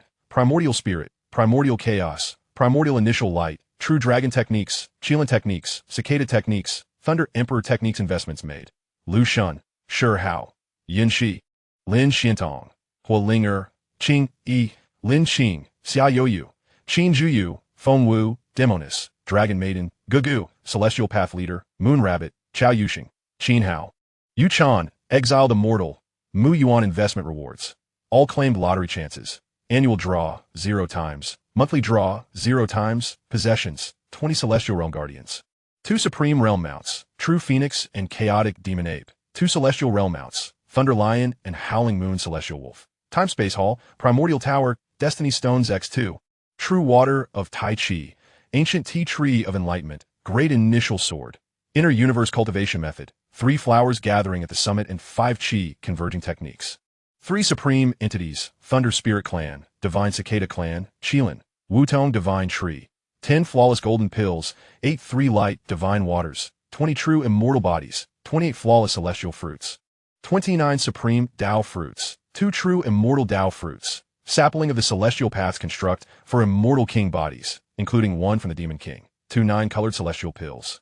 Pollen Seeds, Heaven Sacrifice Pills, Flawless Supreme Tao Fruit, Flawless Immortal King Tao Fruit, and the Ultimate Level Celestial Emperor Techniques, Primordial Reincarnation Technique, Primordial Demon Devouring Technique, Primordial Burning Technique, etc. 6 Paths of Reincarnation Immortal King Soul. Lin Shu opened the system interface, noticing the Flawless Golden Pills, Flawless Celestial Fruits, Supreme Tao Fruits, and True Immortal Tao Fruits. Items of little use to him, but treasures for others. After thoughtful consideration, Lin Shu finally spoke. Esteemed ones. For those who have not received Supreme Tao Fruits or True Immortal Tao Fruits, there remains another opportunity. By establishing sufficient merit in future battles against foreign realms, you may still receive Supreme Tao Fruits or True Immortal Tao Fruits from me. Of course, there will be other treasures available as well. The Tao Master will place these treasures within the Tao Pavilion, evaluating them according to their rarity and allowing exchanges based on contribution points. Once sufficient contributions are amassed, one may redeem items from the Tao Pavilion. With that, Lin Shu deposited all the treasures he deemed temporarily useless into the Tao Pavilion. This action instantly filled the hearts of the many powerful beings from the 9 heavens and 10 earths with delight. Now, they all had a chance to obtain Supreme Tao Fruits and True Immortal Tao Fruits. For those who might never ascend to Supreme or True Immortal status, this was indeed an unparalleled opportunity. At this moment, they even found themselves wishing for the foreign realms to invade sooner, so they could slay more intruders and accumulate contribution points. After placing the Supreme Tao Fruits, True Immortal Tao Fruits, Flawless Golden Pills, and Flawless Celestial Fruits into the Tao Pavilion, Lin Shu contemplated how to handle the remaining treasures within the system. The Sapling of the Celestial Path, the Wutong Divine Tree, Pollen Seeds, and Heaven Sacrifice Pills. These were all opportunities capable of altering destinies and conferring invincibility. The Sapling of the Celestial Path and the Wutong Divine Tree could be fused as seeds in the immortal ancient cultivation system, akin to the world tree of a 10-crown sovereign. The pollen seeds pertain to another cultivation physique, one established by the pollen empress above, which once flourished in the realm above and theoretically surpassed both the immortal ancient cultivation methods and contemporary practices in strength. As for the Heaven Sacrifice Pills, they contained a complete sacrificial pathway. Mastering them would effectively grant one a ticket to the path of sacrifice. Lin Shu, possessing the primordial true resolution, had no need for the Heaven Sacrifice Pills. Furthermore, as he had already achieved a state of completion, he found no necessity for the Sapling of the Celestial Path or the Wutong Divine Tree as cultivation seeds. The pollen seeds, too, held little value for him. Perhaps it would be best to observe the disciples who have joined the primordial Tao to see who might be suitable for these treasures, and if so, to invest in them. In Lin Shu's heart, the first person that came to mind was the Celestial Exile. They had met in the ancient celestial secret realm, yet Lin Shu had invested little in him, only bestowing the 10 fiend treasures and the 3 flowers gathering at the summit, 5 chi returning to origin technique. The 3 flowers gathering at the summit, while laying the groundwork for the impending end of the law era, offered only marginal improvement in strength for the time being. For the top-tier prodigies and the young supreme beings, nearly all could condense 3 blossoms of the great Tao. Hence, the efficacy of the 3 flowers gathering at the summit was negligible, failing to create a significant disparity among the elite. Naturally, should one comprehend the 5 chi returning to origin, the situation would be drastically different, leading to a qualitative transformation. Albeit, grasping the 5 chi returning to origin was no simple feat aside from the Celestial Exile. Lin Shu contemplated the young supreme beings from the Celestial Academy who had joined the Taichu Dao. the Purple Sun Sovereign, who fused with the primordial purple Chi seed, and the Blue Celestial, who merged with the Celestial Dome seed, had their seeds thoroughly deciphered by foreign realms. Perhaps they could sever their seeds and replace them with ones not discerned by the otherworld. The pollen seed, the Wutong Divine Tree, and the seedlings of the Cosmic Tree were all viable options. A thought formed in Lin Shu's mind to invest the heavenly sacrifice pill in the celestial exile, and to bestow the pollen seed, Wutong Divine Tree, and Cosmic Tree seedlings upon the Purple Sun Sovereign, Blue Celestial, and other young supreme beings. He resolved to discuss this with them after the grand ceremony, as time was of the essence. With a decisive thought, Lin Shu returned his focus. Now, I hereby announce the selection of the Outer Elders of the Taichu Dao. The first Outer Elder announced was the Thunder Spirit Sovereign, hailing from the Thunder Emperor lineage. The Thunder Spirit Sovereign would henceforth be responsible for instructing disciples in the art of Thunder Law. Any disciple wishing to learn the Thunder Law may seek counsel from the Thunder Spirit Sovereign. Upon hearing this, Mu Yuan among the inner disciples felt a surge of joy. Having awakened his Thunder body, the most suitable path for his cultivation was undoubtedly the Thunder Law. This elder was, in essence, the master of his dreams. The second Outer Elder was the Qilin Sovereign. Originating from the Qilin lineage, any disciple wishing to practice Qilin techniques may consult the Qilin Sovereign. The Divine Cicada Sovereign belonged to the Divine Cicada lineage, excelling in the realms of time and space. Those wishing to learn the ways of time and space may seek the guidance of the Divine Cicada Sovereign. The True Phoenix Sovereign from the Heavenly Phoenix lineage, specialized in Phoenix techniques. Those desiring to learn Phoenix arts may consult the True Phoenix Sovereign. The Demon Ape Sovereign from the Chaotic Demon Ape lineage was adept in the arts of heaven and earth, insight, and transformation. If one is interested in the arts of heaven and earth, insight, and transformation, they may consult the Demon Ape Sovereign. The Demon Ape Sovereign, whose essence was that of a chaotic demon ape, possessed the combined abilities of the four chaotic apes. He mastered transformation, discerned the times, understood the advantages of the land, and could shift the stars and alter the constellations. He could manipulate the sun and moon, compress mountains, discern fortunes, and wield the forces of creation. He comprehended yin and yang, understood human affairs, excelled in entering and exiting, and could evade death while prolonging life. He was an astute listener, capable of discerning principles, understanding the past and future, and comprehending all things. Yet, at present, the four chaotic apes had not reached their peak, and thus their cultivated techniques had yet to attain their zenith. Similarly, neither the Divine Cicada Sovereign, the True Phoenix Sovereign, the Qilin Sovereign, nor the Thunder Spirit Sovereign had reached their pinnacle. Soon, the announcement regarding the Outer Elders of the Taichu Dao concluded. Across the 9 heavens and 10 earths, many powerful beings reflected on this with deep emotion. Each of these 5 elders had an astonishing background. 4 of them were from the 10 fiend races that once walked the realms during the ancient celestial era, while 1, although not a member of the 10 fiends, possessed unique racial talents. The arts of heaven and earth, insight, and transformation were evidently not trifling paths. Should one master them, the achievements would be substantial. One could envision that with the guidance of these 5 sovereigns, the disciples of the Taichu Dao would cultivate their divine arts and treasures with remarkable efficacy. After all, each disciple of the Taichu Dao was a top-tier prodigy, possessing exceptional comprehension. At this moment, the disciples of the Taichu Dao turned their gazes toward the 5 sovereigns. The Thunder Law, Phoenix techniques, Qilin arts, the ways of time and space, as well as the arts of heaven and earth, insight and transformation, if mastered, they would undoubtedly be more than capable of vanquishing the invaders from foreign realms.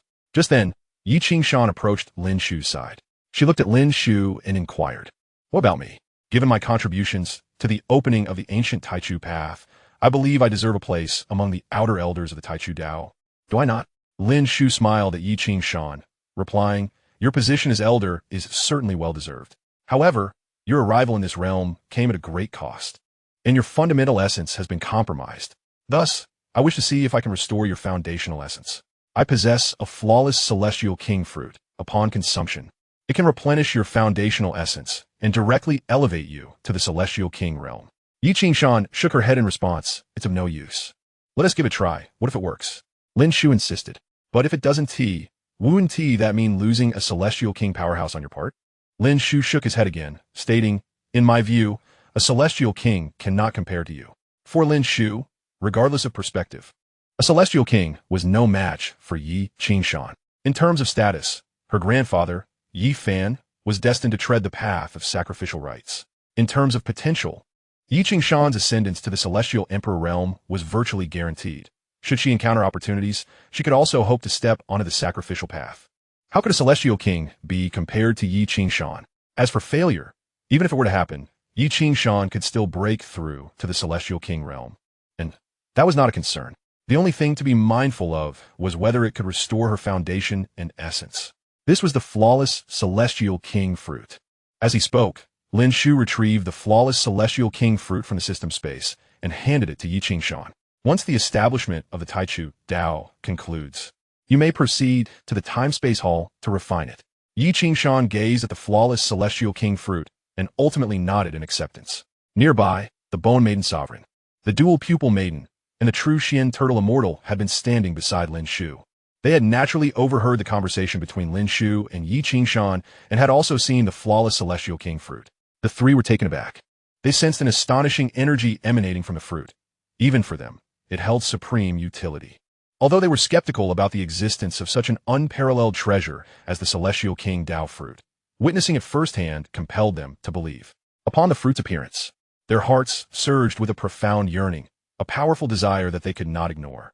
Lin Shu observed the three of them, having brought out the fruit as a means of testing. While the Bone Maiden Sovereign had been personally invited by Lin Shu, he could not be entirely certain of her loyalty. This was an opportune moment to gauge her intentions regarding the flawless Celestial King fruit. As for the Dual Pupil Maiden and the true Xian Turtle Immortal, in the original text, they were not malevolent beings, yet one could never be too sure. Thus, it was prudent to test them as well. Lin Shu was prepared to contact the Willow God at any moment, should they exhibit any unusual behavior. He would summon the Willow God from the time-space hall to suppress them on the spot.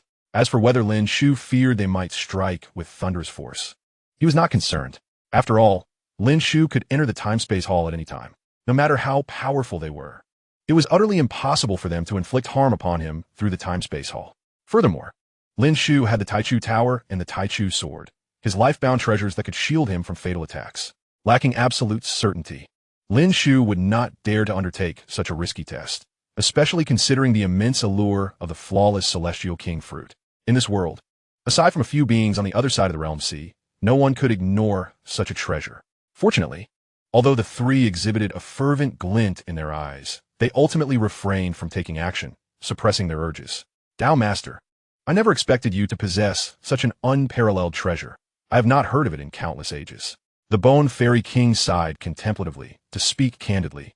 I find myself rather curious about your identity, Dao Master. Every treasure you present is extraordinarily extraordinary, so much so that even a Celestial King could not possess such items. Lin Shu gently replied, merely a few treasures, my dear Bone Fairy King. As you accompany me, should any suitable treasures arise in the future, I shall not be stingy. Then I shall look forward to that, she responded with anticipation. At this moment, the Double Pupil Maiden and the true Immortal of the Mysterious Turtle also spoke up. United in thought, both sought to transcend into Celestial Kings. Dao Master, might you possess any opportunities that could enable us to break through to Celestial Kings? I cannot shake the feeling of unease without achieving that status. Lin Shu pondered briefly before responding, the individual beside you is indeed a Celestial King. Her former title has faded with the passage of time, and she is now known as the Bone Fairy King. If you wish to ascend to Celestial Kings, you may seek her counsel. Your unwavering dedication to the primordial Dao shall not go unrewarded. Without a doubt, it is no trouble for the primordial Dao to summon several Celestial Kings to impart their wisdom to you. Lin Shu was not exaggerating in the least. The Willow God, the White Rogue Celestial King, the Five-Colored Sparrow Celestial King, the Bone Fairy King, and Yi Qingxian were all on the verge of achieving Celestial King status. And perhaps soon the Celestial King of the Six Paths of Reincarnation would also re-emerge. With such a multitude of Celestial Kings, Lin Shu firmly believed that after imparting their teachings, the Double Pupil Maiden and the true Immortal of the Mysterious Turtle would undoubtedly succeed in their aspirations. The Double Pupil Maiden's aptitude was beyond question, as she shared a constitution akin to that of Shi. As for the true Immortal of the Mysterious Turtle, Lin Shu was uncertain of his innate talent, yet he was exceptionally skilled in divination, even able to predict the movements of the Emperor of the Wilderness, suggesting he too would have no issues. The Double Pupil Maiden and the true Immortal of the Mysterious Turtle were momentarily taken aback. What did Lin Shu mean by summoning several Celestial Kings?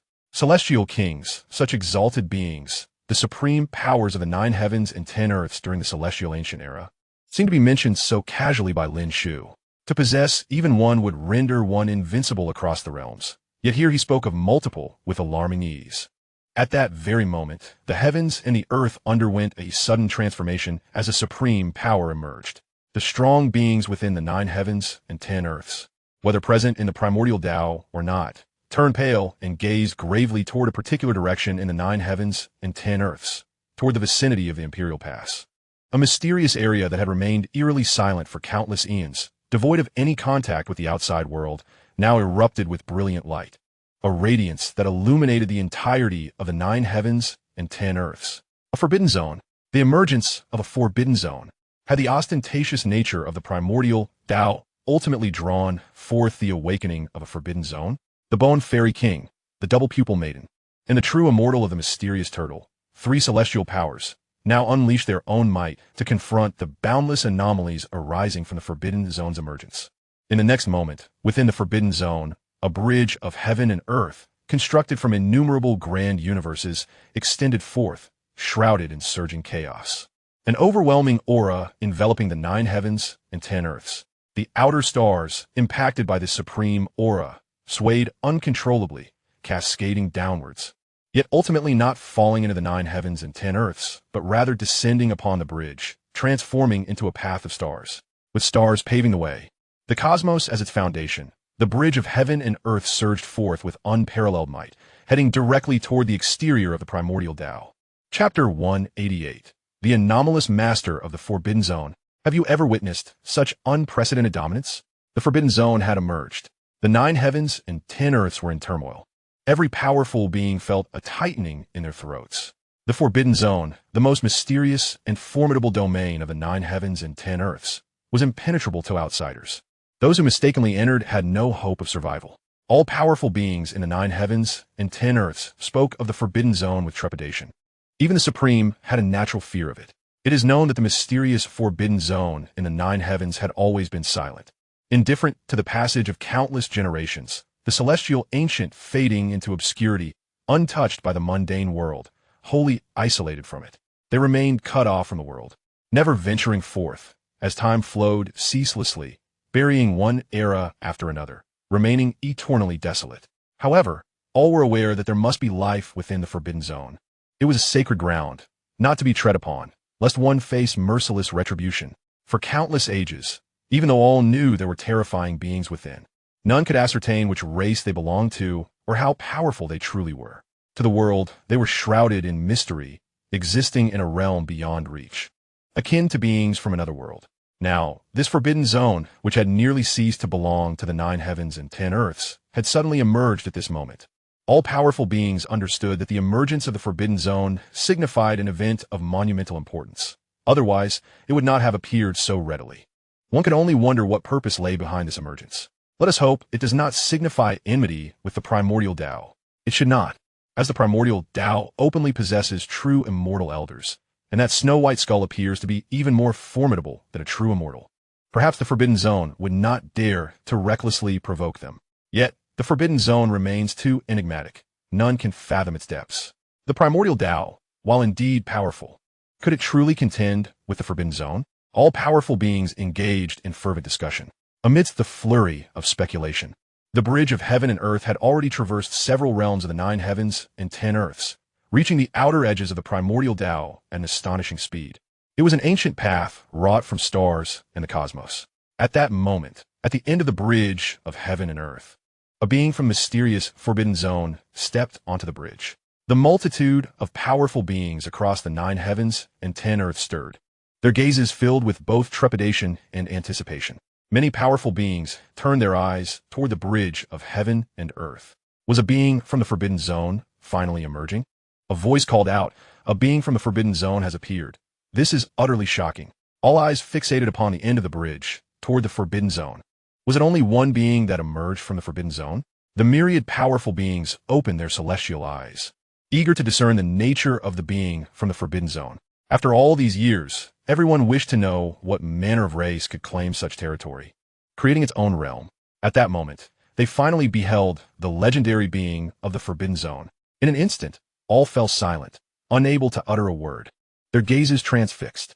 Words eluded them, as it was challenging to articulate their emotions at this moment. For this being was entirely different from their preconceptions of the visitors from the Forbidden Zone. In their minds, the beings of the Forbidden Zone were either heroic and extraordinary or fearsome and intimidating. Yet the being before them left them at a loss for words. It was neither a handsome deity nor a beautiful fairy, but rather a rooster. Moreover, it was a large rooster, towering several feet high, its feathers nearly all fallen out, with many patches of bare skin visible. Only its comb remained vibrantly red, resembling a fiery blaze. Its wings were bare, exposing flesh, and its body was pockmarked, with some areas still adorned with feathers while others were completely naked, revealing the skin of an old rooster.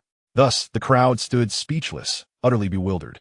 This was the being that emerged from the Forbidden Zone, capable of intimidating the 9 heavens and 10 earths. A decrepit rooster strode upon the bridge of heaven and earth, making its way towards the primordial Tao, each step resonating with a pronounced sound that echoed throughout the 9 heavens and 10 earths, as if reverberating in the hearts of all. At this moment, the younger generation regarded the bridge of heaven and earth with curiosity. Disciples of the primordial Tao, Shi Hao, Chao Yusheng, Qin Hao, and the Moon Rabbit stood together. Chao Yusheng gazed at the large rooster and could not help but speak. Is this the so-called being of the Forbidden Zone? It appears to have lived for an eternity, surely containing boundless essence within. If one could consume it, it would undoubtedly be a tremendous boon. Though Chao Yusheng's voice was not loud, it was not soft either. The keen ears of the primordial Tao disciples caught every word. Some disciples paid little heed to Chao Yusheng's remarks, while others were secretly astonished. Indeed, how bold of him to contemplate consuming a being from the Forbidden Zone. Shi Hao nodded thoughtfully. Indeed, if we could manage to create a dish of braised chicken, it should turn out quite splendid. Many disciples of the Taichu Tao were left speechless. This Shi Hao was indeed audacious without restraint. Once, amidst the desolation of the great red heaven, he had feasted upon the flesh of foreign royal families. And now he boldly likened the beings of the Forbidden Zone to braised chicken. Fortunately, they were within the confines of the Taichu Tao. For had these words been overheard by the denizens of the Forbidden Zone elsewhere, Shi Hao would likely have faced a fatal pursuit. To insult the beings of the Forbidden Zone was a universally acknowledged taboo. The great rooster appeared to walk with languid slowness, yet with every step it took, the cosmos shifted, capable of traversing vast expanses. The stars of the celestial bridge receded beneath its feet, and in the blink of an eye, it had crossed realms. Arriving at the entrance of the Taichu Tao, outside the Taichu Tao, numerous powerful figures respectfully addressed it, Senior. However, the great rooster remained unperturbed, standing motionless as though it had not heard them at all. At that moment, the assemblage of formidable beings felt a twinge of indignation.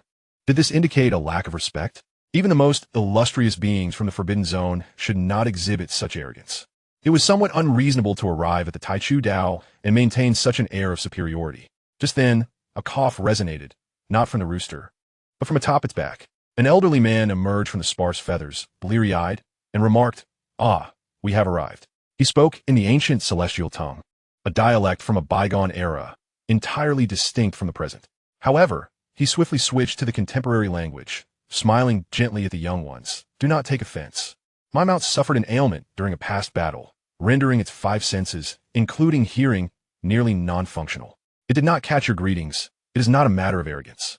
He clarified, and simultaneously, he dismounted from the peculiar mount, revealing his true form. The crowd was left astounded, having initially mistaken the mount for the true entity of the Forbidden Zone. Yet this elder was peculiar in his own right, unlike any being they had ever encountered. He stood barely 3 feet tall, resembling a child, thin and frail, with hair as dry and yellow as withered grass. His face was etched with deep wrinkles, betraying an age that was truly alarming, save for his eyes, which were strikingly golden, devoid of whites or pupils, resembling 2 radiant lanterns. A being from the Forbidden Zone, of such diminutive stature, with yellowed hair and golden eyes, what manner of race was he? Moreover, he was mounted upon such an eccentric steed. With a swift motion, the newcomer leaped down from the elderly rooster, landing lightly on the ground. The onlookers then noticed that his left pant leg was empty, billowing gently in the breeze, clearly indicating the absence of a left calf. This revelation was even more astonishing. At such a level, the remaking of a severed limb should be a simple task. How could he have lost a leg? As if reading the thoughts of the crowd, he first uttered a phrase in the ancient celestial tongue, then corrected himself, speaking in the contemporary language. It was severed by an enemy. As he spoke, he rolled up his pant leg to reveal the truth. His left leg had been amputated above the knee, and alarmingly, blue blood oozed from the wound, shimmering as though it could spill forth at any moment. This blue blood surely did not belong to the human race, at least not in its purest form. Even if he appeared humanoid, the wound was cleanly severed, as if cut by a sharp instrument, revealing broken bone, flesh, and veins, forming a smooth plane from which the blood seeped. Subsequently, this being from the Forbidden Zone ceased to acknowledge the multitude of powerful figures and turned his gaze toward the interior of the Taichu Dao. I have encountered 3 seniors, and I have met the Lord of Taichu. Clearly, the elder referred to the Bone Fairy King, the dual-pupiled maiden, and the true immortal of the mysterious turtle. Although this being from the Forbidden Zone was formidable, he still had not transcended into the realm of immortality. Thus, even he must treat the immortal beings with respect. Lin Shu regarded this being from the Forbidden Zone, but remained silent, awaiting his words. After a moment of respectful greetings, the being directly extended an invitation. Lord of Taichu, my master has established this celestial bridge using the stars and the cosmos as a foundation, and wishes to invite you to the Forbidden Zone for a discussion. Would you be willing to accompany me? Lin Shu felt a surge of displeasure. This master of the Forbidden Zone exhibited remarkable arrogance, fully aware that he stood among immortals, including true immortals and even a king. After all, as the master of the Forbidden Zone, he certainly could not overlook that the skeletal figure beside Lin Shu had once been an immortal king. Now, with the Bone Fairy King standing at his side, it was audacious for the master of the Forbidden Zone to send merely an old servant to extend an invitation. Without a second thought, Lin Shu intended to decline. By this point, a Forbidden Zone held little significance for him. Should he desire, he could easily flatten it. His gaze pierced through the celestial bridge, surveying the tranquil Forbidden Zone. Speak plainly, I do not particularly enjoy the ambience of the Forbidden Zone. It was evident that Lin Shu was not addressing the old servant riding the rooster, but was instead speaking directly to the master of the Forbidden Zone. Suddenly, a sigh echoed from within the Forbidden Zone, since it is the Lord of Taichu who insists on meeting me. Then let us meet. In the next instant, figures began to materialize at the end of the celestial bridge within the Forbidden Zone. Lin Shu focused his gaze and instantly recognized familiar silhouettes. Among them was the ghost master of the Bution Pavilion, the Pu Mo tree, whom Shi Hao had named Pu San, and the Honghu Saint. At that moment, Shi Hao exclaimed, "It's them. I never expected to encounter them here after parting ways in the 3,000 states. They have actually entered this Forbidden Zone." After the conclusion of the ancient celestial secret realm, Lin Shu had inquired about the whereabouts of this group from the Willow God. Shi Hao had been present and had heard the Willow God mention that they were within the Forbidden Zone. However, the vastness of the 9 heavens and 10 earths was immense, and Shi Hao had been unaware of the specific Forbidden Zone. Now, he finally understood. Lin Shu's gaze sharpened as he scrutinized the figures, ultimately resting on a platform behind them. There stood a man whose age was indeterminate. His face appeared youthful, as if he had mastered the art of retaining his youth, yet his hair was entirely white, reminiscent of a venerable elder weathered by time. Lin Shu addressed this man directly. "Master of the Forbidden Zone, what is your intent?" The man finally spoke. "Lord of Taichu, do not take offense. In the past, I divined certain matters, which resulted in my hair turning white overnight. With your emergence in the realm of Taichu, I sought to seize the opportunity of sending them back to invite you for a discussion. It is not that I look down upon you. I would not dare underestimate your existence. However, during that divination, I beheld far too much and suffered a backlash. Once I leave the Forbidden Zone, the environment of the 9 heavens and 10 earths will deteriorate further, compelling me to send my old servant to invite you. What say you? Will the Lord of Taichu grant me this favor?" Upon hearing this, Lin Shu felt considerably relieved. It turned out it was not a matter of reluctance on his part, but rather due to special circumstances. The act of divining the future had resulted in a backlash, leaving him gravely wounded and unable to leave the Forbidden Zone. Given his reasoning, Lin Shu found himself without justification to decline the invitation. "Certainly, but I require the company of others. In that case, I shall await the arrival of the primordial Dao Master here." Having spoken, the venerable, white-haired sovereign of the Forbidden Zone vanished from sight. Then, the old servant mounted upon a grand rooster respectfully addressed, "Primordial Dao Master, please." Lin Shu glanced at the dual-pupiled maiden, the true immortal Xiangui, Yi Qingxian, and the bone immortal queen. "Are you willing to accompany me to the Forbidden Zone to meet its sovereign?" The 4 nodded in agreement. Lin Shu then turned to Shi Hao. You should join us as well, for those within the Forbidden Zone are your friends. Shi Hao promptly agreed. After all, it had been a long time since they had been separated during a pursuit shortly after his arrival from the desolate realm of the lower world, and now, a reunion was in order.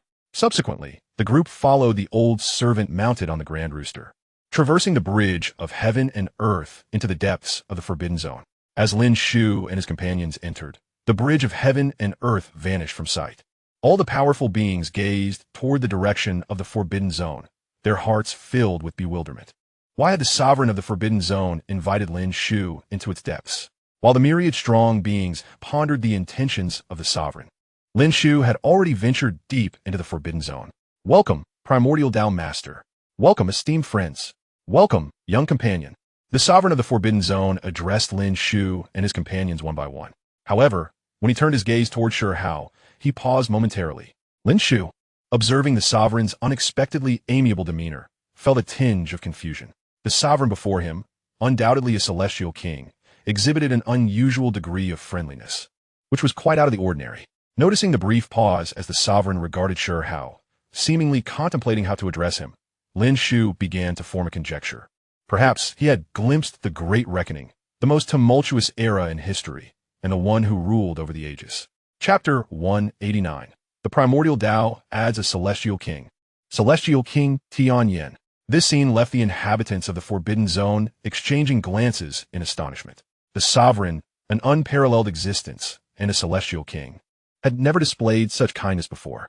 In the past, whenever they encountered their master, he had not been so gracious.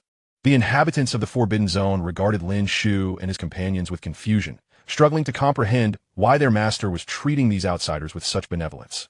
They recalled instances when beings inadvertently strayed into the Forbidden Zone. If they exhibited even the slightest hint of malice, their master would annihilate them without hesitation. Conversely, if they bore no ill intent, yet possessed extraordinary talent, they would be taken as servants by Lin Shu. It had never been akin to the current situation, which transcended mere kindness and even hinted at a degree of respect. They found it difficult to comprehend. Although this group contained several formidable individuals who had stepped into the realm of the celestial path, why should their master behave in such a manner? After all, their master was a celestial king. Even if the others were also celestial kings, they were merely peers and had no need to lower themselves in such a manner.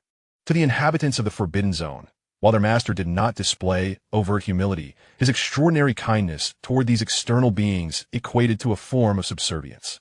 It was akin to a powerful being smiling at a swarm of ants, an utterly abnormal sight. However, as mere servants, they dared not voice their thoughts to the sovereign.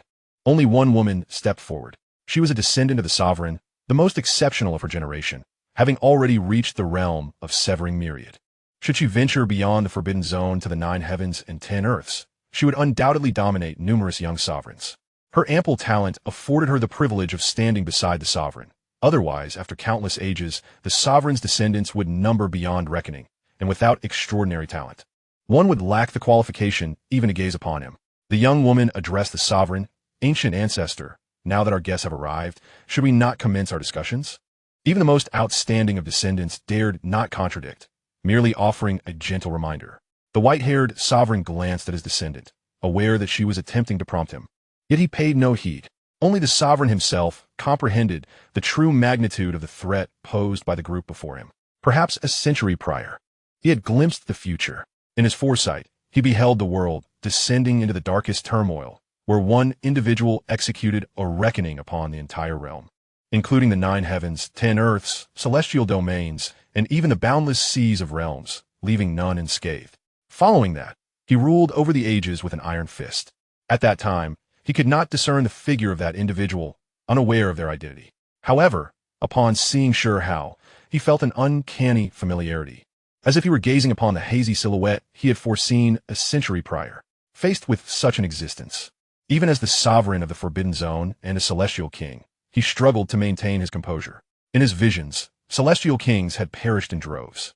That one who ruled over the ages had arrived in a world where none dared to claim supremacy. This was merely what he had witnessed a century ago. Not long ago, with the sudden appearance of the POMO tree in the 9 heavens and 10 earths, he sensed a change in the cosmos, leading him to capture the POMO tree and its companions and bring them into the Forbidden Zone. Sensing the shift in the heavens, he once again engaged in divination. This time, the future he glimpsed was far more terrifying than that of a century prior. When the primordial Tao Master emerged, he finally recognized those depicted in his visions. Each individual who emerged from the primordial Tao was more formidable than the last, especially the primordial Tao Master. In the face of such a formidable assembly, he yearned to maintain his pride as a celestial king, yet found it utterly unattainable. Moreover, he had needs of the individual standing before him, the primordial Tao Master. Although a century of divination had left him with white hair overnight, his injuries were not insurmountable. With a few 100,000 years of recuperation, he could recover. However, since witnessing the Pu-Mo tree and divining once more, his foundational strength had been shaken, and he faced the risk of descending from the realm of the celestial kings. Through his divination, he learned of a supreme healing elixir known as the Three-Light Divine Water, possessed by the primordial Tao Master. A significant part of his invitation to Lin Shu stemmed from his desire to seek this elixir. The sovereign of the Forbidden Zone understood that such a precious item could not be requested outright. He would have to gradually cultivate a relationship, even if it meant adopting a more humble demeanor. After all, showing humility before the individual before him would not diminish his reputation as a celestial king. However, this behavior from the sovereign became unbearable for Lin Shu, prompting him to speak candidly. If you have matters to discuss, please speak plainly. I am not one for circumlocution. Even if he were a fool, Lin Shu could discern that the sovereign sought something from him. Without any ulterior motives, the sovereign would not adopt such an attitude. Hearing Lin Shu's words, the sovereign did not hesitate. Primordial Tao Master, I indeed have several matters which require your assistance. Oh, what is it? Speak freely, and I shall assist if it is within my power. In Lin Shu's eyes, the sovereign of the Forbidden Zone was relatively amicable among the several Forbidden Zones in the 9 heavens and 10 earths. At least in the original narrative. He had not committed any heinous acts. Should he seek something from Lin Shu, he would not mind extending a hand. Moreover, Lin Shu sought to draw this individual closer, hoping to invite him into his fold. A celestial king possessed considerable strength. However, if he were a malevolent being, Lin Shu would not have come, and would have directly summoned Lu Shun to eliminate him upon his emergence. The white-haired sovereign, upon hearing Lin Shu's response, articulated his request. My descendant possesses commendable talent. I wish for her to join the primordial Tao. Might the primordial Tao Master be willing to take her in? The sovereign gestured toward the young woman beside him.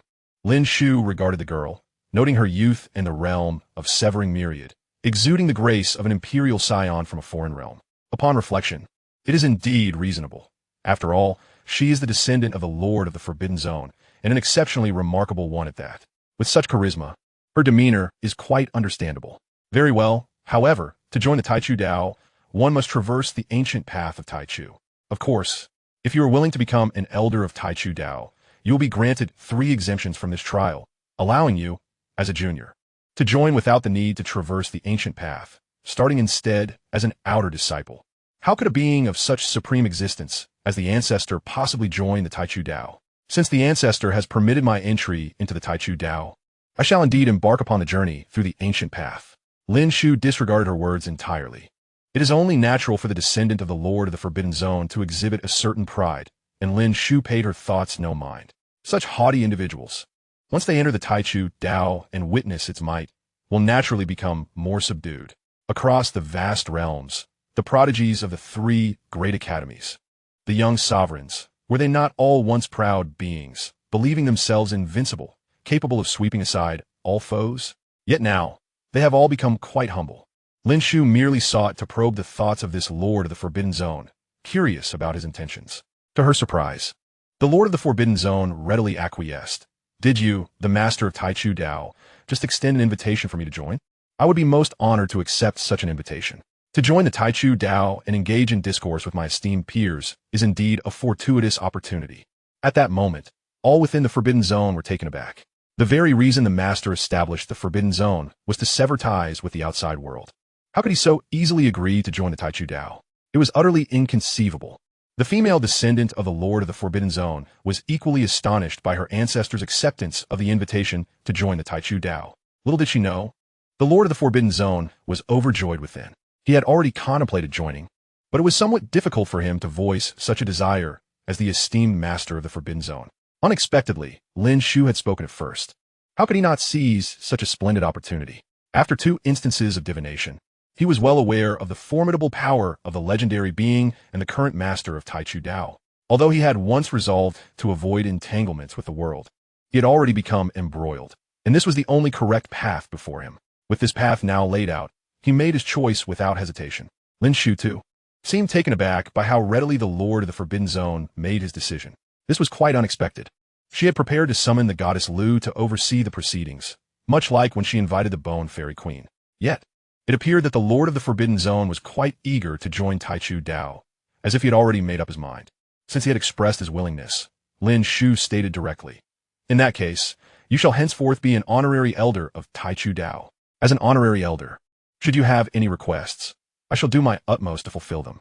Upon hearing these words, the Lord of the Forbidden Zone replied promptly, "Master, I seek a portion of the 3 Radiance Divine Water to heal my injuries.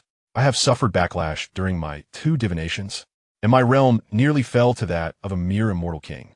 Without hesitation, Lin Shu produced a portion of the 3 Radiance Divine Water. This miraculous healing treasure, which she had 1/10 portions of in her last draw, still had a considerable supply remaining despite some usage. Offering a portion to the Lord of the Forbidden Zone posed no issue. "Here is the 3 Radiance Divine Water. It can heal all wounds." The Lord of the Forbidden Zone gazed at the divine water, his heart swelling with excitement. Such a precious item, which he had believed to be exceedingly rare, was offered so readily. He accepted the 3 Radiance Divine Water, saying, "Thank you, Master. I need not elaborate further. As an honorary elder of Taichu Dao, I shall strive to fulfill my duties to the best of my ability." "Excellent," Lin Shu remarked, glancing at the Forbidden Zone and then at the descendant of the Lord of the Forbidden Zone, pondering. "Since you are now an honorary elder of Taichu Dao, you must accompany me back to the Taichu Dao site. However, should you, as a junior, successfully traverse the 9 heavens of the ancient path of Taichu, you may become an honorary disciple and establish your own dojo. At that time, you can transform this Forbidden Zone into your dojo, eliminating the need to leave this place." Upon hearing this, the Lord of the Forbidden Zone immediately addressed his descendant. "During this period, you shall cultivate alongside me, and I will endeavor to elevate your abilities as swiftly as possible. You must conquer the 9 heavens of the ancient path of Taichu." "Yes, ancestor." For the Lord of the Forbidden Zone, this territory had been his home for countless ages, and he was reluctant to relinquish it lightly. The prospect of continuing to reside in the Forbidden Zone was exceedingly appealing. "Then let us return to Taichu Dao for now. Once you become an honorary disciple, you may personally bring the entire Forbidden Zone into the Taichu Dao site." "Very well." The Lord of the Forbidden Zone nodded, and then addressed the other servants and juniors within the Forbidden Zone. "You shall remain here. I shall lead you into the Taichu Dao site at a later date." "Yes, Master." "Yes, Ancestor." Across the vast realms, many powerful beings gazed toward the Imperial Pass, contemplating the mysterious Forbidden Zone. They pondered the intentions behind the Lord of the Forbidden Zone's invitation to Lin Shu. Could it be a trap, a banquet of deceit? Yet, the presence of the Eternal One and a seemingly immortal king in white bone beside Lin Shu provided them with some reassurance. After all, Lin Shu represented the hope of the 9 heavens and 10 earths, and they did not wish for her to come to harm. With Lin Shu present, there was hope for immortality, a chance to revive the glory of the ancient celestial era. Every moment felt like an eternity as they waited. For these powerful beings, decades or even centuries had passed in mere moments. A period of seclusion could vanish in an instant. Yet now, as Lin Shu entered the Forbidden Zone, even a quarter of an hour felt excruciatingly long, the passage of time seeming to crawl. Finally, after an hour, the Forbidden Zone began to stir. They witnessed Lin Shu and her companions emerge from its depths, accompanied by a previous group that seemed familiar with her. Alongside Lin Shu stood a man and a woman. The man bore a striking resemblance to the Lord of the Forbidden Zone, though the latter had recently been seen with white hair, while this man had black hair. Could he be a descendant of the Lord of the Forbidden Zone? They mused, observing the man who closely resembled the Lord of the Forbidden Zone, save for the color of his hair. At that moment, Lin Shu's voice echoed across the 9 heavens and 10 earths. From this day forth, the Lord of the Forbidden Zone shall be an honorary elder of Taichu Dao. Disciples of Taichu Dao, should you have any doubts in your cultivation, feel free to consult the Lord of the Forbidden Zone. Suddenly, Lin Shu appeared to recall something, turning to the Lord of the Forbidden Zone beside her. Indeed, this black-haired man was the Lord of the Forbidden Zone, whose injuries had healed with the aid of the 3 Radiance Divine Water, restoring his hair to its original color.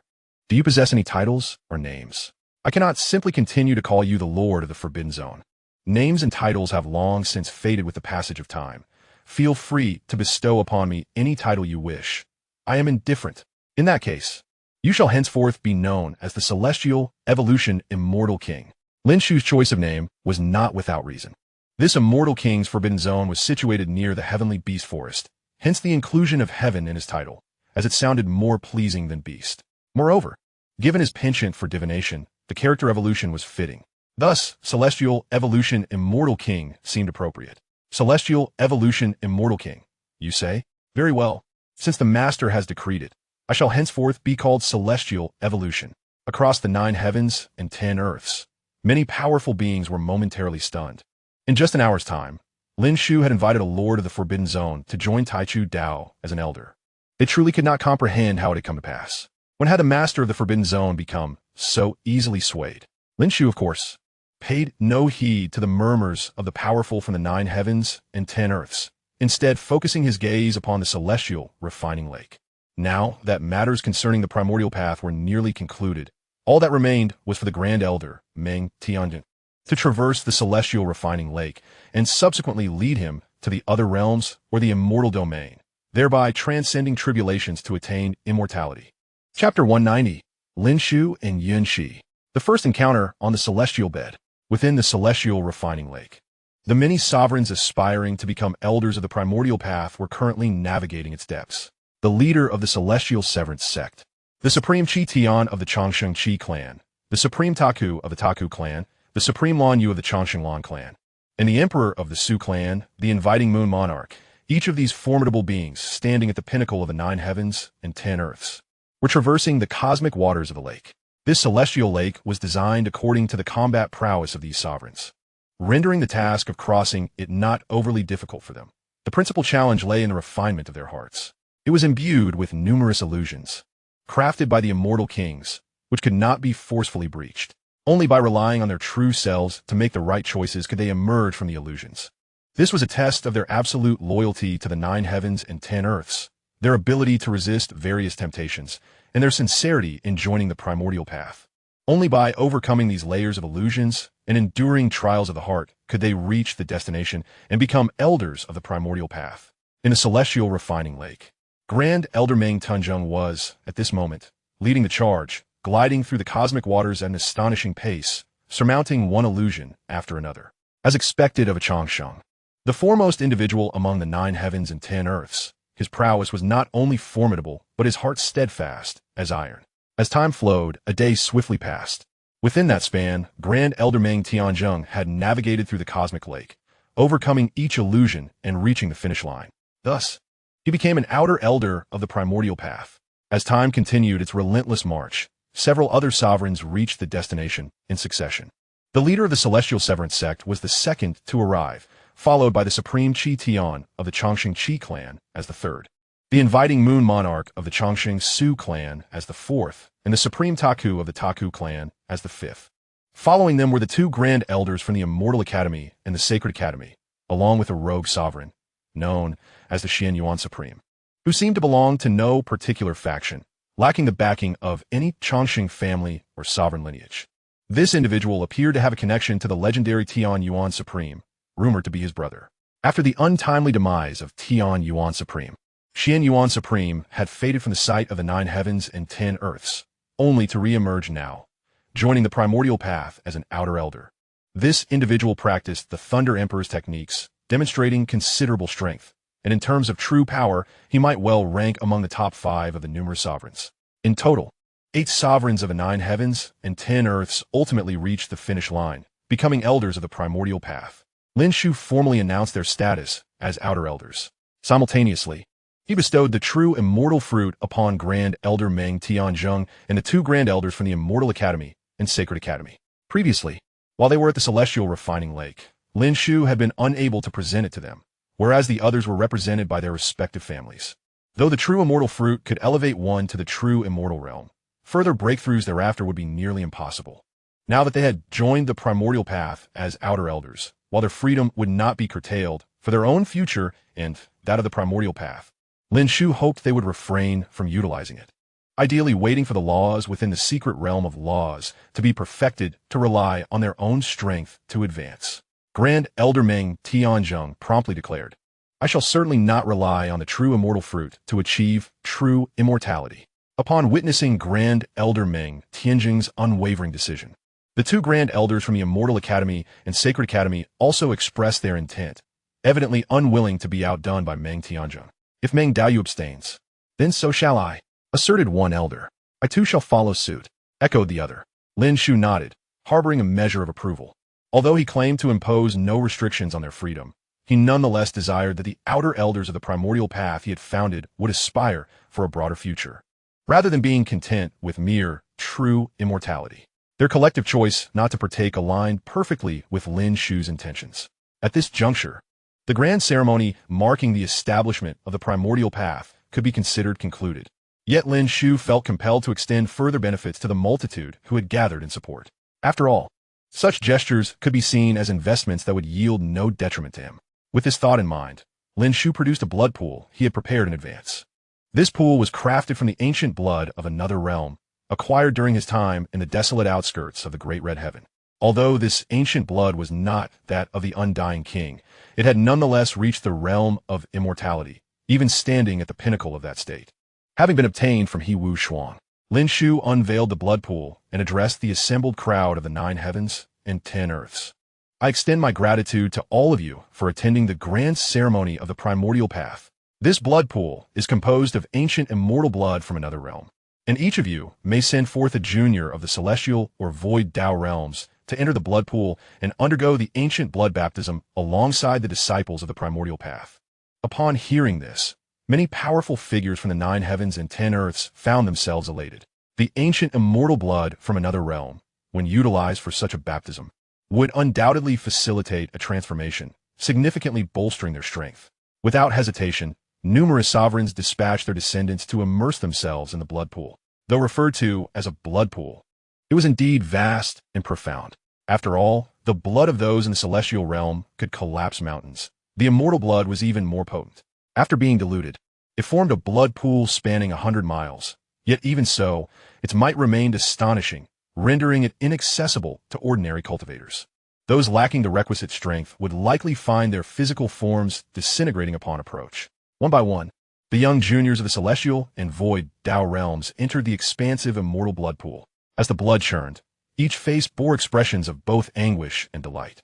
The pain stemmed from the overwhelming power of the pool, which some found difficult to endure, while the joy came from the palpable sensation of their bodies and strengths gradually enhancing. Ding! The host has invested in the immortal ancient blood. Congratulations to the host for acquiring a drop of the Imperial Radiance Immortal King's essence blood. Lin Shu was momentarily taken aback by the system's notification. The value of this immortal ancient blood was not particularly high for him, which was why he had been so generous in allowing the various factions to send forth a young disciple for the baptism. He had not anticipated that this seemingly simple investment would yield such astonishing rewards. The essence blood of the Imperial Radiance Immortal King. Beings of such caliber were exceedingly rare in the world. The Butcher and the Burial Master were undoubtedly Imperial Radiance Immortal Kings, while the Chicken Farmer and the Peddler of Foam Medicines might also have reached that level, possibly standing on the very cusp of the Imperial Radiance Immortal King tier. Regardless, the essence blood of such beings was undeniably invaluable. With numerous immortal kings already at his disposal, Lin Shu mused that if he could allow them to bathe in the essence blood of the Imperial Radiance Immortal King, it could very well present them with a tremendous opportunity and perhaps even facilitate their further ascension.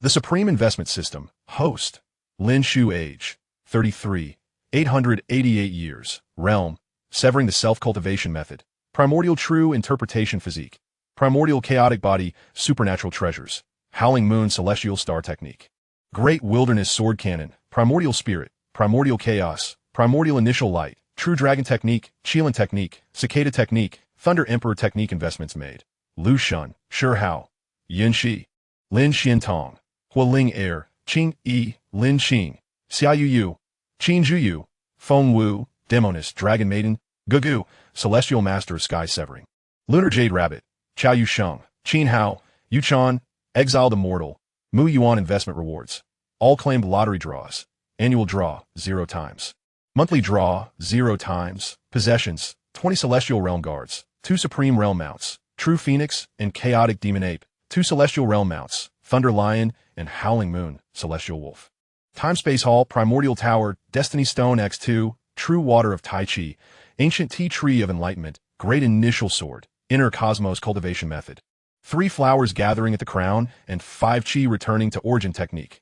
3 Supreme Races, Thunder Spirit Race, Divine Cicada Race, Qilin, Wudong Divine Wood, 10 Flawless Golden Pills. 8 3 Light Divine Waters, 20 True Immortal Bodies, 28 Flawless Celestial Fruits, 29 Supreme Tao Fruits, 2 True Immortal Tao Fruits, Seedling of the Celestial Tree. 4 Celestial King Bodies, including 1 body of Pu Mo Wang, 2 9-colored Immortal Pills, Pollen Seeds, Sacrificial Pill, Flawless Supreme Tao Fruit, Flawless Celestial King Tao Fruit. Path-ending level Immortal Emperor Method, Primordial Reincarnation Technique, Primordial Devouring Demon Skill, Primordial Burning Technique, etc. 6 Paths of Reincarnation Immortal King Yuan Shun. 1 drop of Imperial Light Immortal King Blood that night. Lin Shu activated the system. Glancing briefly before preparing to summon the exiled Immortal and a few young Supremes from the Immortal Academy. However, before he could call for them, a familiar figure appeared. It was Yin Shi, her eyes shimmering like radiant gems, clad in purple attire, her hair smooth and lustrous, her forehead pristine and full, her brows elegantly arched, her eyes bright as jewels, lips a rosy hue, and her figure tall and graceful, exuding an aura of refreshing distinctiveness. Yin Shi, is there something you wish to discuss? Lin Shu inquired, observing her arrival. Yin Shi hesitated, seemingly wanting to convey something, but remained silent for a prolonged moment, enveloping the grand hall in a thick silence. After a long pause, it seemed she had made up her mind. She abruptly approached Lin Shu, swiftly embracing him. Master, I have heard that you are about to depart, taking Elder Meng to transcend and become an immortal. Though I know not where you shall go, it surely is not of this world, but another realm altogether. I do not wish to wait any longer for your return. Today, I shall be audacious. With that, without awaiting Lin Shu's response, she drew him into a mysterious space. This was a small world conjured by Yun Shi utilizing the Creation Stone, aptly termed the Creation Small World. Within this ethereal realm, atop the clouds, Yun Shi beckoned, summoning numerous clouds that coalesced into a soft, comfortable cloud bed, seemingly tailor-made for them, a love nest. With fervent light sparkling in her eyes, Yun Shi spoke to Lin Shu. My lord, I wish to spend a night of spring together with you upon this dreamlike cloud bed in the world I have created. Lin Shu gazed quietly at Yin Shi, then glanced at the enchanting cloud bed beneath them, ultimately nodding in agreement. He gently took her delicate hand and softly replied, I am willing to share this night with you, allowing our love to drift as lightly as the clouds. Lin Shu embraced Yin Shi, and they reclined together upon the cloud bed in this creation small world. At that moment, their heartbeats intertwined. Yin Shi's fingers grazed Lin Shu's chest, savoring his warmth and heartbeat. Her lips moved slightly, as if whispering something, though Lin Shu heard no sound. In this silence lay a depth beyond words, and he could feel the ardor emanating from Yin Shi's innermost being. Lin Shu tenderly caressed her flowing hair, responding gently to each of her movements. Surrounded by the clouds, their bodies grew warmer, merging together as if floating in the heavens.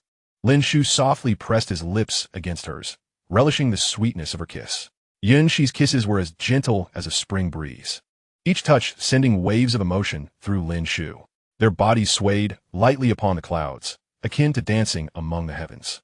As their feelings intensified, their movements became more fervent, exploring each other's forms as if striving to merge their very souls. Yin Shi's soft gasps and Lin Shu's low growls melded together, crafting the most enchanting melody of the night.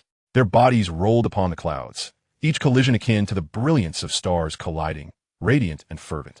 Time became a blur, and before they knew it, the moon set and the sun rose, prompting Yin Shi to emit a satisfied sigh. She held Lin Shu tightly, as if wishing to fuse their beings. Lin Shu reciprocated, embedding her deeply within his heart. Their love reached its zenith, as if igniting the entire world. After a considerable time, Yin Shi nestled in Lin Shu's embrace, relishing the afterglow. She whispered next, I shall retreat to the time-space hall to break through to the Supreme Realm while awaiting your return. Indeed, Lin Shu replied softly. Allow me to escort you out. Yin Shi offered. Lin Shu did not decline, donning his attire before departing from the creation small world. Yin Shi watched as Lin Shu vanished. her gaze lingering on the crimson-tinted clouds. She took out the creation stone, then extracted a thread of essence from within herself, intertwining it with the reddened clouds. May our child be the first true being of this creation small world. Lin Shu returned to his Dao Master Hall. Upon his return, he was met with numerous figures. Qing Yi, Lin Xiantong, Huoling Heir, Xia Yu, Dragon Maiden, and Demoness had all gathered. What brings you here? Lin Shu asked. Perplexed. Dao Master, my lord, you are soon to depart from the 9 heavens and 10 earths, and we have come to bid you farewell. Suddenly, Huoling Heir piped up, Oh, where is Yun Shi at this moment? At her words, the others paused, astonished. Indeed, as Huoling Heir had noted, Yun Shi was conspicuously absent. Qing Yi and Lin Xiantong exchanged glances, seemingly piecing together a realization. Yun Shi, Qing Yi, and Lin Xiantong often spent time together, and they shared a close bond. At that moment, both sensed a familiar fragrance emanating from Lin Shu, not solely belonging to him, but also a scent reminiscent of Yun Shi. Could it be? Their eyes met, and they immediately grasped the truth. Yun Shi had likely advanced a relationship with Lin Shu. Contemplating this, their expressions dimmed, lost in thought. Enough of this. There is no need for such solemnity. My departure is not permanent. Lin Shu waved his hand, signaling them to disperse. The atmosphere felt overly dramatic. One might think it a scene of tragic separation. Is it not merely a matter of escorting Elder Meng Tianzhong through a tribulation to attain immortality? It is not as if I am the one facing the tribulation. This display is entirely unnecessary. With this thought, Lin Shu resolved to hasten his return, promptly making the necessary arrangements and contacting Elder Meng Tianzhong of the primordial Dao Outer Sect. Chapter 191. Departure to the Immortal Domain. The return of the Titan from the Sea of Realms. In the primordial hall, Meng Tianzhong, as an Outer Sect elder, arrived immediately upon receiving Lin Shu's message. Upon seeing Lin Shu, he could not suppress the excitement bubbling within him. Having already reached the pinnacle of the 9 heavens and 10 earths within the Supreme Realm, he stood at the forefront, and had he been born in the immortal ancient era, he would have long since ascended to immortality. In this era, the laws are incomplete, rendering the path to immortality elusive. Even he finds himself stagnating at the pinnacle of supremacy, unable to take that critical step. Initially, he believed that the hope of transcending to immortality was but a distant dream, yet unexpectedly, the opportunity has now presented itself. Even Meng Tianzhong, at this moment, feels a surge of excitement within. Dao Master, I am prepared, Meng Tianzhong declared upon encountering Lin Shu. Indeed, Lin Shu replied, as we depart from the 9 heavens and 10 earths to the realm of tribulation, you must refine your own laws. It is possible that you may not return for an extended period. Thus, it is imperative that you finalize matters in the 9 heavens and 10 earths. However, since you are ready, let us set forth. Before embarking, I must inquire, do you have a preference for the realm of tribulation? Currently, there are 3 options available for you: the Immortal Domain, the Alien Domain, and the Burial Domain. Each of these realms harbors the potential for transcendence. No matter which you choose, I shall accompany you. For Lu Shun, the entirety of this world is accessible, save for the depths of the Boundless Sea. Even the Burial Domain, with its burial master and the formidable descendant who raises true phoenixes as mere poultry, cannot impede Lu Shun's advance. As for the Immortal Domain and the Alien Domain, they too cannot obstruct Lu Shun's path. Meng Tianzhong, upon hearing Lin Shu's words, felt a twinge of astonishment. The Immortal Domain and the Alien Domain, along with the enigmatic Burial Domain, seemed so easily attainable through Lin Shu's discourse, in stark contrast to their reputed inaccessibility. Nevertheless, Meng Tianzhong deliberated carefully on where to undergo his tribulation for immortality. Ultimately, he concluded that the Immortal Domain would be the most prudent choice. After all, the cultivation within the 9 heavens and 10 earths may have some connection to the Immortal Domain, differing significantly from the Alien and Burial Domains. Journeying to the Immortal Domain would undoubtedly present the greatest likelihood of success in transcending to immortality. I shall go to the Immortal Domain. Lin Shu pondered for a moment before sending a message to the Bone Maiden Immortal King. The Bone Maiden Immortal King, hailing from the Immortal Domain and linked by fate to a certain Immortal King there, is rumored to be intimately connected with the Immortal King Ao Shang. Since Meng Tianzhong has chosen the Immortal Domain, it is an opportune moment to resolve certain karmic ties as well. Upon receiving Lin Shu's communication, the Bone Maiden Immortal King promptly arrived at the Tai Chu Hall. Dao Master, you summoned me? Yes, Lin Shu responded. I am taking Elder Meng to the Immortal Domain for his tribulation. Given your origin from the Immortal Domain, you will serve as our guide, and, concurrently, you may resolve some of your own karmic issues. Meng Tianzheng, glancing at the snow-white skeleton, marveled at the revelation that this elder was indeed from the Immortal Domain. The Bone Maiden Immortal King, upon hearing of their journey to the Immortal Domain, readily acquiesced. Very well, I shall follow your lead, Dao Master. Subsequently, Lin Shu's voice resonated throughout the Tai Chu Hall. I, the Dao Master, shall be departing from the 9 heavens and 10 earths for a time. During my absence, Yi Qing Xian shall act in my stead. All decisions regarding Tai Chu Dao shall be made by Yi Qing Xian during my absence. Elders and disciples, you must fully support Yi Qing Xian.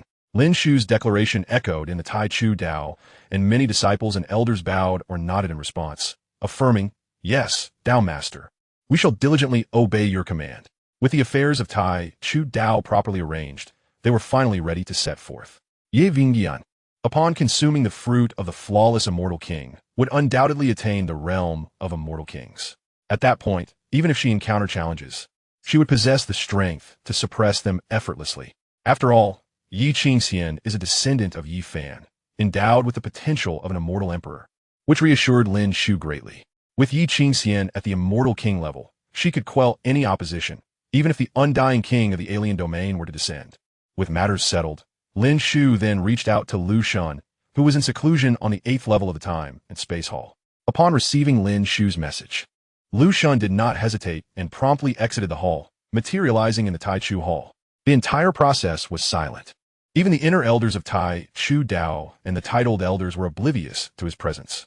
Now, Lu Shun's power is unfathomable. He has traversed far down the path of the Emperor Guang, Immortal King, and it is likely that even the Butcher and Burial Master united would not stand a chance against him. Lu Shun concealed his aura, making it difficult for ordinary true immortals and immortal kings to perceive him. In the Tai Chu Hall, Lu Shun's sudden appearance caused Meng Tianzheng to feel a tightening in his chest. He sensed that this individual could bring about his demise with but a glance. This was undoubtedly an immortal being, and likely more than that, perhaps even an immortal king, whose strength appeared to surpass that of the titled Elder Tianyin and the snow-white skeleton before him. Meng Tianzheng wasted no time and respectfully bowed. Greetings, esteemed elder. Lu Shun regarded Meng Tianzheng with a discerning eye and nodded in acknowledgement. Your strength is commendable, and your potential is promising. One day, you may tread the path of an immortal king and achieve greatness. In the 9 heavens and 10 earths, Meng Tianzheng had once stood at the pinnacle of existence. To Lu Shun, he was merely a junior, with no basis for comparison in terms of power or lifespan. That Meng Tianzheng earned Lu Shun's praise was a testament to his extraordinary capabilities, for ordinary supremes were hardly worthy of Lu Shun's notice. Thank you for your kind words. Esteemed elder, Meng Tianzheng replied humbly. Elder Meng, this is Lu Shun, one of the titled elders of Tai Chu Dao, whose identity is not publicly known. As for Lu Shun's background, I trust you are aware. Lin Shu elaborated. Once, during the ancient immortal era, Lu Shun entered and exited the alien domain 9 times, instilling fear in the hearts of its inhabitants. He is also known by another title, the ancestral spirit of sacrifice. The true form of Lu Shun is rarely seen in this world. Even during the ancient immortal era, only a handful may have laid eyes upon him, let alone in the current age. Thus, Meng Tianzheng remained unaware of Lu Shun's identity until Lin Shu's introduction shed light on it. The ancestral spirit of sacrifice, he mused, recalling the legendary figure from the ancient immortal era. He had not anticipated that such a being not only existed but had remained by Lin Shu's side. This was a presence that rivaled the 2 supreme beings of the ancient immortal era, the eternal Immortal King and the 6 paths of reincarnation Immortal King. The feats of Lu Shun in the ancient immortal era were even more formidable than those of these 2 supreme entities, with such an unparalleled powerhouse in their midst. Meng Tianzheng finally comprehended why Lin Shu had always acted without trepidation, unafraid of any threat. In the presence of a being of Lu Shun's caliber, any danger in the 9 heavens and 10 earths pales in comparison. Junior Meng Tianzheng pays his respects to the esteemed elder Lu Shun. Upon realizing Lu Shun's identity, Meng Tianzheng's demeanor shifted to one of utmost reverence. Not only was this figure immensely powerful, but his singular prowess in battling through the alien domain was enough to earn Meng Tianzheng's unwavering admiration. Indeed, Lu Shun was perhaps the individual he respected most, to the point that calling him an idol would not be an exaggeration. If given sufficient power, Meng Tianzhong would aspire to emulate Lu Shan, to single-handedly penetrate the alien domain and instill fear in its depths. Once, such aspirations felt unattainable. However, with the opportunity for transcendence now within reach, Meng Tianzhong believed that he might truly realize this ambition in the future. Given the chance to attain immortality in enough time, he was confident that he would not fall short of any undying being, even the undying king of the alien domain. Let us proceed, Lin Shu remarked. Glancing at Lu Shan, I must trouble you once more. We need to venture to the Immortal Domain. Since the ancient Immortal Era, due to various circumstances, the Immortal Domain has been severed from the 9 heavens and 10 earths. Thus, we require your assistance to reach the Immortal Domain. Lu Shan, naturally, was well aware of the events of the ancient Immortal Era.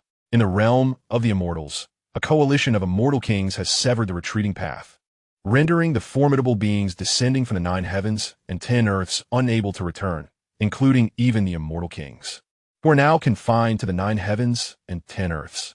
However, for the current deity Lu, this is not a formidable challenge.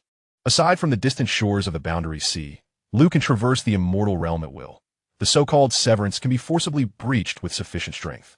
Moreover, even without breaking through, one can simply rend the void to reach the immortal realm. Outside the Hall of Primordial Beginning, 2 figures have long awaited, Shi Hao and the Celestial Exile. Bringing Shi Hao along on this journey to the immortal realm serves 2 purposes: to impart some experiential wisdom regarding the cultivation of one's essence and to refine the laws. As for the Celestial Exile, Lin Shu perceives him as somewhat weaker now. After all, he has been a companion for quite some time, and his feeble strength is hard to overlook. Thus, including him in this expedition to the immortal realm may aid in his enhancement. Subsequently, the group vanished from the Hall of Primordial Beginning and appeared in the boundless expanse of the 9 heavens and 10 earths, specifically in the infinite sky. Lin Shu, Lu, the Bone Fairy Queen, Meng Tianzhong, Shi Hao, and the Celestial Exile materialized in a certain locale of the infinite sky. Lu, acting decisively, tore open a rift in the void, enveloping Lin Shu and the others as they stepped into the breach. Upon emerging, they found themselves in a dramatically altered world. Meng Tianzhong was the first to sense the incredibly refined power of the laws in this place. I feel that if I cultivate here for another 3 years, I will surely transcend and become an immortal, he proclaimed, offering a glimpse of a timeline. Lin Shu nodded. 3 years is not an excessively long duration. He cast his gaze toward the distance, where an immense city loomed, colossal and magnificent. The giant city floated in the void, shrouded in chaotic energy, with great stars orbiting around it. Its entirety shone in hues of purple and gold, its walls inscribed with the symbols of the Great Path, exuding an ancient and grand aura. At this moment, the familiar Bone Fairy Queen spoke up. That city must be the city of the Pan King. Upon seeing the perplexed expressions of Meng Tianzhong, Shi Hao, and the Celestial Exile, she continued to explain. The city of the Pan King is a true Immortal King city, one of the largest ancient cities in the immortal realm. No one dares to act recklessly there. It has endured through countless epochs. The Pan King, she elaborated, is one of the supreme beings in the immortal realm, possessing formidable strength that surpasses even my peak self. She then turned her gaze toward Lu. Of course, compared to you, my dear friend Lu, he appears somewhat diminished. Lu, maintaining a serene demeanor, refrained from responding. At her current level, the average immortal king indeed holds little significance. Just then, Lin Shu interjected. The city of the Pan King, you say? I assume the Pan King resides within. Perhaps we could entice him to our side. Upon hearing this, the Bone Fairy Queen shook her head. The Pan King differs significantly from both myself and my esteemed friend Tianyan. While we're no longer at our zenith, the Pan King remains at his peak, a paragon among immortal kings. If you intend to recruit him, it may prove quite challenging. Lin Shu chuckled. It could be distilled down to 4 words: coercion and persuasion. For Lin Shu, attracting an immortal king is not an insurmountable task. Either one can entice through benefits, or if the other is unmoved by material gain, then one may resort to forceful means. Lu, though sparing in words, possesses martial prowess that is unparalleled, capable of commanding respect throughout the immortal realm. Even the butcher, upon returning from the depths of the Boundless Sea, would tread carefully, let alone the Pan King, who is yet to reach the echelon of true giants. Were it not for Lin Shu's favorable impression of the Pan King, he would not have considered recruitment. The Bone Fairy Queen, contemplating Lin Shu's abundant resources and glancing at Lu, eventually nodded. The Pan King is indeed powerful, but he pales in comparison to Lu. Immortal kings should not be humiliated or threatened. Yet, that is merely theoretical, should one encounter an insurmountable force. A slight concession might not be out of the question. The Bone Fairy Queen continued. In that case, let us proceed to the city of the Pan King. Although we can see it now, the distance remains considerable. Despite appearing to occupy the same realm, we are in different universes. The distance to the city of the Pan King spans several great universes. This spectacle is a result of the merging of ancient universes. Even from afar, we can behold it. Otherwise, without the fusion of ancient universes, traversing such vast distances would require entering the realm of the immortal path to witness the city of the Pan King from here. Though the 9 heavens and 10 earths seem expansive in the immortal realm, they are merely the size of a single universe, perhaps even less. Listening to the Bone Fairy Queen, Meng Tenjung, Shi Hao, and the Celestial Exile, who were previously unfamiliar with the immortal realm, now profoundly grasped its magnitude. Shi Hao exclaimed, "The immortal realm is so vast. Just the vicinity of the Pan King's city is surrounded by several great universes. How immense must the entire immortal realm be? In such a vast expanse, there must be countless immortal kings." The Bone Fairy Queen turned to Shi Hao, shaking her head. Immortal kings are supreme existences, even within the immortal realm. Such powerful beings cannot be described as countless. It can only be said that there are somewhat more immortal kings in the immortal realm compared to the 9 heavens and 10 earths. Yet many of these immortal kings often choose to congregate in one location, making them not as frequently encountered. Meanwhile, within the city of the Pan King, amidst swirling chaos, a figure sat motionless upon a mat, appearing as though he had not shifted for eons. Suddenly, this figure opened his eyes, experiencing an inexplicable sense of trepidation. This figure was none other than the Pan King, who murmured softly, "Why do I feel such a heart-pounding sensation?" Upon reaching the realm of immortal kings, one does not experience such feelings without cause. It was evident that someone was targeting him. With this thought, the Pan King began to deduce the situation. After a considerable time, he spat out a mouthful of blood, his expression waning. He could not deduce the matter at hand. The Pan King was deeply shaken. Few things could elude his calculations, and only an opponent of formidable strength could achieve this. Could it be that a giant from the Boundless Sea has returned to challenge me? He contemplated, and then began to reach out to several acquaintances. This matter appeared to be beyond his control. Only by enlisting the help of friends could they devise a strategy to confront it. Should it truly be a return of a giant from the Boundless Sea, the implications would be dire, resembling a cataclysmic epic. After all, once one enters the Boundless Sea, even immortal kings can become lost, and those capable of returning are terrifyingly strong, beyond what immortal kings can resist. As the Pan King contacted his friends, Lin Shu and his group traversed several vast universes and arrived at the city of the Pan King. For Lin Shu, Shi Hao, and the Celestial Exile, crossing several great universes may have seemed an insurmountable task in their lifetimes. However, with Lu and the Bone Fairy Queen present, nothing was insurmountable. Before long, the group entered the city of the Pan King. Chapter 192, Turmoil in the Immortal Realm. I shall make the name of the wilderness resound throughout the immortal realm. Lin Shu and his companions, having traversed several great universes, finally reached the city of the Pan King. Gazing upon this colossal structure, its origins and extent unknown, Shi Hao and the Celestial Exile were left in awe, speechless. The city of the Pan King was overwhelmingly vast, stretching beyond the horizon, with celestial bodies revolving around it. It seemed to be the very center of the world, where the sun and moon were but fireflies, mere embellishments. It hangs suspended in the cosmos, an embodiment of invincibility and an eternal force, resonating through the annals of time. This is the illustrious Panwang City, destined to endure. The Bone Fairy King spoke. Panwang City rises majestically due to its geographical position, constructed atop an ancient, colossal continent that floats in the universe. The vastness of the land renders the city boundless and astonishing in its grandeur. The Bone Fairy King elucidated to Shi Hao and Zhixian, aware of the immense value Lin Shu placed on the two. Should they escape untimely demise and cultivate within the primordial path, their future accomplishments would be nothing short of extraordinary. Ascending to the realm of fairy kings would undoubtedly be within their grasp. By addressing their curiosities, she sought to cultivate familiarity and goodwill. Establishing a rapport with future fairy kings was undoubtedly advantageous for the Bone Fairy King. Grateful for her enlightening words, Shi Hao and Zhixian clasped their hands in respectful gratitude. She was a peerless being, a fairy king worthy of their reverence. Their gazes soon returned to the magnificent Panwang city, which radiated an overwhelming aura of immortality, enveloping the ancient land in a celestial essence. As they gazed towards the city gates, they observed formidable soldiers standing guard, emotionless and merciless, wielding Dao swords capable of cleaving the sun, moon, and stars. Each soldier was a paragon of strength, a master in their own right, capable of traversing the realms with ease, worthy of being called the ancestors of their respective sections. The presence of such might merely to guard the city gates illuminated the power of the immortal realm. Furthermore, Shi Hao and Zhixian beheld an incredibly fearsome figure meditating in the void at the city gates, an entity that seemed to exist beyond the confines of time. Was this a being of eternal life? Both were taken aback. While they could accept the notion of a genre realm guardian, the sight of an eternal being stationed at the city gates was truly astonishing.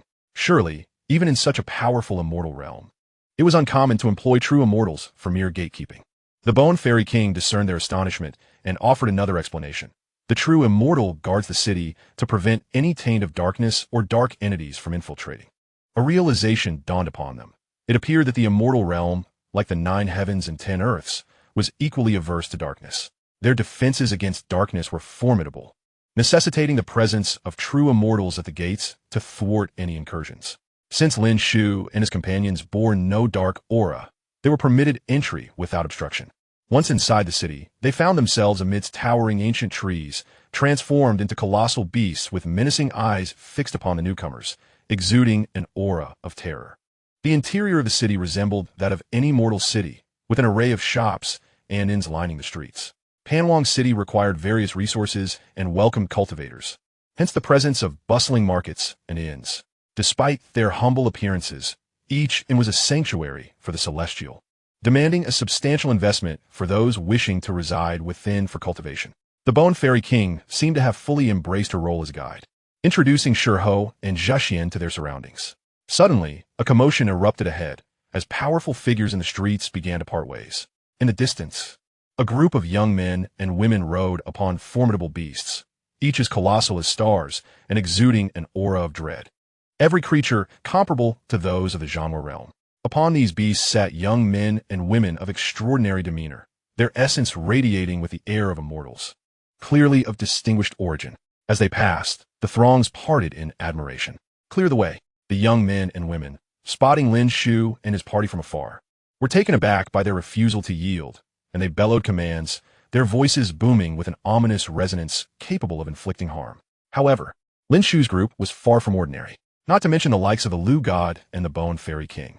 Even Meng Tianzheng could rank among the top 3 within Panwang City, perhaps only second to true immortals, earning the title of the finest being beneath true immortals. Even Lin Shu, Shi Hao, and Zhixian, though relatively weaker, could disregard such a sonic assault. Huolan, it seems you've recently faltered. Look how easily others repel your might. The group of young men and women taunted the one who had spoken. Huolan scoffed, directing a malevolent glare towards Lin Shu's party. Among them, 2 were inscrutable to him, while 1 was of supreme caliber. The other 3 varied in strength. 1 was in the genre realm, another in the Su Dao realm, and 1 merely a celestial being. The 2 he could not discern were dismissed by Huolan. While true immortals existed within Panwang City, Huolan recognized them all, given that his own family, the Hua clan, was a true immortal lineage, boasting 2 true immortals. The 2 he could not ascertain were likely of supreme status, perhaps on the cusp of transcending to immortality.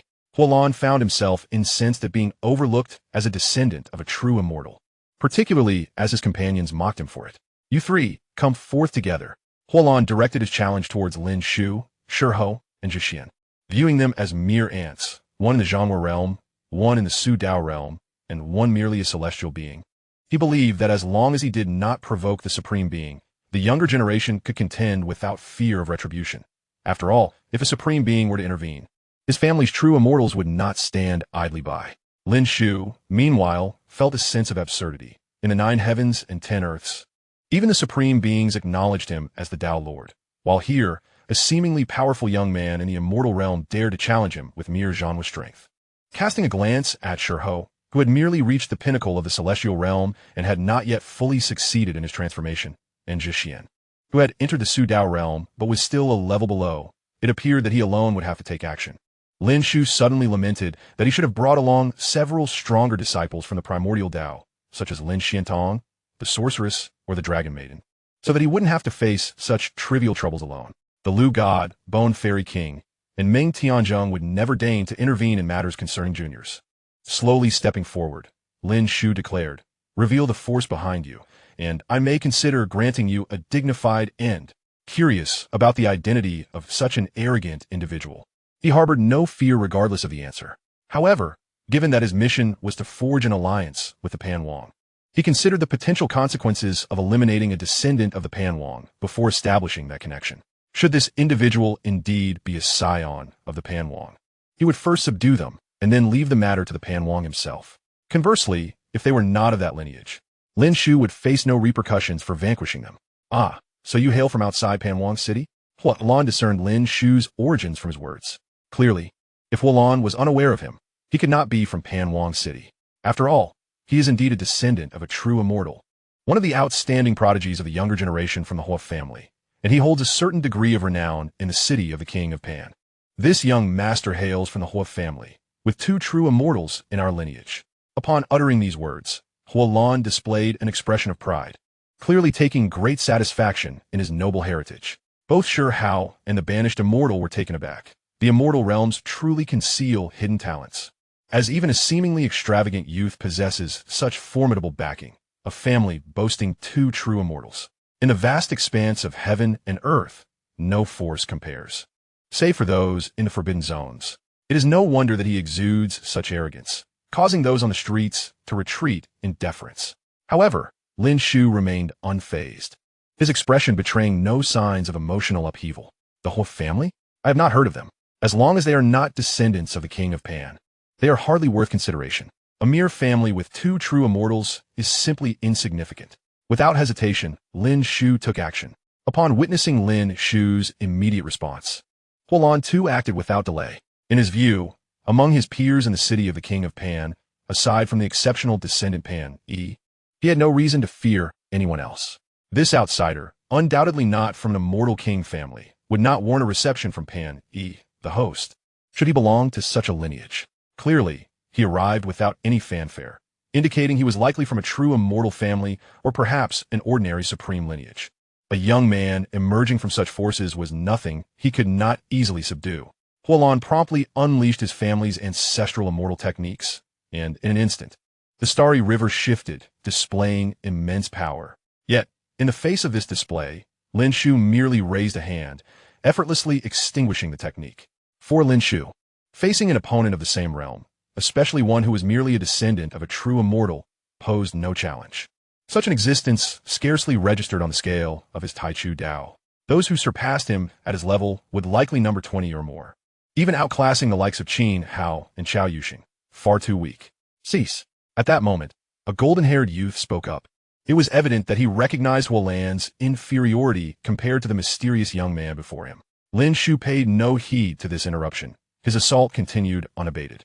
Unless the King of Pan himself intervened, Lin Shu had no intention of halting, even though the golden-haired youth appeared to possess greater strength than Hualan. Following a single strike, Hualan's physical form shattered, his primordial spirit ensnared by the immortal artifact seeking to escape. Without hesitation, Lin Shu drew forth the Taichu sword. Under its might, the immortal artifact was instantly suppressed. After all, it was merely a phantom of an immortal artifact, not its true form. And with no one to wield it, it served only to protect Hualan's primordial spirit's escape. With the Taichu sword in his grasp, bolstered by the great wilderness sword art, the imprint of the immortal artifact was rendered powerless, allowing Lin Shu to extinguish Hualan's primordial spirit. The golden-haired youth, witnessing this scene, furiously rebuked Lin Shu. "I command you to stop. Did you not hear me?" Lin Shu retracted the Taichu sword and regarded the golden-haired youth. "Are you a descendant of the King of Pan? I am Jin Su, hailing from a true immortal family. What of it? If I were to kill Hualan, do you think I would hesitate to take you down as well? You dare? My sister is married into the Immortal King family, becoming the wife of the prodigy Pan, among the descendants of the King of Pan. Ah, so you are a mere sycophant relying on your sister. I thought you might boast of your own prowess," Lin Shu remarked disinterestedly before launching another attack. Considering the connection this person had to the King of Pan, Lin Shu refrained from killing him outright, opting instead to suppress him, intending to leave him for the King of Pan to deal with later. Although Jin Su was somewhat stronger than Huolan, he still fell short of possessing the immortal bone level of Shi Hao, and Lin Shu easily subdued him. The sight left the other young men and women utterly astonished. Though Huolan and Jin Su were not the pinnacle of prodigies in the city of the King of Pan, they ranked among the prominent descendants of true immortal families, likely within the top 3. Now, one lay suppressed while the other was slain. Throughout the encounter, the mysterious young man had not exceeded 3 moves. At that moment, a woman stepped forward from the crowd, a breathtakingly beautiful figure who advanced gracefully and said, "Esteemed young master, you are in trouble. The King of Pan has issued a strict edict forbidding any acts of aggression. Those who do so will face merciless retribution." In the past, 2 true immortals acted in the city of the King of Pan, and both were subsequently slain. Lin Shu regarded the woman before him. If that is all you wish to convey, there is no need. However, should you seek vengeance for these 2, you may strike now. The woman immediately shook her head. "I have no intention of battling a pervert like you." To suppress Jin Su in under 3 moves and kill Huolan.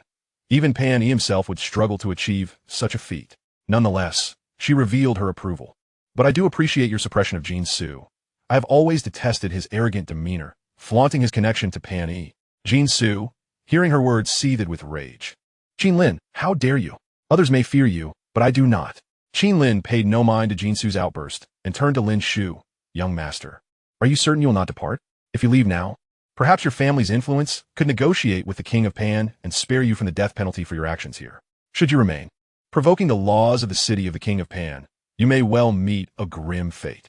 Lin Shu, evidently unfazed, replied, "Your name is Qin Lin, correct? While your strength may be lacking, you are pleasing to my eye. I have 2 individuals here. Take them to the arena in the city and oversee their affairs there. Perhaps when I depart, I may grant you a great opportunity." Qin Lin was momentarily taken aback. She found this young man quite intriguing. As a member of a quasi-immortal king family, did she truly lack opportunities? Unless Lin Shu had backing from an immortal king, how could he possibly arrive in the city of the King of Pan without anyone to greet him? Regardless, it mattered little. You won't live long anyway. Given your suppression of Jin Su, I shall arrange for these 2 to accompany my sister. Lin Shu, not concerned that Qin Lin did not believe in his ability to confront the King of Pan, turned to Shi Hao and the banished immortal. "Shi Hao, I will impart to you my insights on being a seed. While you perfect your laws in this immortal realm, I hope to hear of your unmatched reputation among the younger generation when I depart. Being a seed?" Upon hearing this, Shi Hao nodded eagerly. "Rest assured, revered elder, I will ensure my name resounds throughout the immortal realm." Qin Lin and the other young men and women exchanged glances, their expressions darkening. What manner of individuals were these? One brazenly disrupting the established laws of the city of the King of Pan, yet remaining unperturbed, while the other aspired to achieve a legendary status unheard of even by the most distinguished descendant of the King of Pan, Pan Yi. Surely, they cannot be serious? Chapter 193. The arrival of the quasi-immortal king family. The opening of the Immortal King War, being a seed, Meng Tianzheng was equally astonished. No wonder Lin Shu was so formidable. He too had embarked on the path of cultivation as a seed. At this moment, Meng Tianzheng finally comprehended the significance. The path of being a seed was one he once considered but could not fully traverse. Now, he felt a strong desire to observe how Lin Shu's interpretation of this path differed from his own past aspirations. However, despite his curiosity, Meng Tianzheng chose to remain silent, thinking he would inquire about it once Shi Hao had attained his own cultivation. After imparting his insights on being a seed to Shi Hao, Lin Shu then turned his attention to the banished immortal. "Celestial exile, what path of cultivation do you choose? The ancient immortal techniques or the contemporary methods?" Upon hearing this, Celestial Exile immediately responded, "Master of the Tao, I choose the contemporary methods." Initially, Celestial Exile had a strong inclination towards the ancient immortal techniques, as they were more refined and had been passed down since the era of ancient immortals, providing numerous references for cultivation. In contrast, although the contemporary methods have been inspired by many predecessors across the 9 heavens and 10 earths, they ultimately lack the maturity of the ancient techniques. However, after witnessing the battle before the Heavenly Gods Academy, where the young supreme beings practicing the ancient techniques, fused with invincible ancient bloodlines, were all defeated, he no longer insisted on the ancient methods and opted for the contemporary ones instead. Upon hearing Celestial Exile's choice, Lin Shu began to ponder. Had he chosen the ancient techniques, Lin Shu would not have hesitated to bestow upon him the Celestial Tree or the Phoenix Tree, which could rival the unparalleled seeds held by the 10 crowned kings. In Celestial Exile's hands, they would undoubtedly shine. However, given that Celestial Exile had chosen the contemporary methods, presenting these gifts now would seem somewhat inappropriate. Contemplating further, Lin Shu shifted his gaze towards the pollen seeds and the ritual pill in his possession. The pollen seeds were relics from a distant era, essential for a specific path of cultivation, while the ritual pill contained a terrifying method of sacrificial rites. As he deliberated whether to present the pollen seeds or the ritual pill to Celestial Exile, he ultimately decided on the former. This choice was not due to Lin Shu's reluctance to offer the ritual pill, but rather because it contained a sacrificial method. Regardless of whether Celestial Exile could comprehend it, should he achieve any insight, it would undoubtedly provoke a cataclysmic phenomenon. Such an occurrence might attract exceedingly formidable foes, whom Lin Shu was currently ill-equipped to confront. The manifestation of sacrificial phenomena could very well draw the attention of those enigmatic progenitors from beyond the heavens. Should such existences descend, nothing would be left intact. Weighing these considerations, Lin Shu resolved to present the pollen seeds to Celestial Exile instead. Although these seeds were not the ancient immortal seeds needed for the ancient techniques, they embodied a path of cultivation distinct from the ancient methods. Lin Shu procured the pollen seeds and handed them to Celestial Exile, saying, "Celestial Exile, this seed is known as the pollen seed, not an ancient immortal seed. You will comprehend its extraordinary nature once you begin to grasp it. This path is potent, having once flourished, and a peerless existence attained an unfathomable realm upon it, one that you cannot currently envision." Celestial Exile was internally astonished. An unfathomable realm? Could it be above the Immortal King? Hadn't the Immortal King already reached the pinnacle of existence? Celestial Exile cautiously accepted the seeds, expressing his gratitude to Lin Shu with deep respect. Ding! The host has invested pollen seeds to Celestial Exile.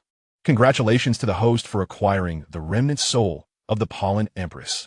Lin Shu was momentarily taken aback. If memory serves, the Pollen Empress, a once immensely powerful being beyond the heavens, should have perished, as it would be improbable for her to leave behind a remnant soul in the face of 10 enigmatic progenitors. Wait a moment, Lin Shu suddenly recalled something. At such a level, it is nearly impossible to be completely obliterated.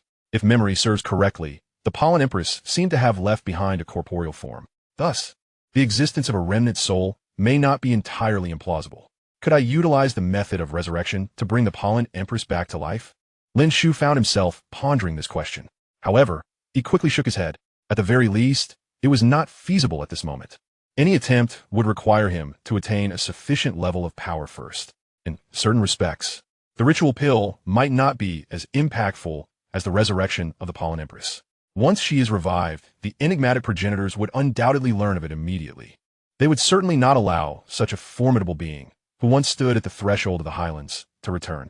Lin Shu refrained from overthinking it. His current strength was still too weak. Some matters required careful consideration of the consequences. Acting recklessly could lead to the annihilation of all realms, plunging them into an era of desolation. After accepting Lin Shu's gift, Shi Hao and Celestial Exile prepared to follow Qin Lin's departure. Qin Lin glanced at Shi Hao and Celestial Exile, sensing that their reverence for Lin Shu was rather excessive. From her perspective, originating from a quasi-mortal king family, both Shi Hao and Celestial Exile were formidable in their own right. In their realm, few in the Wang City could rival them. They were undoubtedly peerless prodigies, and any ordinary true immortal family scion would likely find themselves at a disadvantage against these two. Such prodigies should possess a degree of pride and should not revere a peer to this extent. Qin Lin found Lin Shu quite enigmatic, suspecting he possessed an extraordinary identity. Likely not from an Immortal King family, but certainly not ordinary. With this thought, she extended an invitation. The Peach Blossom Festival in Wang City is about to commence. With your strength, attending will surely leave an impression. Would you care to join us? Lin Shu declined Qin Lin's invitation outright. The Peach Blossom Festival gathered numerous young prodigies, serving as a platform for them to showcase their talents. However, for Lin Shu, participating in the festival was far less appealing than secluding himself for cultivation to achieve a breakthrough. At this juncture, Lin Shu's aspirations extended beyond the younger generation. He was confident in his absolute invincibility against anyone of the same realm. Even the prodigies of the Immortal Domain, descendants of immortal kings, could be subdued with a mere flick of his hand. Attending an event among those he could easily overpower seemed rather insignificant. Take Shi Hao and Celestial Exile with you. Lin Shu gestured dismissively, then departed with Meng Tianzhong, Lu Shun, and the Bone Queen, leaving the four of them. As for the safety of Shi Hao and Celestial Exile, Lin Shu felt no concern, not to mention that Qin Lin would not pose a threat to them, even if she did. Lu Shun and the Bone Queen were ever vigilant. Should Qin Lin or her family's intentions become dubious, they could intervene at a moment's notice. Qin Lin watched Lin Shu walk away, leaving Shi Hao and Celestial Exile behind, feeling somewhat bewildered. She was unsure if Lin Shu trusted her implicitly or if he simply did not care about the well-being of Shi Hao and Celestial Exile. Not turning her gaze back to Lin Shu, Qin Lin focused on Shi Hao and Celestial Exile, asking, by the way, where do you two come from? Your earlier conversation seemed to hint at a rather extraordinary origin, as if you were not from the Immortal Domain. Shi Hao and Celestial Exile did not respond. Hey, you are entrusted to me, and if you continue to ignore me, I might just consider leaving you behind, Qin Lin exclaimed. Hearing this, Shi Hao finally spoke. If you were to abandon us, you would undoubtedly regret missing a great opportunity in the future. Moreover, should you truly act on that, considering your prior association with Huolan and Jin Su, the master of the Tao would have reason to regard you as an accomplice. Do you think the consequences faced by Huolan and Jin Su would not also be yours? Fat girl? Qin Lin was struck with astonishment. She questioned whether Shi Hao's eyesight was impaired. How could someone as stunning as herself be considered fat? Meanwhile, Celestial Exile couldn't help but twitch slightly at the corners of his mouth, clearly understanding what Shi Hao meant by fat girl from his previous encounters. Nevertheless, Qin Lin did not dwell on this. She was confident in her beauty and dismissed the opinions of others, considering Shi Hao's comments as mere nonsense. However, she strongly disagreed with Shi Hao's latter statement. The Huolan family has two true immortals, while the Jinsu family is merely a true immortal clan. And my sister is merely allied with Pan Yi. But in terms of heritage, my ancestor has already reached the Quasi-Immortal King level. In Wang City, beneath the Pan King, my ancestor is undoubtedly the foremost figure. Shi Hao smirked. Oh, so it's merely a Quasi-Immortal King. Qin Lin's expression darkened. What did he mean by merely a Quasi-Immortal King? She discovered that Shi Hao, despite his youthful age, possessed a tongue that could truly incite ire. He was nothing short of a mischievous brat. How could someone so audacious thrive for so long, speaking without a filter, unafraid of encountering a serious adversary who might strike him down with a mere slap? Qin Lin refrained from engaging further with Shi Hao, as communication proved utterly futile. Subsequently, she escorted Shi Hao and Qin Lin back to the Qin clan. After parting with Qin Lin, Lin Shu and Meng Tianzhong made their way to the grandest inn in Panwang City, where they secured the largest guest room. However, to call it merely a guest room would be an understatement. It was akin to an expansive celestial realm. The door was a teleportation array, and upon stepping through, one entered a world of ethereal wonders. Lin Shu and Meng Tianzhong needed to refine the laws within this celestial domain. As for Lu Shun and the Bone Fairy Queen, Lin Shu did not concern herself with them, nor was it within her purview to do so. She merely instructed them to keep a vigilant eye on the Celestial Exile and Shi Hao, ensuring they did not meet their demise in Panwang City. This celestial realm, undoubtedly the largest inn in the city, was a magnificent domain where stars coalesced into a vast continent, suffused with immortal energy. This celestial world was more potent in its spiritual essence than any other immortal blessed ground across the 9 heavens and 10 earths, making cultivation here exceedingly fruitful. Lin Shu and Meng Tianzhong sat cross-legged in the void below, as boundless energy surged into their bodies, allowing them to perfect their respective laws. Meanwhile, Shi Hao and the Celestial Exile returned to the Qin clan alongside Qin Lin. After bringing them back, Qin Lin arranged for the two to cultivate within the celestial cave of her family. Subsequently, she sought out a direct ancestor of hers, a being of true immortal stature, to recount the day's events in full detail. Linnea, you mentioned there is a young outsider who not only easily dispatched a member of the Hua family, but also subdued Jin Su. Furthermore, he acted within the city, defying the edicts of the Panwang, yet departed without a hitch? Qin Lin nodded. Ancestor, could it be that the Panwang was absent from the city? Impossible. Even if that were the case, the Panwang still has true immortals under his command. He could not simply turn a blind eye. The only plausible explanation is that the space was sealed at the time, the ancestor replied. Qin Lin was taken aback. Even so, could the Panwang not see through a mere seal? The Panwang certainly could, but did you not claim he was absent? The ancestor countered. If he were indeed away, Yet there existed a true immortal among that group, or someone comparable to an ancestor, then they would remain undetected. Qin Lin sensed something amiss and voiced her suspicions. Ancestor. Among the individuals I brought back, one is named Shi Hao. Upon learning that my family's ancestor is a quasi-immortal king, he appeared entirely unfazed, not merely in words, but in his demeanor as well, which did not suggest deceit. Qin Lin continued, a mere young man of the divine realm ought to fear a quasi-immortal king, unless he is utterly oblivious to the king's might, but that Shi Hao does not strike me as someone uninformed of such power. The ancestor fell into deep thought. In the immortal domain, it was inconceivable for anyone to be unaware of the quasi-immortal king's strength. Should one be aware, they would inevitably show reverence.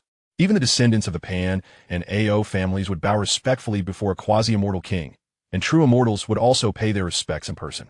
Everything Qin Lin articulated seemed excessively absurd. Ancestor, do you think Shi Hao might be backed by an immortal king? If he possesses the support of an immortal king who condones his behavior, it is conceivable he could face a quasi-immortal king without fear. Uncertain, yet assured that there was no immortal king with the surname Shi in the immortal domain, the true immortal ancestor suddenly appeared to have recalled something. It seemed that in the previous epoch, when the immortal domain had not yet severed ties with the lower realms, there existed an immortal king by the name of Shi. Could it be that he was a visitor from the lower realms? Upon considering this possibility, the true immortal ancestor immediately inquired during your interactions.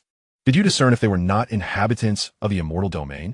Ancestor, did you uncover something? Qin Lin replied, I indeed sense they did not resemble the denizens of the immortal domain.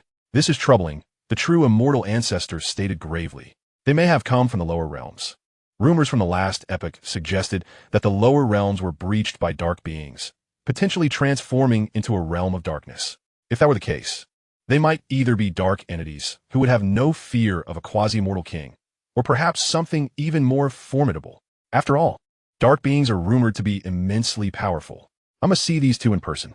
If they are indeed dark entities, they must be eradicated immediately. Even if they are not, I must uncover the forces that stand behind them. At that moment, a pristine white skeleton suddenly appeared before them. Who goes there? The true immortal ancestor of the Qin clan gasped in astonishment.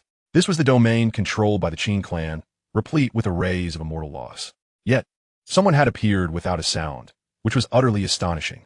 After all these years, has Qin Yuan, this junior, still not ascended to the rank of immortal king? The white skeleton did not respond directly, but gazed deeper into the Qin clan. There, seated in the depths of the universe governed by the Qin clan, was a quasi-immortal king, surrounded by chaotic energy and the power of stars, creating an awe-inspiring spectacle.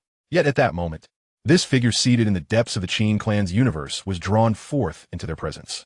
This individual was none other than the ancestor of the Qin clan, a powerful quasi-immortal king. Qin Yuan was filled with dread, realizing that someone had silently brought her here. When she recognized the person before her, her pupils constricted in shock. Predecessor, is it truly you?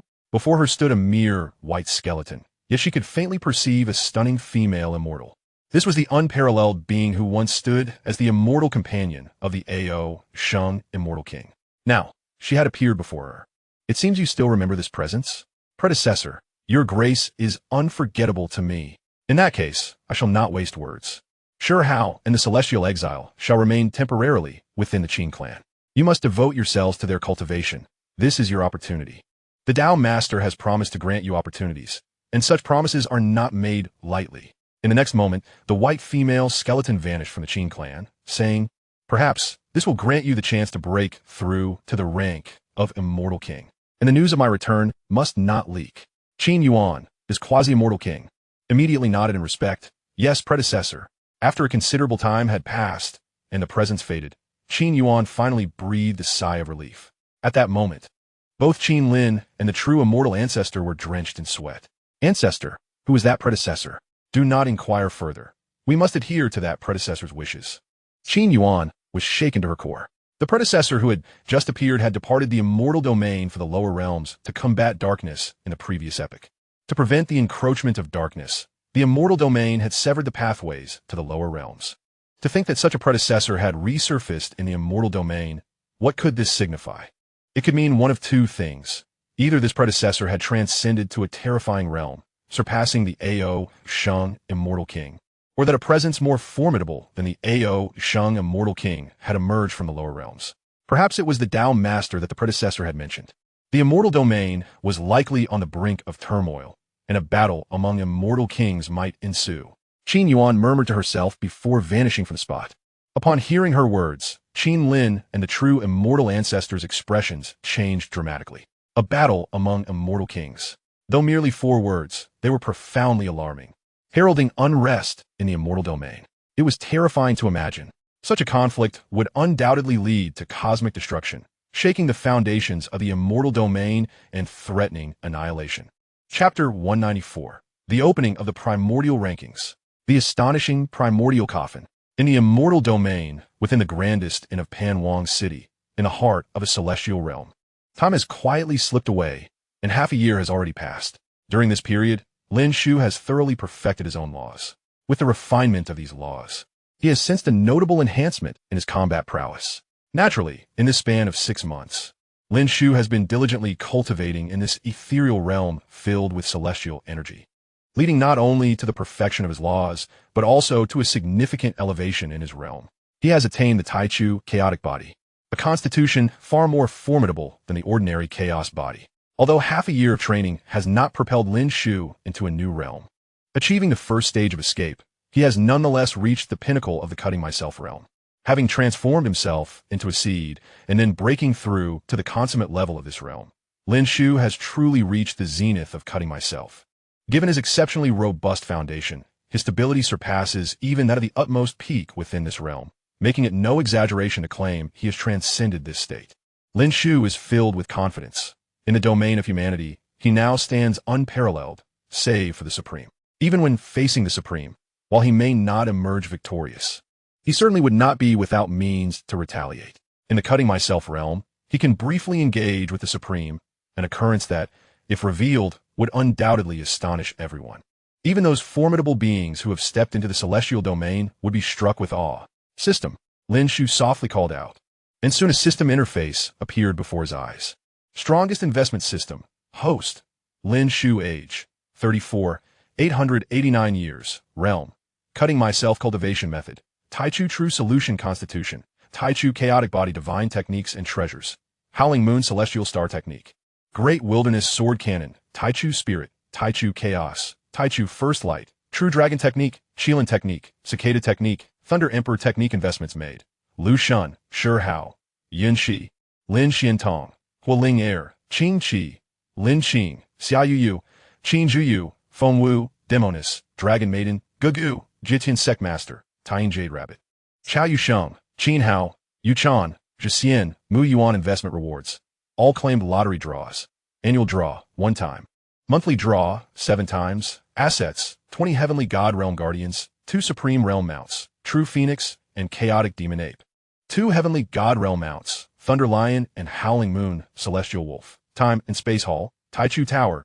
Destiny Stone X2, Taichi True Water, Enlightenment Ancient Tea Tree, Great Beginning Sword, Inner Universe Cultivation Method, 3 flowers gathering at the apex with 5 chi returning to origin technique, 3 Supreme Beings, Thunder Spirit Clan, Divine Cicada Clan, Qilin, Phoenix Tree Divine Wood, 10 Flawless Golden Pills, 8 3 Light Divine Waters, 20 True Immortal Flesh, 28 Flawless Heavenly God Fruits, 29 Supreme Tao Fruits, 2 True Immortal Tao Fruits, Heavenly Connecting Seedlings for Immortal King Flesh, including 1 Poo Demon King Flesh, 2 9-color Immortal Pills, Sacrificial Heaven Pill, Flawless Supreme Tao Fruit, Flawless Immortal King Tao Fruit, the Path End Level Immortal Emperor Method, Taichu Reincarnation Method, Taichu Demon Devouring Technique, Taichu Burning Technique, etc. 6 Paths Reincarnation Immortal King Primordial Spirit, 1 Imperial Light Immortal King Blood Essence, Remnant Soul of the Flower Pollen Empress. Lin Shu gazed at the system interface. I have gained another opportunity for a draw. Observing the 7 monthly draws and 1 annual draw, he did not hesitate and silently thought, System, let us draw the 7 monthly draws at once. As soon as Lin Shu's voice fell, the system lottery will begin to spin. It did not take long for it to come to a halt, and a series of system notifications resonated in Lin Shu's mind. Ding! Congratulations, host, you have drawn 2 portions of Immortal King Essence. Ding! Congratulations, host. You have drawn 3 portions of True Immortal Essence. Ding! Congratulations, host, you have drawn the Grass Character Sword Technique. Ding! Congratulations, host, you have drawn 2 flower pollen seeds. Lin Shu regarded the rewards from this draw with a serene heart. Although the rewards were quite impressive, particularly the Immortal King essence, which could restore a diminished Immortal King back to their realm or enable a Quasi-Immortal King to achieve a complete breakthrough to the Immortal King level. In the past, Lin Shu would have rejoiced at such a draw, but now, with the increasing number of formidable allies by his side, he felt somewhat desensitized to such rewards. As for the true immortal essence, it stirred not the slightest ripple in his heart. If he could remain calm regarding the Immortal King essence, his indifference towards the true immortal essence was even more pronounced. The grass character sword technique, one of the 3 great sword techniques of this realm, is indeed a formidable divine technique, but holds little interest for Lin Shu. With the great wilderness sword cannon, which encompasses the realms of time, space, and desolation, there was no need for him to study the grass character sword technique. Divine techniques are not merely about quantity. Mastering a few thoroughly is sufficient. The flower pollen seeds, however, could be considered a pleasant surprise. Lin Shu pondered how to avoid favoritism. According to his thoughts, the heavenly connecting seedlings and the phoenix tree divine, which should undoubtedly be invested in the young supremes of the Immortal Academy, such as Lan Xian and Zi Ri Tianjun. However, this would leave the young supremes who joined the Taichu Dao without rewards, which would seem unfair. Now, with the flower pollen seeds, he could manage to address this imbalance. They would allow Xian and several young supremes to comprehend and progress together, which is far more effective than solitary exploration. With this thought in mind, Lin Shu flickered and appeared in the time and space hall. This hall is a treasure he has claimed as his own. Initially, he believed he could only enter it when it was by his side. However, upon arriving in the Immortal Domain, Lin Shu discovered that his connection to this treasure had not been severed. He attempted to enter from a distance, and to his astonishment, he could access the time and space hall across the realms of the Immortal Domain and the 9 heavens and 10 earths. It is undeniable that the name Time and Space Hall is truly fitting for its capabilities. At this moment, Lin Shu decided to visit the Time and Space Hall to invest some treasures in the Young Supremes, while also checking for any recent changes in the 9 heavens and 10 earths. Upon entering the 6th level of the Time and Space Hall, Lin Shu sensed several familiar auras. It appears that during his absence, they have all made significant advancements. Recognizing these familiar auras, Lin Shu nodded to himself. These familiar presences belong to those who have long been by his side. Yunxi, Qing Qi, Lin Xiantong, the Demoness, the Dragon Maiden, Gugu, Lin Qing, and others, all of whom are now on the 6th level. Their auras are exceedingly powerful. Some have already reached the consummate level of the escape realm, and they're likely not far from attaining the supreme realm. Lin Shu was not surprised by this. The 6th level experiences the flow of time at a rate of 1 million times faster. 6 months spent cultivating there equates to 500,000 years. Even if they only entered occasionally, they would have spent at least several decades, or even centuries cultivating. When they departed, they were all in the Void Dao realm. Given their talents, improving 2 major realms within a few hundred years is not a significant issue. However, Lin Shu was quite surprised that none had broken through to the supreme level. With so many individuals present, it seemed improbable that not a single one had achieved this. Without hesitation, Lin Shu sent a message to them, instructing them to come to his location within the Time and Space Hall. Each level of the hall is a world of its own, with the upper levels becoming increasingly expansive. In the lower levels, one might still encounter others traversing the hall, but it becomes increasingly difficult to meet individuals on the higher levels. Lin Shu speculated that as one ascends, the cultivation realms become higher, and the disturbances caused by cultivation and breakthroughs would be greater. If not for the distance, such activities might interfere with one another, making encounters rare. However, as the master of the Time and Space Hall, Lin Shu can easily locate them and gather them together. Exercising his authority as the master, Lin Shu soon found the group appearing before him. Yunxi was diligently cultivating in the 6th level of the Time and Space Hall. At this moment, Yunxi's comprehension of the Creation Stone has reached an extraordinarily profound level.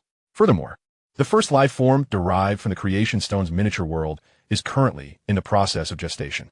My dear, I wonder what your thoughts will be when you eventually see that our child is the very first being birthed by this small world. Alas, the gestation is painfully slow. Even with the time flow in the temporal palace being 1,000,000 times faster, 1,000 years have already elapsed since your departure, and our child has yet to be fully conceived. Were it not for the desire to behold you the instant our offspring emerges, I would have long since retreated into seclusion for cultivation, and I fear I would have already ascended to the supreme realm by now. Indeed, over the past few days, After breaking through to the first stage of the escape realm, Yunshi ventured to the 3,000 states to resolve certain matters and brought the celestials who had reached the divine fire in the wild domains to the Taoist sanctuary high above the 9 heavens. Concurrently, she deftly dealt with some factions with whom she had past grievances, such as the Demon Sunflower Garden, the Underworld, and the Western Church. Of course, she was not alone in her journey to the 3,000 states. Lin Shu and others accompanied her. This group, all of whom had attained the escape realm and were nearly invincible, left those factions with grievances in the 3,000 states utterly powerless to retaliate. Without a supreme being present, Yunshi and her companions were indeed invincible. The supreme had long been slain in the 3,000 states, and even the remnants of immortals had been hunted to the point of fleeing into the burial grounds. This back and forth consumed a fair amount of time, lasting nearly half a year. Upon returning, Yunshi has remained in the temporal palace, eagerly awaiting the emergence of the first life form from the creation's miniature world. She has even neglected her own cultivation. Just as she was intently focused on the creation world, a sudden surge of mysterious energy shifted her body. Initially alarmed, she quickly realized, could it be that you have returned? Indeed, upon regaining her composure, she found Lin Shu standing before her, accompanied by others, including Lin Shu and Qingyi. Tao Master, the group exclaimed upon seeing Lin Shu.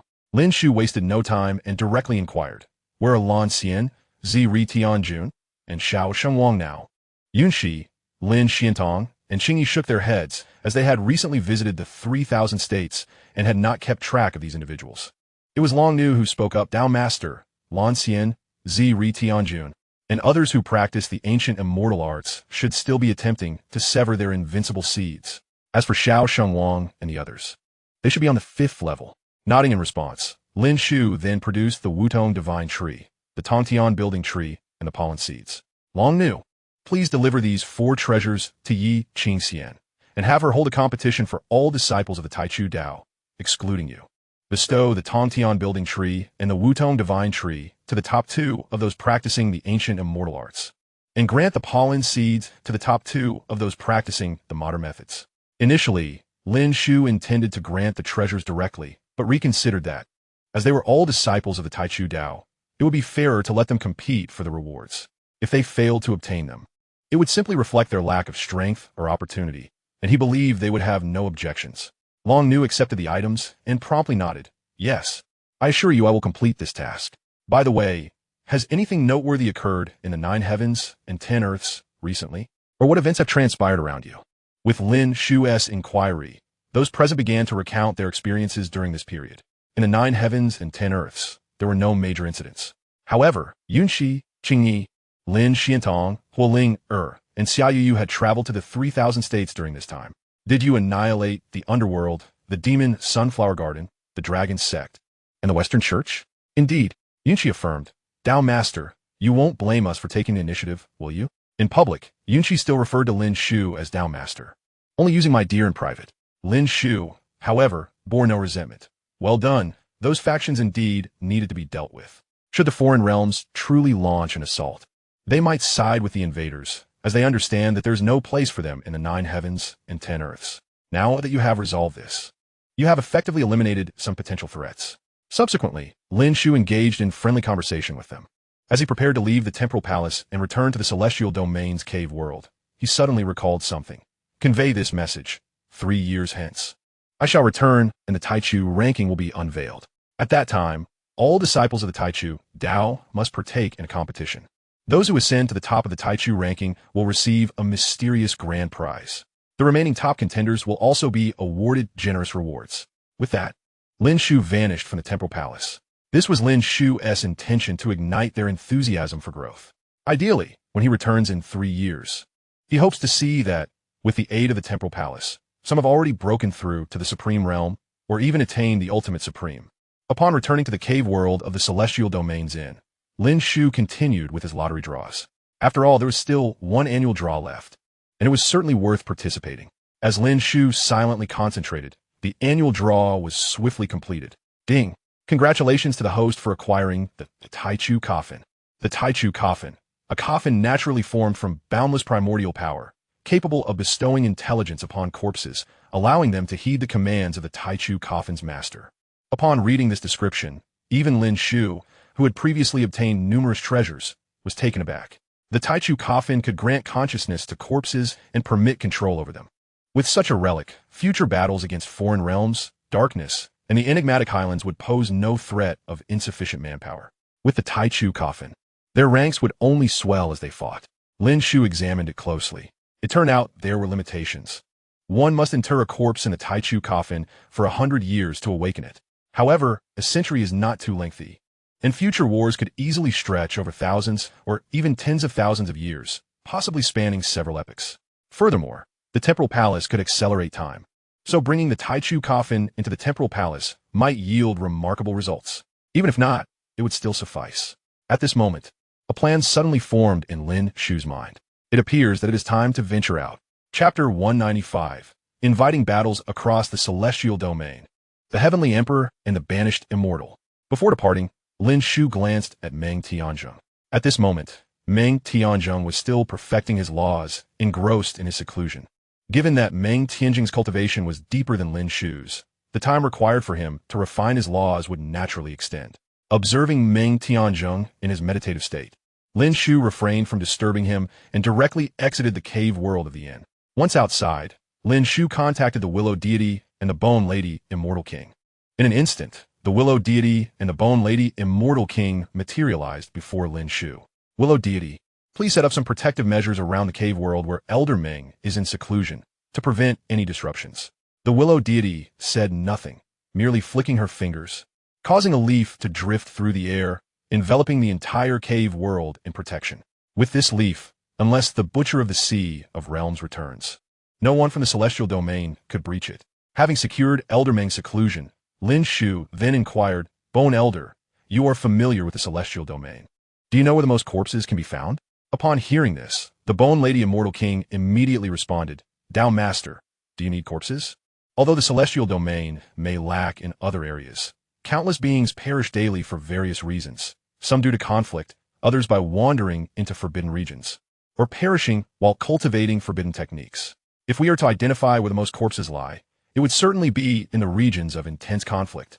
In Panwang City, where fighting is prohibited, few die from conflict, yet given the city's vastness, it is impossible for there to be no strife. Thus, there is an arena within the city designated for resolving disputes. That arena is likely the place with the highest number of corpses in Panwang City. Lin Shu nodded slightly. In that case, let's take a stroll to the Colosseum. The Taichu coffin possesses the ability to commune with the deceased. Considering that it requires a century for complete spiritual awakening, Lin Shu is naturally inclined to make the necessary preparations. After all, one cannot simply wait until the impending war to utilize the time-space hall. Coincidentally, it would also serve as an opportunity to test whether the time-space hall and the Taichu coffin can be interconnected. Such matters should not be left for the actual onset of battle, for by then it would be too late. Soon, Lin Shu and his companions departed from the guest room's cave world and arrived on the first floor. The first floor served as a dining area. Naturally, as a city of the Immortal Kings, Panwang City is populated entirely by practitioners of considerable cultivation levels, many of whom have long mastered the art of fasting and do not require sustenance. However, as the largest inn in Panwang City, the meals served here are not merely for the sake of satisfying hunger, but are intended to aid in cultivation. The so-called pure-blooded ferocious beasts from the wild realms of yore would hardly be worthy of presentation here. Instead, the offerings consist of various creatures with extraordinary bloodlines. Those with sufficient wealth might even sample longevity elixirs, albeit at exorbitant prices that likely exceed the means of most true immortal families. With the presence of Lu Shun and the Bone Maiden King by his side, Lin Shu could certainly afford such luxuries, yet he found little interest in the culinary delights. However, just as he was preparing to leave the inn, he overheard some intriguing news. Have you heard? The Pan Tao Festival, held once every 3,000 years in Panwang City, is about to commence. This was no surprise. The Pan Tao Festival is one of the grandest events in Panwang City, and surely every being within its borders is aware of it. Indeed, but this year's Pan Tao Festival is said to hold some special significance. What? Has this Taoist brother stumbled upon some hidden news? There's no secret here, merely that in recent times, I occasionally visited the Colosseum and observed two young individuals who have never tasted defeat among their peers of the same cultivation level. Oh, could it be that a descendant of a certain immortal king's family has arrived? Is it possible that another remarkable genius has emerged from the lineage of Lord Panwang? Lin Shu found himself intrigued. A genius, indeed. If he could bring such a talent back to the Taichu Dao, it would surely bolster its strength. Yet, Lin Shu harbored a suspicion that the two so-called geniuses spoken of by the crowd might be Shi Hao and Zhi. As expected, someone soon revealed, I have also heard that these two hail from the Qin Immortal Clan, a quasi-mortal king family, second only to the Pan clan in Panwang City. Their names are said to be Shi Hao and Zhi, brought back by the prodigy Qin Lin from the younger generation of the Qin Immortal Clan. Their exact origins remain unclear, and even the Qin Immortal Clan has not disclosed their identities. Shi Hao, Zhi, how come I have never heard of them before? That is of little importance. What matters is that the Qin Immortal Clan has announced that at this Pan Tao festival, Shi Hao and Zhi have issued a challenge to all the young geniuses of the Immortal Realm. Such arrogance. The Immortal Realm is vast, and even the remarkable talent Pan, a descendant of Lord Pan Wang, may not be invincible. Let us go and witness the Pan Tao festival. I am eager to see what audacious credentials Shi Hao and Zhi possess. Lin Shu's lips curled slightly at this news. The fact that Shi Hao and Zhi dared to issue a challenge indicated that they had attained a commendable level of understanding. Shi Hao must have cultivated using his own essence, while Zhi had also achieved a profound comprehension of the pollen essence. Otherwise, they would not dare to directly confront the geniuses of the entire Immortal Realm. The Pan Tao festival? Lin Shu suddenly found himself intrigued. Half a year ago, when Qin Lin extended an invitation, his interest had been minimal. Yet now, with Shi Hao and Zhi poised to make a significant impact at the festival, it was certainly worth attending. Moreover, it was essential to maintain appearances. After all, with Shi Hao and Zhi challenging the geniuses of the Immortal Realm, it was bound to provoke discontent among many. Should they fail, they would become a source of ridicule. Conversely, if they succeeded in establishing their dominance, Lin Shu feared that undesirable thoughts might arise among others. For in the eyes of the denizens of the Immortal Realm, being able to vanquish all peers and suppress formidable opponents would be perceived as possessing the potential of an immortal king. Such potential might unsettle even some existing immortal kings within the realm. The influence behind Qin Lin could not be underestimated, nor was there any obligation for them to assist Shi Hao and Zhi against the immortal kings. Lu Shun, Elder Bone, let us proceed to the Pan Tao festival. Lu Shun and the Bone Maiden King had no objections. They were merely accompanying Lin Shu. Whatever he decided to do, they would follow. The Pan Tao festival was held in a particularly powerful cave world within Panwang City, known as the Chaos Cave. Lin Shu and his companions left the inn and made their way toward the Chaos Cave. Before long, they arrived at their destination, though referred to as a cave. It was more akin to a small universe inscribed with various grand Dao runes. Here, one could freely engage in discourse on the Dao and combat. Even those at the Supreme Realm could debate and battle within this space without causing significant destruction, as the runes imposed restrictions. In the Outer Realms, if a Supreme were to unleash their full might, they could shatter an entire universe. Only such a cave, inscribed with grand Dao runes and suffused with an aura of immortality, could sustain battles among Supremes. Upon entering the Chaos Cave, Lin Shu noticed that a considerable number of beings had already gathered. Each emanated an aura of terrifying power. Lin Shu surveyed the surroundings of the Chaos Cave. Although the Pan Tao festival was still a few days away, the atmosphere was already charged with excitement, with notable figures from various clans arriving. Particularly, established powers from the human Dao realm and rising stars were flocking here, drawn by the news of Shi Hao and Zhi issuing challenges to the various young talents. Of course, apart from Shi Hao and Zhi, many believed that their actions were merely a quest for attention. The majority had come for the descendants of the immortal kings. Just then, Lin Shu's gaze was drawn to a particular direction. Pan, he has arrived. What? The illustrious descendant of the Pan family, Pan, has come so soon. It truly is him. He has emerged from seclusion and personally graced us with his presence. Some gasped, recognizing the young man approaching. The Chaos Cave was a small universe unto itself, with hidden wonders, floating divine islands, towering mountains, cascading divine waterfalls, and shimmering stars, all bathed in immortal energy. In the distance, a young man walked gracefully through the void, accompanied by several other young powerhouses and numerous divine and ancient beasts. Ban Ypsilonis bor a bronzu. Though not conventionally handsome, he exuded a compelling aura of heroism. He was robust, with a sturdy frame, thick brows, and large eyes, his eyebrows slanting elegantly towards his temples. Surrounding him were several individuals, both striking young men and beautiful women, their skin fair as jade and imbued with an ethereal quality. His bronze physique and muscular build set him apart, resembling a war god standing amidst the crowd. He was undoubtedly a formidable expert. Even from a distance, Lin Shu could sense his extraordinary presence.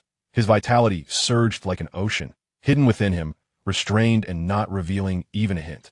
He was not inferior to the prodigious talents he had once encountered in the desolate edges of the 9 heavens and 10 lands. However, Lin Shu merely marveled at his prowess. While He was indeed powerful, he had yet to reach a level that warranted Lin Shu's serious consideration. Against such a genius of the same realm, Lin Shu felt he could easily contend with 10 without breaking a sweat. Even if he was at the first stage of the escape realm and Lin Shu at the severing realm, when it came to actual combat, Lin Shu was confident he could suppress him within 10 moves. Lin Shu's gaze continued to scan the area, searching for Shi Hao and Zhexian to ascertain their current level of achievement.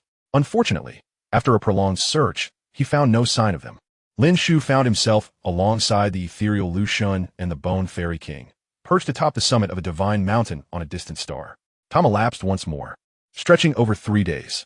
Within this span, formidable beings traversed the cosmos, some arriving through their own prodigious might, while others were escorted by venerable family elders. Without exception, these youthful arrivals were incredibly formidable prodigies, each one capable of being deemed a young sovereign across the 9 heavens and 10 earths. Yet, Lin Shu was acutely aware that, constrained by the laws of the 9 heavens and 10 earths, the young sovereigns emerging from there would undoubtedly be even more powerful should they set foot in the Immortal Domain. Beings such as Lan Xian and Ziri Tianjun, had they been born in the Immortal Domain, would surely possess the essence of true immortals. However, not all of these gifted individuals bore such extraordinary potential. On this fateful day, a thunderous sound reverberated through the chaotic cave, shaking the miniature cosmos. A magnificent war chariot glided across the universe, appearing amidst the starry seas of the chaotic cave. The progeny of an immortal king's family had arrived in the Immortal Domain. It was none other than the young master Ao Qian of the Ao family. With his arrival, the immortal king's family had now sent forth 2 representatives. As for Shi Hao and Zhexian, my expectations have shifted. I now look forward to the fierce clash between Ao Qian and Pan Yi, for these 2 are destined to engage in a battle of titans. Shi Hao and Zhexian likely had no inkling that their presence would provoke the attention of the immortal king's prodigies. Days passed, and the number of visitors to the chaotic cave swelled, with supreme beings at the pinnacle of the Tao arriving intermittently, even true immortals making their descent. After several more days, on this particular day, the entire realm within the chaotic cave quivered, as if the entirety of the miniature cosmos was on the verge of collapse. The runes of the great Tao shimmered, and with the gathering of potent energies, stability was restored to the chaotic cave. Subsequently, floral rains cascaded, golden crows soared. True phoenixes danced, and golden lotuses took root in the void. The immortal king had descended. My heavens, even the immortal king has graced us with his presence. How could this be? It is merely a gathering of the young generation. How could it attract such an exalted being? The arrival of the immortal king signifies that, should I gain his favor and become his disciple, my ascent would be meteoric. In an instant, some prodigies shouted fervently, eager to prove themselves at the forthcoming Peach Conference. Ha ha! With the immortal king here, I shall surely fell Shi Hao, earning the immortal king's admiration. You overestimate yourself. Do you truly believe that merely besting Shi Hao would catch the immortal king's eye? When did the immortal king's standards become so low? They resolved to put forth their utmost effort, even if they could not become disciples of the immortal king. Merely catching his gaze would be a tale to boast about for a lifetime. Lin Shu cast a glance at the Bone Fairy King beside him. At this moment, her expression was anything but serene. Lin Shu discerned that the arriving immortal king was undoubtedly entwined with her fate. Fortunately, Lu Xun had partitioned the realm they occupied, ensuring they were not within the same domain. Otherwise, the turbulence emanating from the Bone Fairy King would certainly have drawn the attention of the approaching Immortal King. The arrival of the first Immortal King was merely the precursor. In the ensuing days, the chaotic cave occasionally bore witness to extraordinary phenomena. This Peach Conference was destined to host not just one, but multiple Immortal Kings, and numerous descendants of Immortal Kings had also arrived. Such manifestations occurred several times over these days, as golden lotuses flourished in the dark cosmos, resonating with the sounds of the great Tao, shaking the very fabric of time and space. Throughout this period, the starry seas surrounding the chaotic cave exuded a sacred aura, enveloped in the essence of the chaotic Tao. On the day of the Peach Conference, a multitude of figures materialized within the chaotic cave. Leading them were two youthful silhouettes, advancing with a deliberate grace. Lin Shu immediately recognized them and turned his gaze. Shi Hao stood like a celestial emperor beneath the starry sea. His eyes gleamed with brilliance and depth, as if he could peer through the very fabric of existence. His visage radiated confidence and determination, suggesting that no adversities could ever topple him. His long hair cascaded like a waterfall over his shoulders, exuding a wild and untamed allure. Clad in a robe of law, he emanated a powerful aura. As he strode through the sea of stars, the very constellations trembled. Each step he took was imbued with strength and elegance, as if he were enacting an ancient myth. In that moment, Shi Hao evoked in Lin Shu an illusion of the celestial emperor manifesting before him. The other figure was none other than Jixian, whose beauty transcended that of a mere mortal, resembling a celestial being gracing the earthly realm. His hair flowed like silk, cascading down his back like a shimmering waterfall. His eyes were clear and bright, as if they could see into the depths of the human heart. Dressed in robes as white as snow, he seemed to merge seamlessly with the heavens and the earth. His smile radiated warmth akin to a spring breeze, uplifting the spirits of those around him with unparalleled grace. It appeared that their 6-month sojourn in the Immortal Domain had wrought an astonishing transformation in them, not merely in strength, but also in their very demeanor. They had, at long last, fully matured, now standing as paragons of invincibility among their peers. No longer were they the seekers lost in their paths of cultivation. They had forged their own destinies. With their very beings as seeds, they had traversed the path of pollen. It was evident that both had attained remarkable accomplishments. What? They have both reached the first level of concealment. Lin Shu pondered, a sense of astonishment washing over him. The speed of their ascension seemed almost too rapid. It was clear that the Qin Immortal clan had bestowed upon them an abundance of resources. Otherwise, even with daily seclusion, such a realm would be unattainable without unimaginable treasures. Lin Shu turned his gaze towards Lu Shun and the Bone Fairy King. The Qin Immortal clan should not possess such capabilities, leaving only one possibility. Either Lu Shun or the Bone Fairy King had intervened. The Bone Fairy King, noticing Lin Shu's gaze upon her, promptly spoke. On the day they entered the Qin Immortal clan, I ventured forth and promised them a chance at the legacy of our Quasi-Immortal King ancestor. With this revelation, Lin Shu comprehended fully. No wonder the Qin Immortal clan was willing to expend such resources.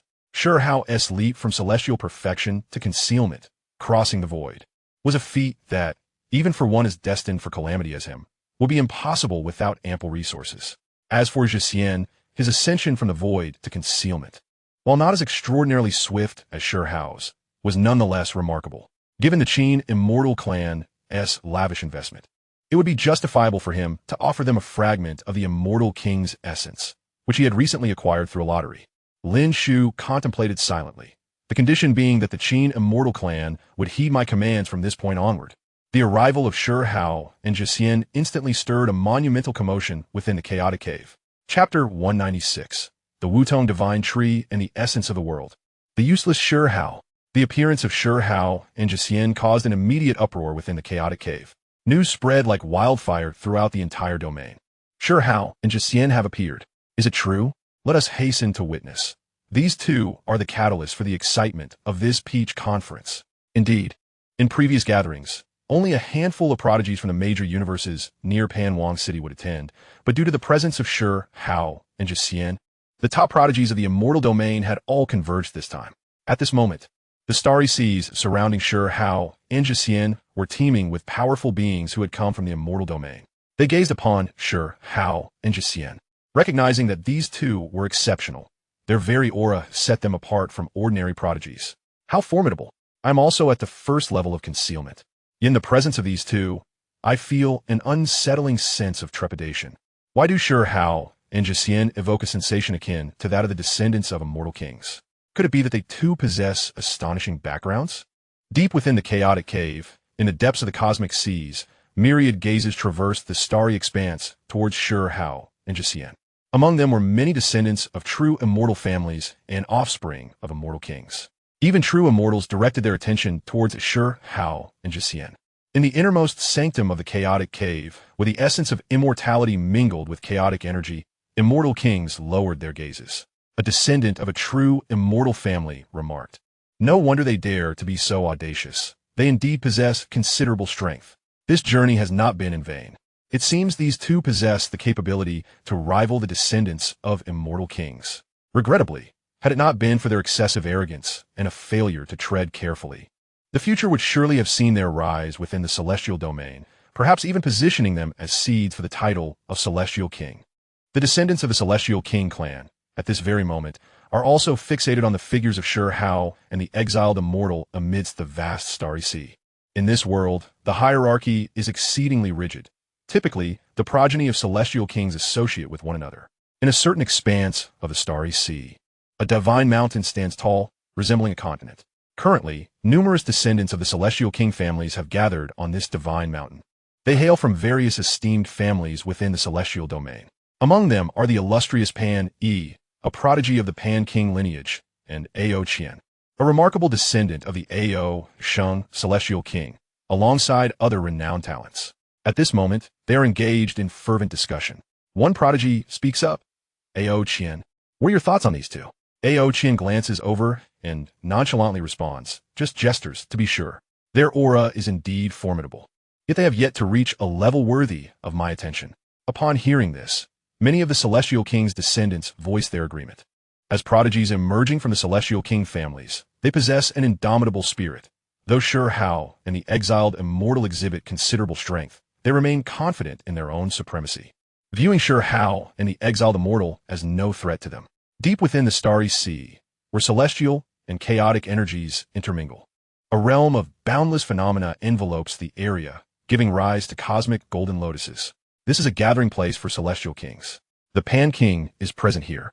Observing Shi Hao and the exiled immortal, these two young individuals are quite impressive. They do not seem to be products of the Qin celestial clan, but rather appear to be nurtured among our contemporaries. Ao Sheng, the celestial king, casts a discerning glance, his expression sharpening. He recognizes that both Shi Hao and the exiled immortal possess remarkably solid foundations, undoubtedly endowed with the potential to become celestial kings. What my friend Pan King states is indeed accurate. These two are noteworthy. Given their appearance in Pan King City, do you have any insight regarding their backing? The Pan King shakes his head, none. Recently, no celestial king has graced Pan King City. At this juncture, the Pan King seems to recollect something. However, half a year ago, I sensed a disquieting tremor. Perhaps these two are connected to that unsettling premonition. As the Pan King's words echo, the faces of the celestial kings present grow somber. The Pan King is a paragon among celestial kings. Such an existence does not experience inexplicable trepidation, indicating that he perceives danger that remains elusive to his understanding. The implications of a concealed threat capable of eluding a supreme celestial king are undoubtedly profound. Pan King, are you speaking the truth? Is this matter genuine, my friend? The Pan King replies, I would not deceive you regarding such matters. Observing the Pan King's demeanor, the assembly comprehends that the situation may indeed be far from simple. Ao Sheng and the mixed element celestial king, closest to the Pan King, understand that he would not fabricate lies. Celestial kings have no need for deceit. Consequently, Ao Sheng and the mixed element celestial king turn their gazes towards Shi Hao and the exiled immortal, beginning to deduce their potential. As the celestial kings engage in their contemplation, Lin Shu's mind is suddenly reminded of a notification sound. Ding! The host has invested in the blue immortal phoenix tree. Congratulations on acquiring the Phoenix Divine Tree. The Phoenix Divine Tree, one of the premier spiritual roots in the cosmos.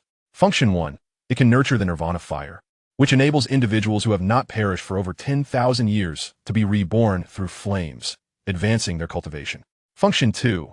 It can cultivate true phoenixes.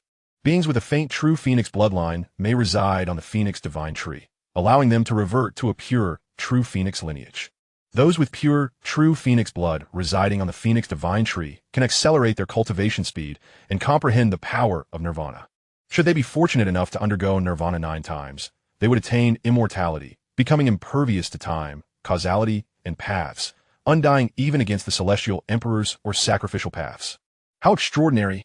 Lin Shu, upon witnessing the rewards of the investment in the Phoenix Divine Tree, cannot help but silently marvel. Each of the tree's 2 functions is exceedingly remarkable. The first allows for resurrection through flames, enhancing one's cultivation further, a clear breach of cosmic laws. At the very least, in the world they inhabit, death is final. Without reincarnation, Thus no rebirth is possible. Lin Shu's own resurrection technique is laden with numerous limitations. Resurrecting the white-clad Celestial King, the master of the Yin-Yang crossed Forbidden Zone, cost Lin Shu a Celestial King's corporeal form. Yet, the Phoenix Divine Tree permits rebirth as long as death has not occurred for over 10,000 years, and even facilitates further advancement. Its capabilities are truly extraordinary. It seems that in the future, those around me may find it exceedingly difficult to meet their demise. However, in comparison to the first function, it is the second function that leaves Lin Shu most astounded. The first function overlaps somewhat with the resurrection techniques he previously possessed, even reminiscent of the primordial coffin. The second function, however, is entirely different. The return to a true Phoenix bloodline. The acceleration of cultivation for beings possessing a true Phoenix bloodline, and the comprehension of nirvana power with immunity to time, causality, and cosmic laws, especially the notion that after 9 cycles of nirvana, one could reach a state where even celestial emperors and sacrificial paths could not strike them down. Is it not to say that after 9 cycles of nirvana, one could traverse the myriad realms, impervious to any peril? Alas, I do not possess a true Phoenix bloodline. Otherwise, I would undoubtedly seek to comprehend this nirvana power. Lin Shu shakes his head, feeling a twinge of regret. The treasure is splendid, yet it does not suit him, leaving him somewhat unsettled.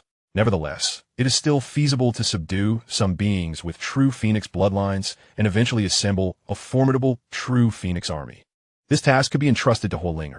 Huolinger possesses the Zhuke sacred body and has returned to embody the bloodline of the Fire King. She, too, possesses a semblance of the true Phoenix bloodline. Perhaps in the future, she might revert to a true Phoenix bloodline, amalgamating numerous bloodlines.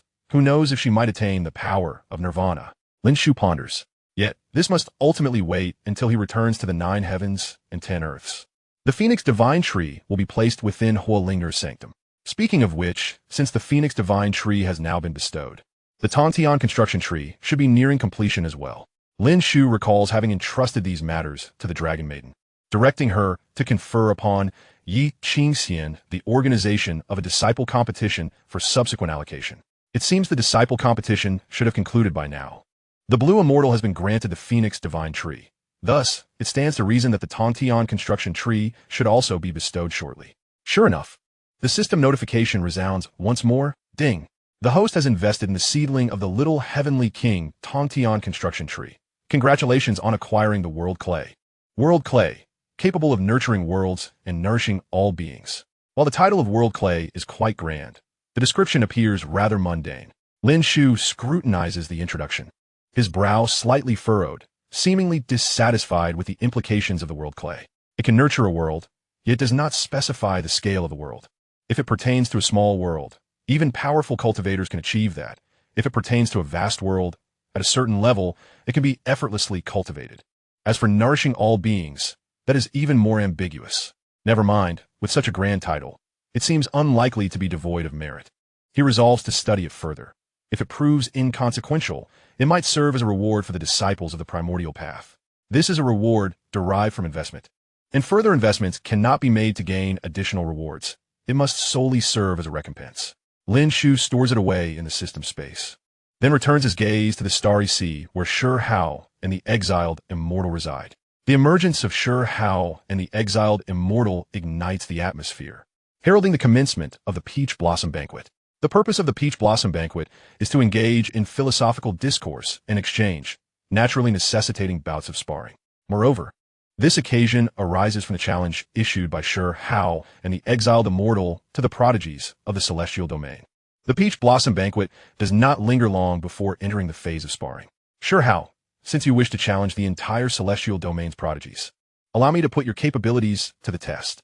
A prodigy rose to his feet, his cultivation at the late stage of the Escape 1 realm, 2 minor levels above Shi Hao. Shi Hao, observing the prodigy who had stepped forward to challenge him, also stood up. Beneath the starry sea, an arena materialized abruptly from the void.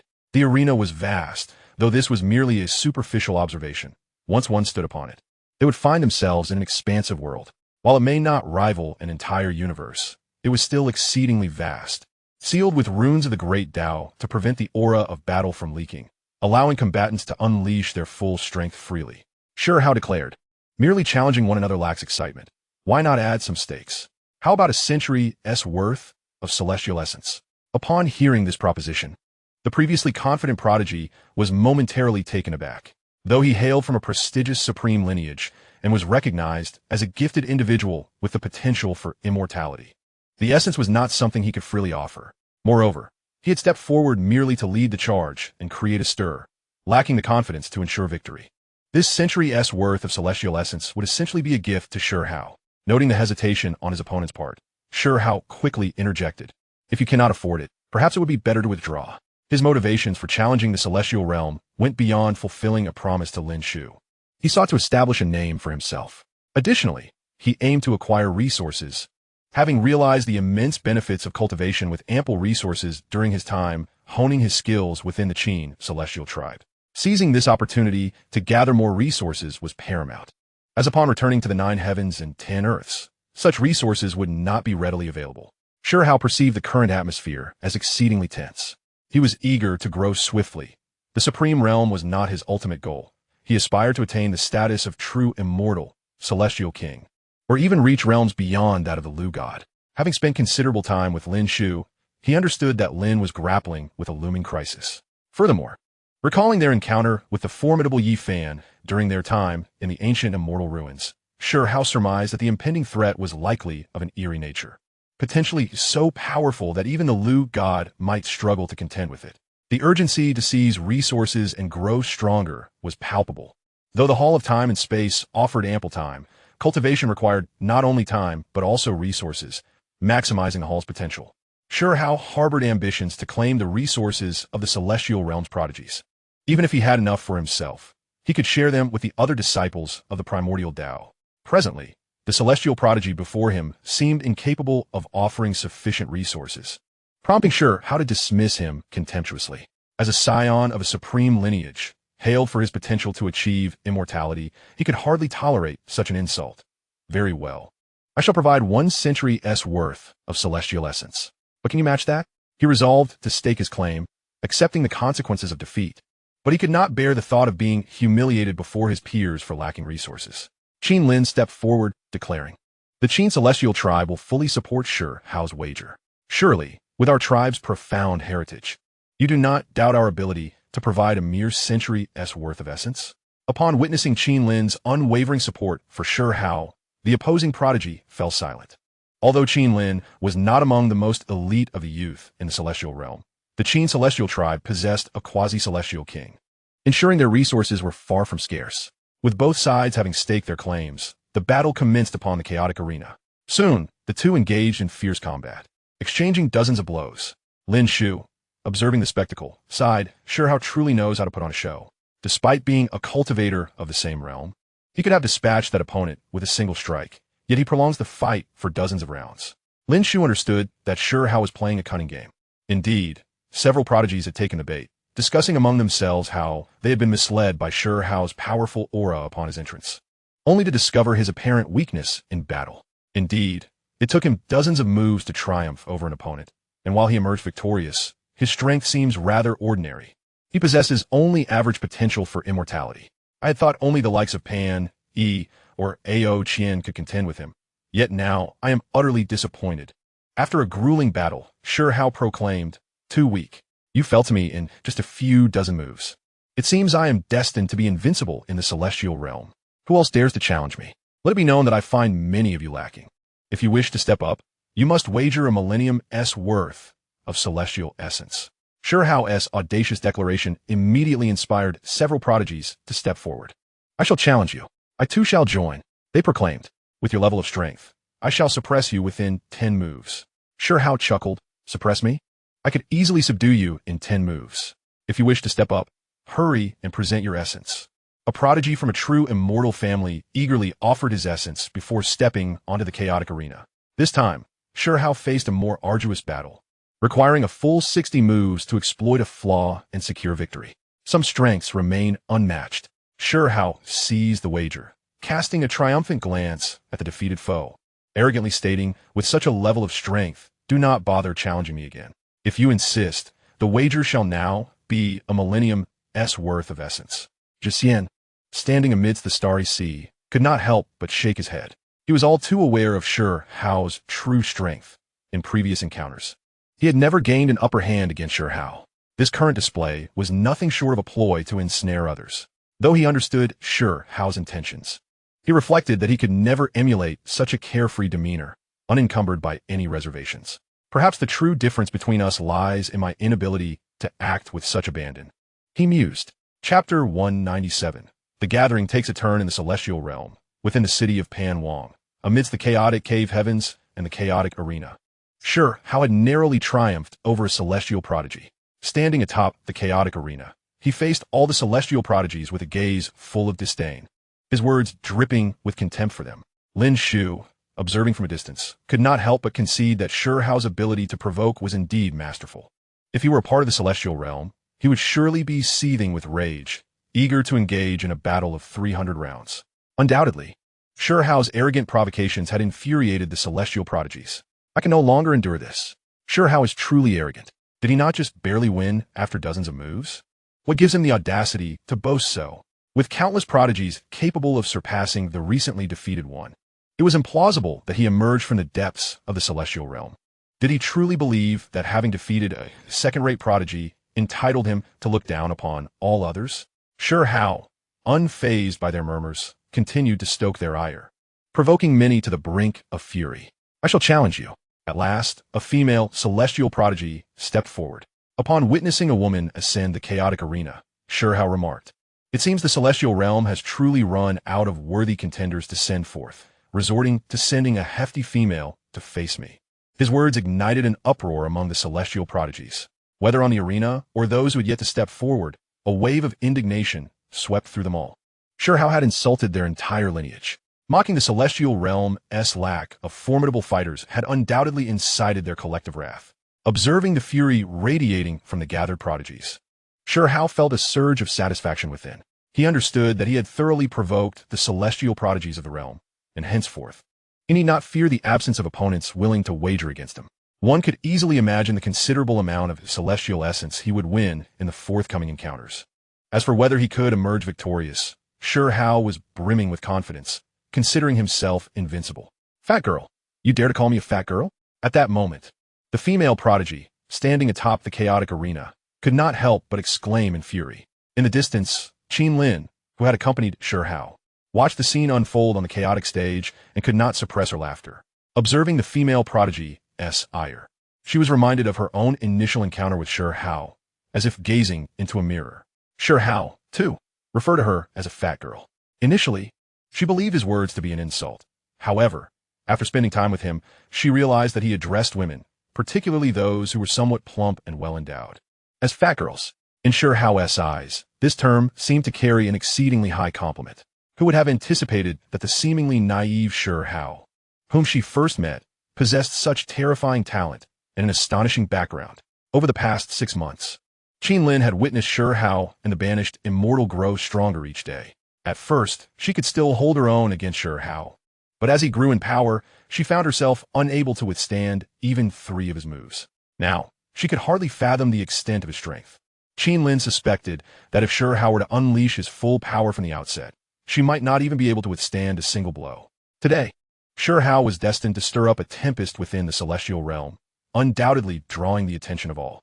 The thought of a celestial king appearing that day, with a Dao master backing him, piqued her curiosity. Perhaps, when Shi Hao stirred the waters and captured the celestial king's attention, she would finally catch a glimpse of that Dao master. She was eager to see what manner of being could command such reverence, even from a celestial king. Suddenly, an idea struck her as she searched within the chaotic cave realm. She wondered if Lin Shu had arrived. Qin Lin scanned the depths of the chaotic cave and the cosmic sea for a considerable time, yet she found no trace of Lin Shu. Could it be that he had not come? That made sense, given Lin Shu's prowess. If he were to attend this so-called Peach Blossom gathering, it would be merely a solo performance for him. Qin Lin was well aware of Lin Shu's capabilities. 6 months prior, she vividly recalled his display of power in the city of the Pandemonium King. Despite Shi Hao's current might, she still believed Lin Shu might be even stronger.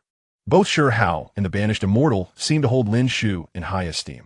Moreover, on that day, it appeared that Lin Shu was the focal point. Even the snow-white skeletal celestial king who had descended upon the Qin Xian clan merely stood beside him. A young man, potentially even more formidable than Shi Hao, who could command the company of a celestial king, would undoubtedly overshadow everything at the Peach Blossom Gathering. Qin Lin was convinced that Lin Shu's brilliance would eclipse all, be they true celestial offspring, descendants of celestial kings, unparalleled prodigies, young sovereigns, or even seeds of celestial kings. While Qin Lin was lost in her thoughts, Shi Hao and the female prodigy had already engaged in combat for dozens of rounds, their battle fierce and evenly matched. Although Shi Hao could have easily defeated her, he understood that doing so would not allow him to amass substantial celestial essence. He did not need to showcase his strength by vanquishing this particular prodigy. In his eyes, his true adversaries had always been the few from the primordial Tao, the beings from other realms, and those enigmatic dark entities. Finally, after more than 80 exchanges, Shi Hao skillfully evaded the female prodigy's celestial techniques and emerged victorious. "Indeed, I am invincible," he proclaimed, demanding his reward of celestial essence while muttering, "Had I known that the celestial prodigies were so weak and resources so plentiful, I would have come out much sooner." "How presumptuous," came a voice. "Let me put an end to you. I shall go first. Allow me to handle this." Shi Hao's eyes sparkled with delight as he envisioned the continuous flow of celestial essence into his hands. "Do not rush, since you all wish to offer celestial essence. Why not engage in an auction? Whoever is willing to offer the most celestial essence may challenge me first." With that declaration, the celestial prodigies began to declare their bids in rapid succession. "I offer 10,000 years' worth of celestial essence. I bid 12,000, 15,000, 22,000, 30,000. In an instant, what had begun as a dignified peach blossom gathering had taken an unexpected turn. Ultimately, a young prodigy from a quasi-celestial king family secured the first opportunity to challenge Shi Hao with a bid of 50,000 years' worth of celestial essence. "Regardless of whether your intentions are for celestial essence or something else, I shall take action, and all your schemes will unravel." Clearly, some had begun to sense that Shi Hao's behavior was somewhat peculiar. However, he paid them no heed and directly declared, "Step onto the chaotic stage. I shall suppress you." Chapter 198, Invincible Ruins. The final battle. On the chaotic stage, a significant portion of the day had passed. Shi Hao had already triumphed over a dozen opponents. Although each victory had come only after prolonged, deliberate exchanges, he had nonetheless prevailed. "Is there anyone else who wishes to challenge?" he called out. "There isn't a single capable contender left.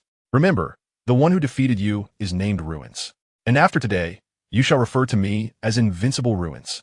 Standing atop the chaotic stage, Shi Hao, despite sustaining some injuries, continued to boast. Of course, only a select few were aware that these injuries were intentional. After all, if he defeated his opponents without sustaining any harm, even the most ordinary observer would notice something amiss. What? Invincible Ruins? Who does he think he is to dare claim invincibility? The celestial prodigies, aware that several true top-tier prodigies had yet to make their move, cast their gazes toward Pan, Yi, and Ao Qian. That direction was home to the pinnacle prodigies of the celestial realm, known as the seeds of celestial kings, those who held the potential to ascend to the celestial king realm, representing the zenith of the celestial realm and the progeny of powerful celestial beings. All the prodigies turned their attention to that direction, collectively urging, "We implore young Master Pan Yi, young Master Ao Qian, and young Master Qitai to take action and suppress Ruins." How can this nameless individual bear the title of invincible? Pan Yi, Ao Qian, and Qitai, the esteemed prodigies, were stirred into action. Among them, a young man stepped forward. "A mere Ruins is hardly worth my brother's involvement. Allow me to test your depth first. Remember, the one who defeats you is Ao Kuan." Shi Hao regarded Ao Kuan with indifference. "Whether you are Ao Qian or Ao Kuan, it matters not. Anyone wishing to challenge me must offer celestial essence. Since your brother is Ao Qian, he surely does not lack celestial essence. Thus, let him offer 1,000,000 portions of celestial essence." 1,000,000 portions. At the mention of this sum, even the numerous celestial prodigies present felt a tremor in their hearts. 1,000,000 portions of celestial essence represented an astonishing foundation for some of the powerful factions within the celestial realm. Ordinary true celestial families might not even be able to present such an amount at once. As for supreme Tao lineages, that was even more unattainable. It was likely that only celestial king families could easily produce such an amount, while quasi-celestial king families would need to deliberate carefully. In this desolate realm, the ignorant indeed exhibit a fearlessness, perhaps truly believing their victory is assured. Although Ao Kuan may not rival Ao Qian, he is only slightly inferior. And in terms of strength, he is undoubtedly among the foremost of the younger generation in the Immortal Domain, far beyond the so-called prodigies he previously vanquished. After all, to arrogantly proclaim oneself invincible, one might be swelling with overconfidence. Should this battle persist, he may very well be forced to regurgitate all the celestial essence he has acquired. At this moment, A.O. Kuin's countenance was ashen. He found himself underestimated. The figure before him, this Stone Hao who seemed to have sprung from nowhere, clearly held him in contempt. If Stone Hao truly regarded him as a threat, he would never dare to place such a wager with so much celestial essence at stake. Since his birth, he had never endured such disdain. Though he may not equal his brother A.O. Qian, he had few rivals aside from him, emerging victorious more often than not against the prodigies from other celestial royal families.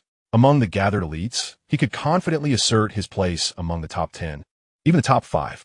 Excluding his brother, the descendants of the Pan King, the Hunyuan Immortal King, and the Qi King, he feared no one else. As for this so-called Huang, he likely hailed from some obscure corner of the universe. Such beings had appeared throughout the annals of the Immortal Domain's history, each believing themselves invincible upon stepping out of their own universe, only to fade into obscurity in time. At that moment, the celestial outsider stepped forward. Stone Hao, you have fought many battles. Why not let me take on this opponent? Stone Hao looked at the celestial outsider and waved dismissively. It matters not. If you wish to fight him, then by all means, go ahead. In my view, he should be no different than the previous challengers. Certainly not my match. You. A.O. Kuin was seething with rage. Since when did any random individual have the right to challenge him? Stone Hao was one thing. After all, he had indeed triumphed over many.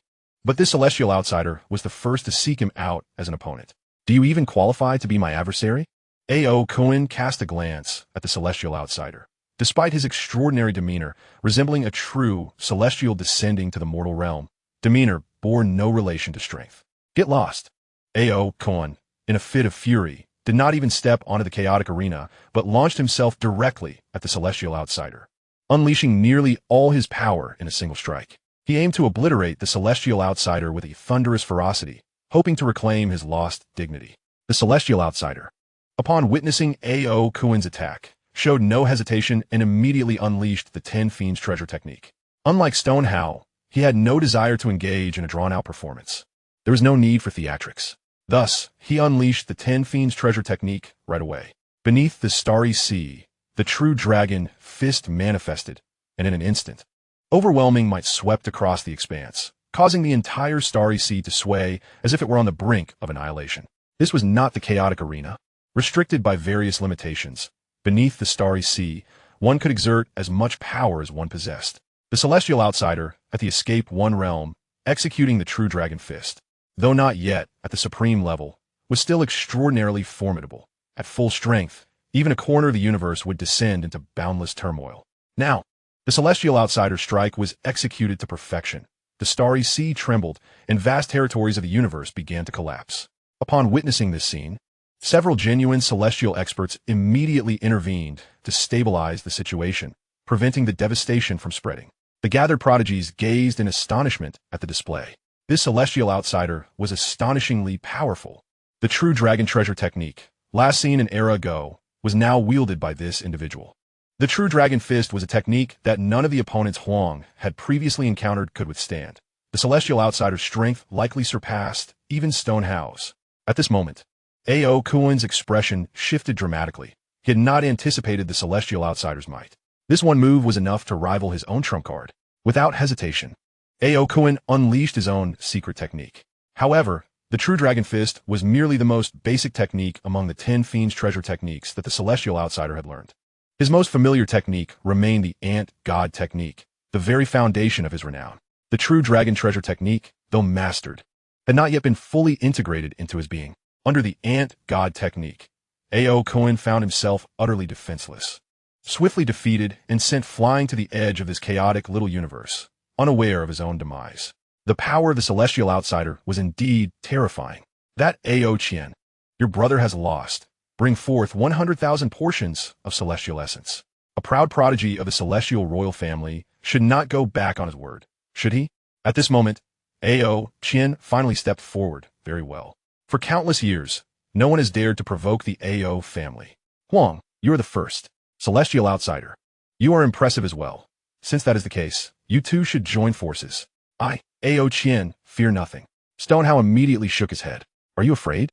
Your brother could not withstand even a single move from my brother. Would I fear you? I merely wish for you to settle the celestial essence first. Lest you be sent flying again, where would I retrieve the celestial essence from you? Here. Upon hearing Stone Hao's words, Ao Qian's expression darkened as he handed over the celestial essence. Stone Hao still shook his head. What else do you desire? And regarding that challenge, your brother has staked 100,000 portions. You cannot offer less. So how about 500,000 portions? I cannot lose. Very well then. Celestial outsider, let us depart.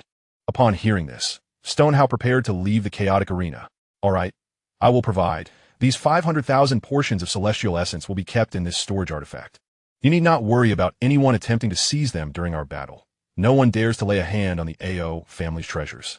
As Stone Hao observed Ao Qian retrieve the celestial essence, he finally agreed to allow Ao Qian into the chaotic arena. Let that celestial outsider join us as well. Ao Qian remarked, noticing that the celestial outsider had not entered. No need. To deal with you, I alone am sufficient. Within 10 moves, should I not prevail, I shall leave all the celestial essence I have acquired today. Stone Hao understood that this battle was not merely a contest for celestial essence, but also a test of strength. He no longer needed to conceal his true prowess. In his confrontation with Ao Qian, Stone Hao aimed to ensure that the name Huang would resonate throughout the Immortal Domain. This battle must conclude with a thunderous resolution. In the chaotic cave heaven, the clash between Stone Hao and Ao Qian was about to commence. Meanwhile, in the outside world, the celestial outsider gazed at Pan Yi. Pan Yi met the celestial outsider's gaze, stepping forward. Since this brother has extended an invitation, how could I refuse? The battle between the celestial outsider and Pan Yi was similarly about to unfold. In this moment, Stone Hao grew serious, shedding his former levity. Previously, he had not exerted his full strength against any of his adversaries. He had only utilized a fraction of his power, if that. Now an overwhelming aura surged from him, as if a miniature universe had unfurled within him. As this microcosm opened, Stone Hao's presence resonated with the cosmos, striving to align himself with the universe, even aspiring to transcend it. In the distance, a myriad of thunderous roars echoed. That was the power of becoming a seed. Upon embodying a seed, one becomes a microcosm, refining oneself to surpass all. Even the universe pales in comparison to one's own small universe. Witnessing this scene, many prodigies were taken aback, their expressions reflecting profound astonishment. The strength Stone Hao displayed was utterly fearsome. Merely the aura that seemed poised to eclipse the myriad paths of the universe was enough to suppress many elites. It turned out that all along, Stone Hao had not taken anything seriously. No wonder each of his battles had been so fraught with peril. His victories hanging by a thread. It had all been intentional. How infuriating to resort to such lengths for a mere handful of celestial essence. The claim of invincibility might indeed be validated at this moment. Those prodigies who had been defeated by Stone Hao now found themselves filled with both anger and amusement. They were enraged that Stone Hao, clearly powerful, would go to such extremes for a trivial amount of celestial essence. Pretending to be weak, truly a case of the wolf in sheep's clothing. It is rather amusing that they have battled for dozens, even hundreds of rounds. While the confrontation between Shi Hao and Ao Qian might not even require such a length of time. Comme fort. The chaotic arena reverberates with a dominating resonance that sweeps across the heavens and earth, the resounding tones of the Tao pressing down upon Ao Qian. At this moment, Ao Qian's expression has shifted slightly. He realizes that he has perhaps underestimated Shi Hao. This enigmatic figure, emerging seemingly from nowhere, possesses such formidable strength that even the mere effusion of his aura evokes a sense of being in harmony with the cosmos, as if capable of subduing myriad paths. The expanse of a universe, how vast and powerful it is. Only upon entering the supreme realm can one share dominion with an entire universe. Shi Hao, who has merely stepped into the first stage of transcendence, already wields such might. Should he ascend to the supreme realm, would he not become invincible within the realm of humanity? This is the most formidable opponent he has ever encountered. Even the descendants of the immortal kings have not exerted such immense pressure upon him. At last, Shi Hao makes his move. As he does, the chaotic arena erupts. In an instant, the entire realm is engulfed in a tempest of thunder, transforming into one star after another, weaving the tapestry of the cosmic river. Most terrifying of all, a Kunpeng spreads its wings amidst this thunderous universe. while a colossal willow tree takes root at the center of the cosmos, together embodying the supreme law. Observing this spectacle, even those who inhabit the deepest and most exalted realms of this chaotic dimension are struck by frequent manifestations of anomalies. An immortal king, gazing at the chaotic arena, remarks with intrigue, "Ah, it appears to be the legacy of the Thunder Emperor, the grand teachings of the Kunpeng, and the supernatural powers of the ancestral ritual spirit." Immortal kings, having traversed eons, possess an almost omniscient understanding of the world. Yet, certain mysterious forbidden zones and the ocean of realms remain elusive to them. Other secrets, however, are mere vestiges of their extensive experiences throughout the ages. Evidently, the Thunder Emperor and the Kunpeng, both of whom have long since vanished into the annals of time, were once witnessed by them, and they had even engaged in philosophical discourse. As Shi Hao makes his move, they discern with clarity. The Thunder Emperor and the Kunpeng appear to reside in that particular realm. Furthermore, the ancestral ritual spirit is also present in that domain. No wonder this youth has never been seen in the Immortal Domain. He must have come from that realm. At this juncture, all the immortal kings turn their gaze towards Ao Sheng and his companions. Some matters are evidently understood by those present. In the previous epoch, that realm was besieged by darkness, prompting numerous powerful beings from the Immortal Domain to venture forth to quell the chaos and expel the dark forces. However, Ao Sheng and his fellow immortal kings severed the path back to the Immortal Domain, preventing those who had gone forth to vanquish the darkness from returning. Particularly, regarding that ancestral ritual spirit, an unparalleled giant known to have instilled terror in the hearts of the otherworldly, yet severely wounded himself. Thus, he was ambushed by Ao Sheng and the others, leading to his current fate, unknown whether he lives or is lost. The assembled immortal kings are acutely aware that the young Shi Hao before them is likely the prodigy nurtured by that ancestral ritual spirit. After all, he has inherited even the spirit's own techniques. Who could doubt that he is not the successor? In an instant, one of the immortal kings gazes at Ao Sheng. It seems the ancestral ritual spirit has returned. At this moment, Ao Sheng experiences a peculiar sensation. He is astonished that the willow tree, once severely injured, reduced to a mere stump, could still cultivate such a prodigy, and furthermore, that this prodigy has carved out a unique path. As an immortal king, he recognizes that the path Shi Hao has forged is one of embodying the seed itself. This path, once established, ensures that even the most formidable talents in the Immortal Domain cannot rival Shi Hao. Ao Sheng acknowledges that his own descendant, though gifted and cultivated as a seed of the immortal kings, still pales in comparison to Shi Hao. Indeed, the reality aligns with Ao Sheng's perception. In a chaotic arena, the two combatants engage in fierce conflict. As Shi Hao channels the laws of the Thunder Emperor, the Kunpeng, and the Willow God, Ao Qian, with a sharp command, raises his hand, transforming it into an unpredictable force, emanating chaotic light that is boundlessly terrifying, instantly enveloping the entire chaotic arena. Shi Hao issues a soft reprimand, forming a fist seal to counterattack, clashing head-on with Ao Qian. In that fleeting moment, the chaotic arena is thrown into turmoil, the chaotic light and celestial energy completely shrouding both combatants. Their powers surge violently, the void being cleaved by the laws, rendering the scene too fearsome for the numerous young prodigies outside the chaotic arena to comprehend. Though both belong to the same realm of transcendence, the mere aura radiating from the chaotic arena induces a shiver within them. That terrifying presence intimidates the very soul, instilling an overwhelming urge to submit, utterly irresistible. With a resounding crash, the chaotic arena trembles as the two engage in a momentary clash before separating, the chaotic light and celestial energy dispersing to reveal their true forms. Who has emerged victorious? All the young prodigies gaze eagerly at the chaotic arena, longing to discern who has triumphed or who holds the upper hand. Fixing their eyes upon the chaotic arena, they see the two standing upon it, seemingly unscathed. However, those with keen eyes notice a hint of crimson at the corner of Ao Qian's mouth. Blood. Ao Qian has just coughed up blood. Unexpectedly, it is Shi Hao who has gained the upper hand, landing a blow that caused Ao Qian to bleed. All the young prodigies are struck with astonishment. Ao Qian, the pinnacle prodigy of the Immortal Domain, has bled in just one exchange. Although the victor remains undecided, it is evident that Ao Qian is at a disadvantage. Just as Shi Hao intends to strike again, a pair of colossal hands suddenly plunges into the chaotic arena. In an instant, both Shi Hao and Ao Qian find themselves amidst the starry sea of the chaotic cave's microcosm. Concurrently, a voice resonates. This battle ends in a draw. Some prodigies, dissatisfied, wish to voice their grievances, for it is apparent to all that Shi Hao is in the ascendancy and could potentially vanquish Ao Qian should the battle continue. However, upon seeing the figure deep within the cosmos, they instinctively fall silent. That figure belongs to Ao Shang, a presence standing at the pinnacle of the Immortal Domain, the successor of the ancestral ritual spirit. From the depths of the universe, Ao Shang's silhouette materializes across an immeasurable distance, gazing at Shi Hao as he speaks. He seems as if he has existed for eons, his words devoid of any emotion, his presence ancient and shrouded in chaos.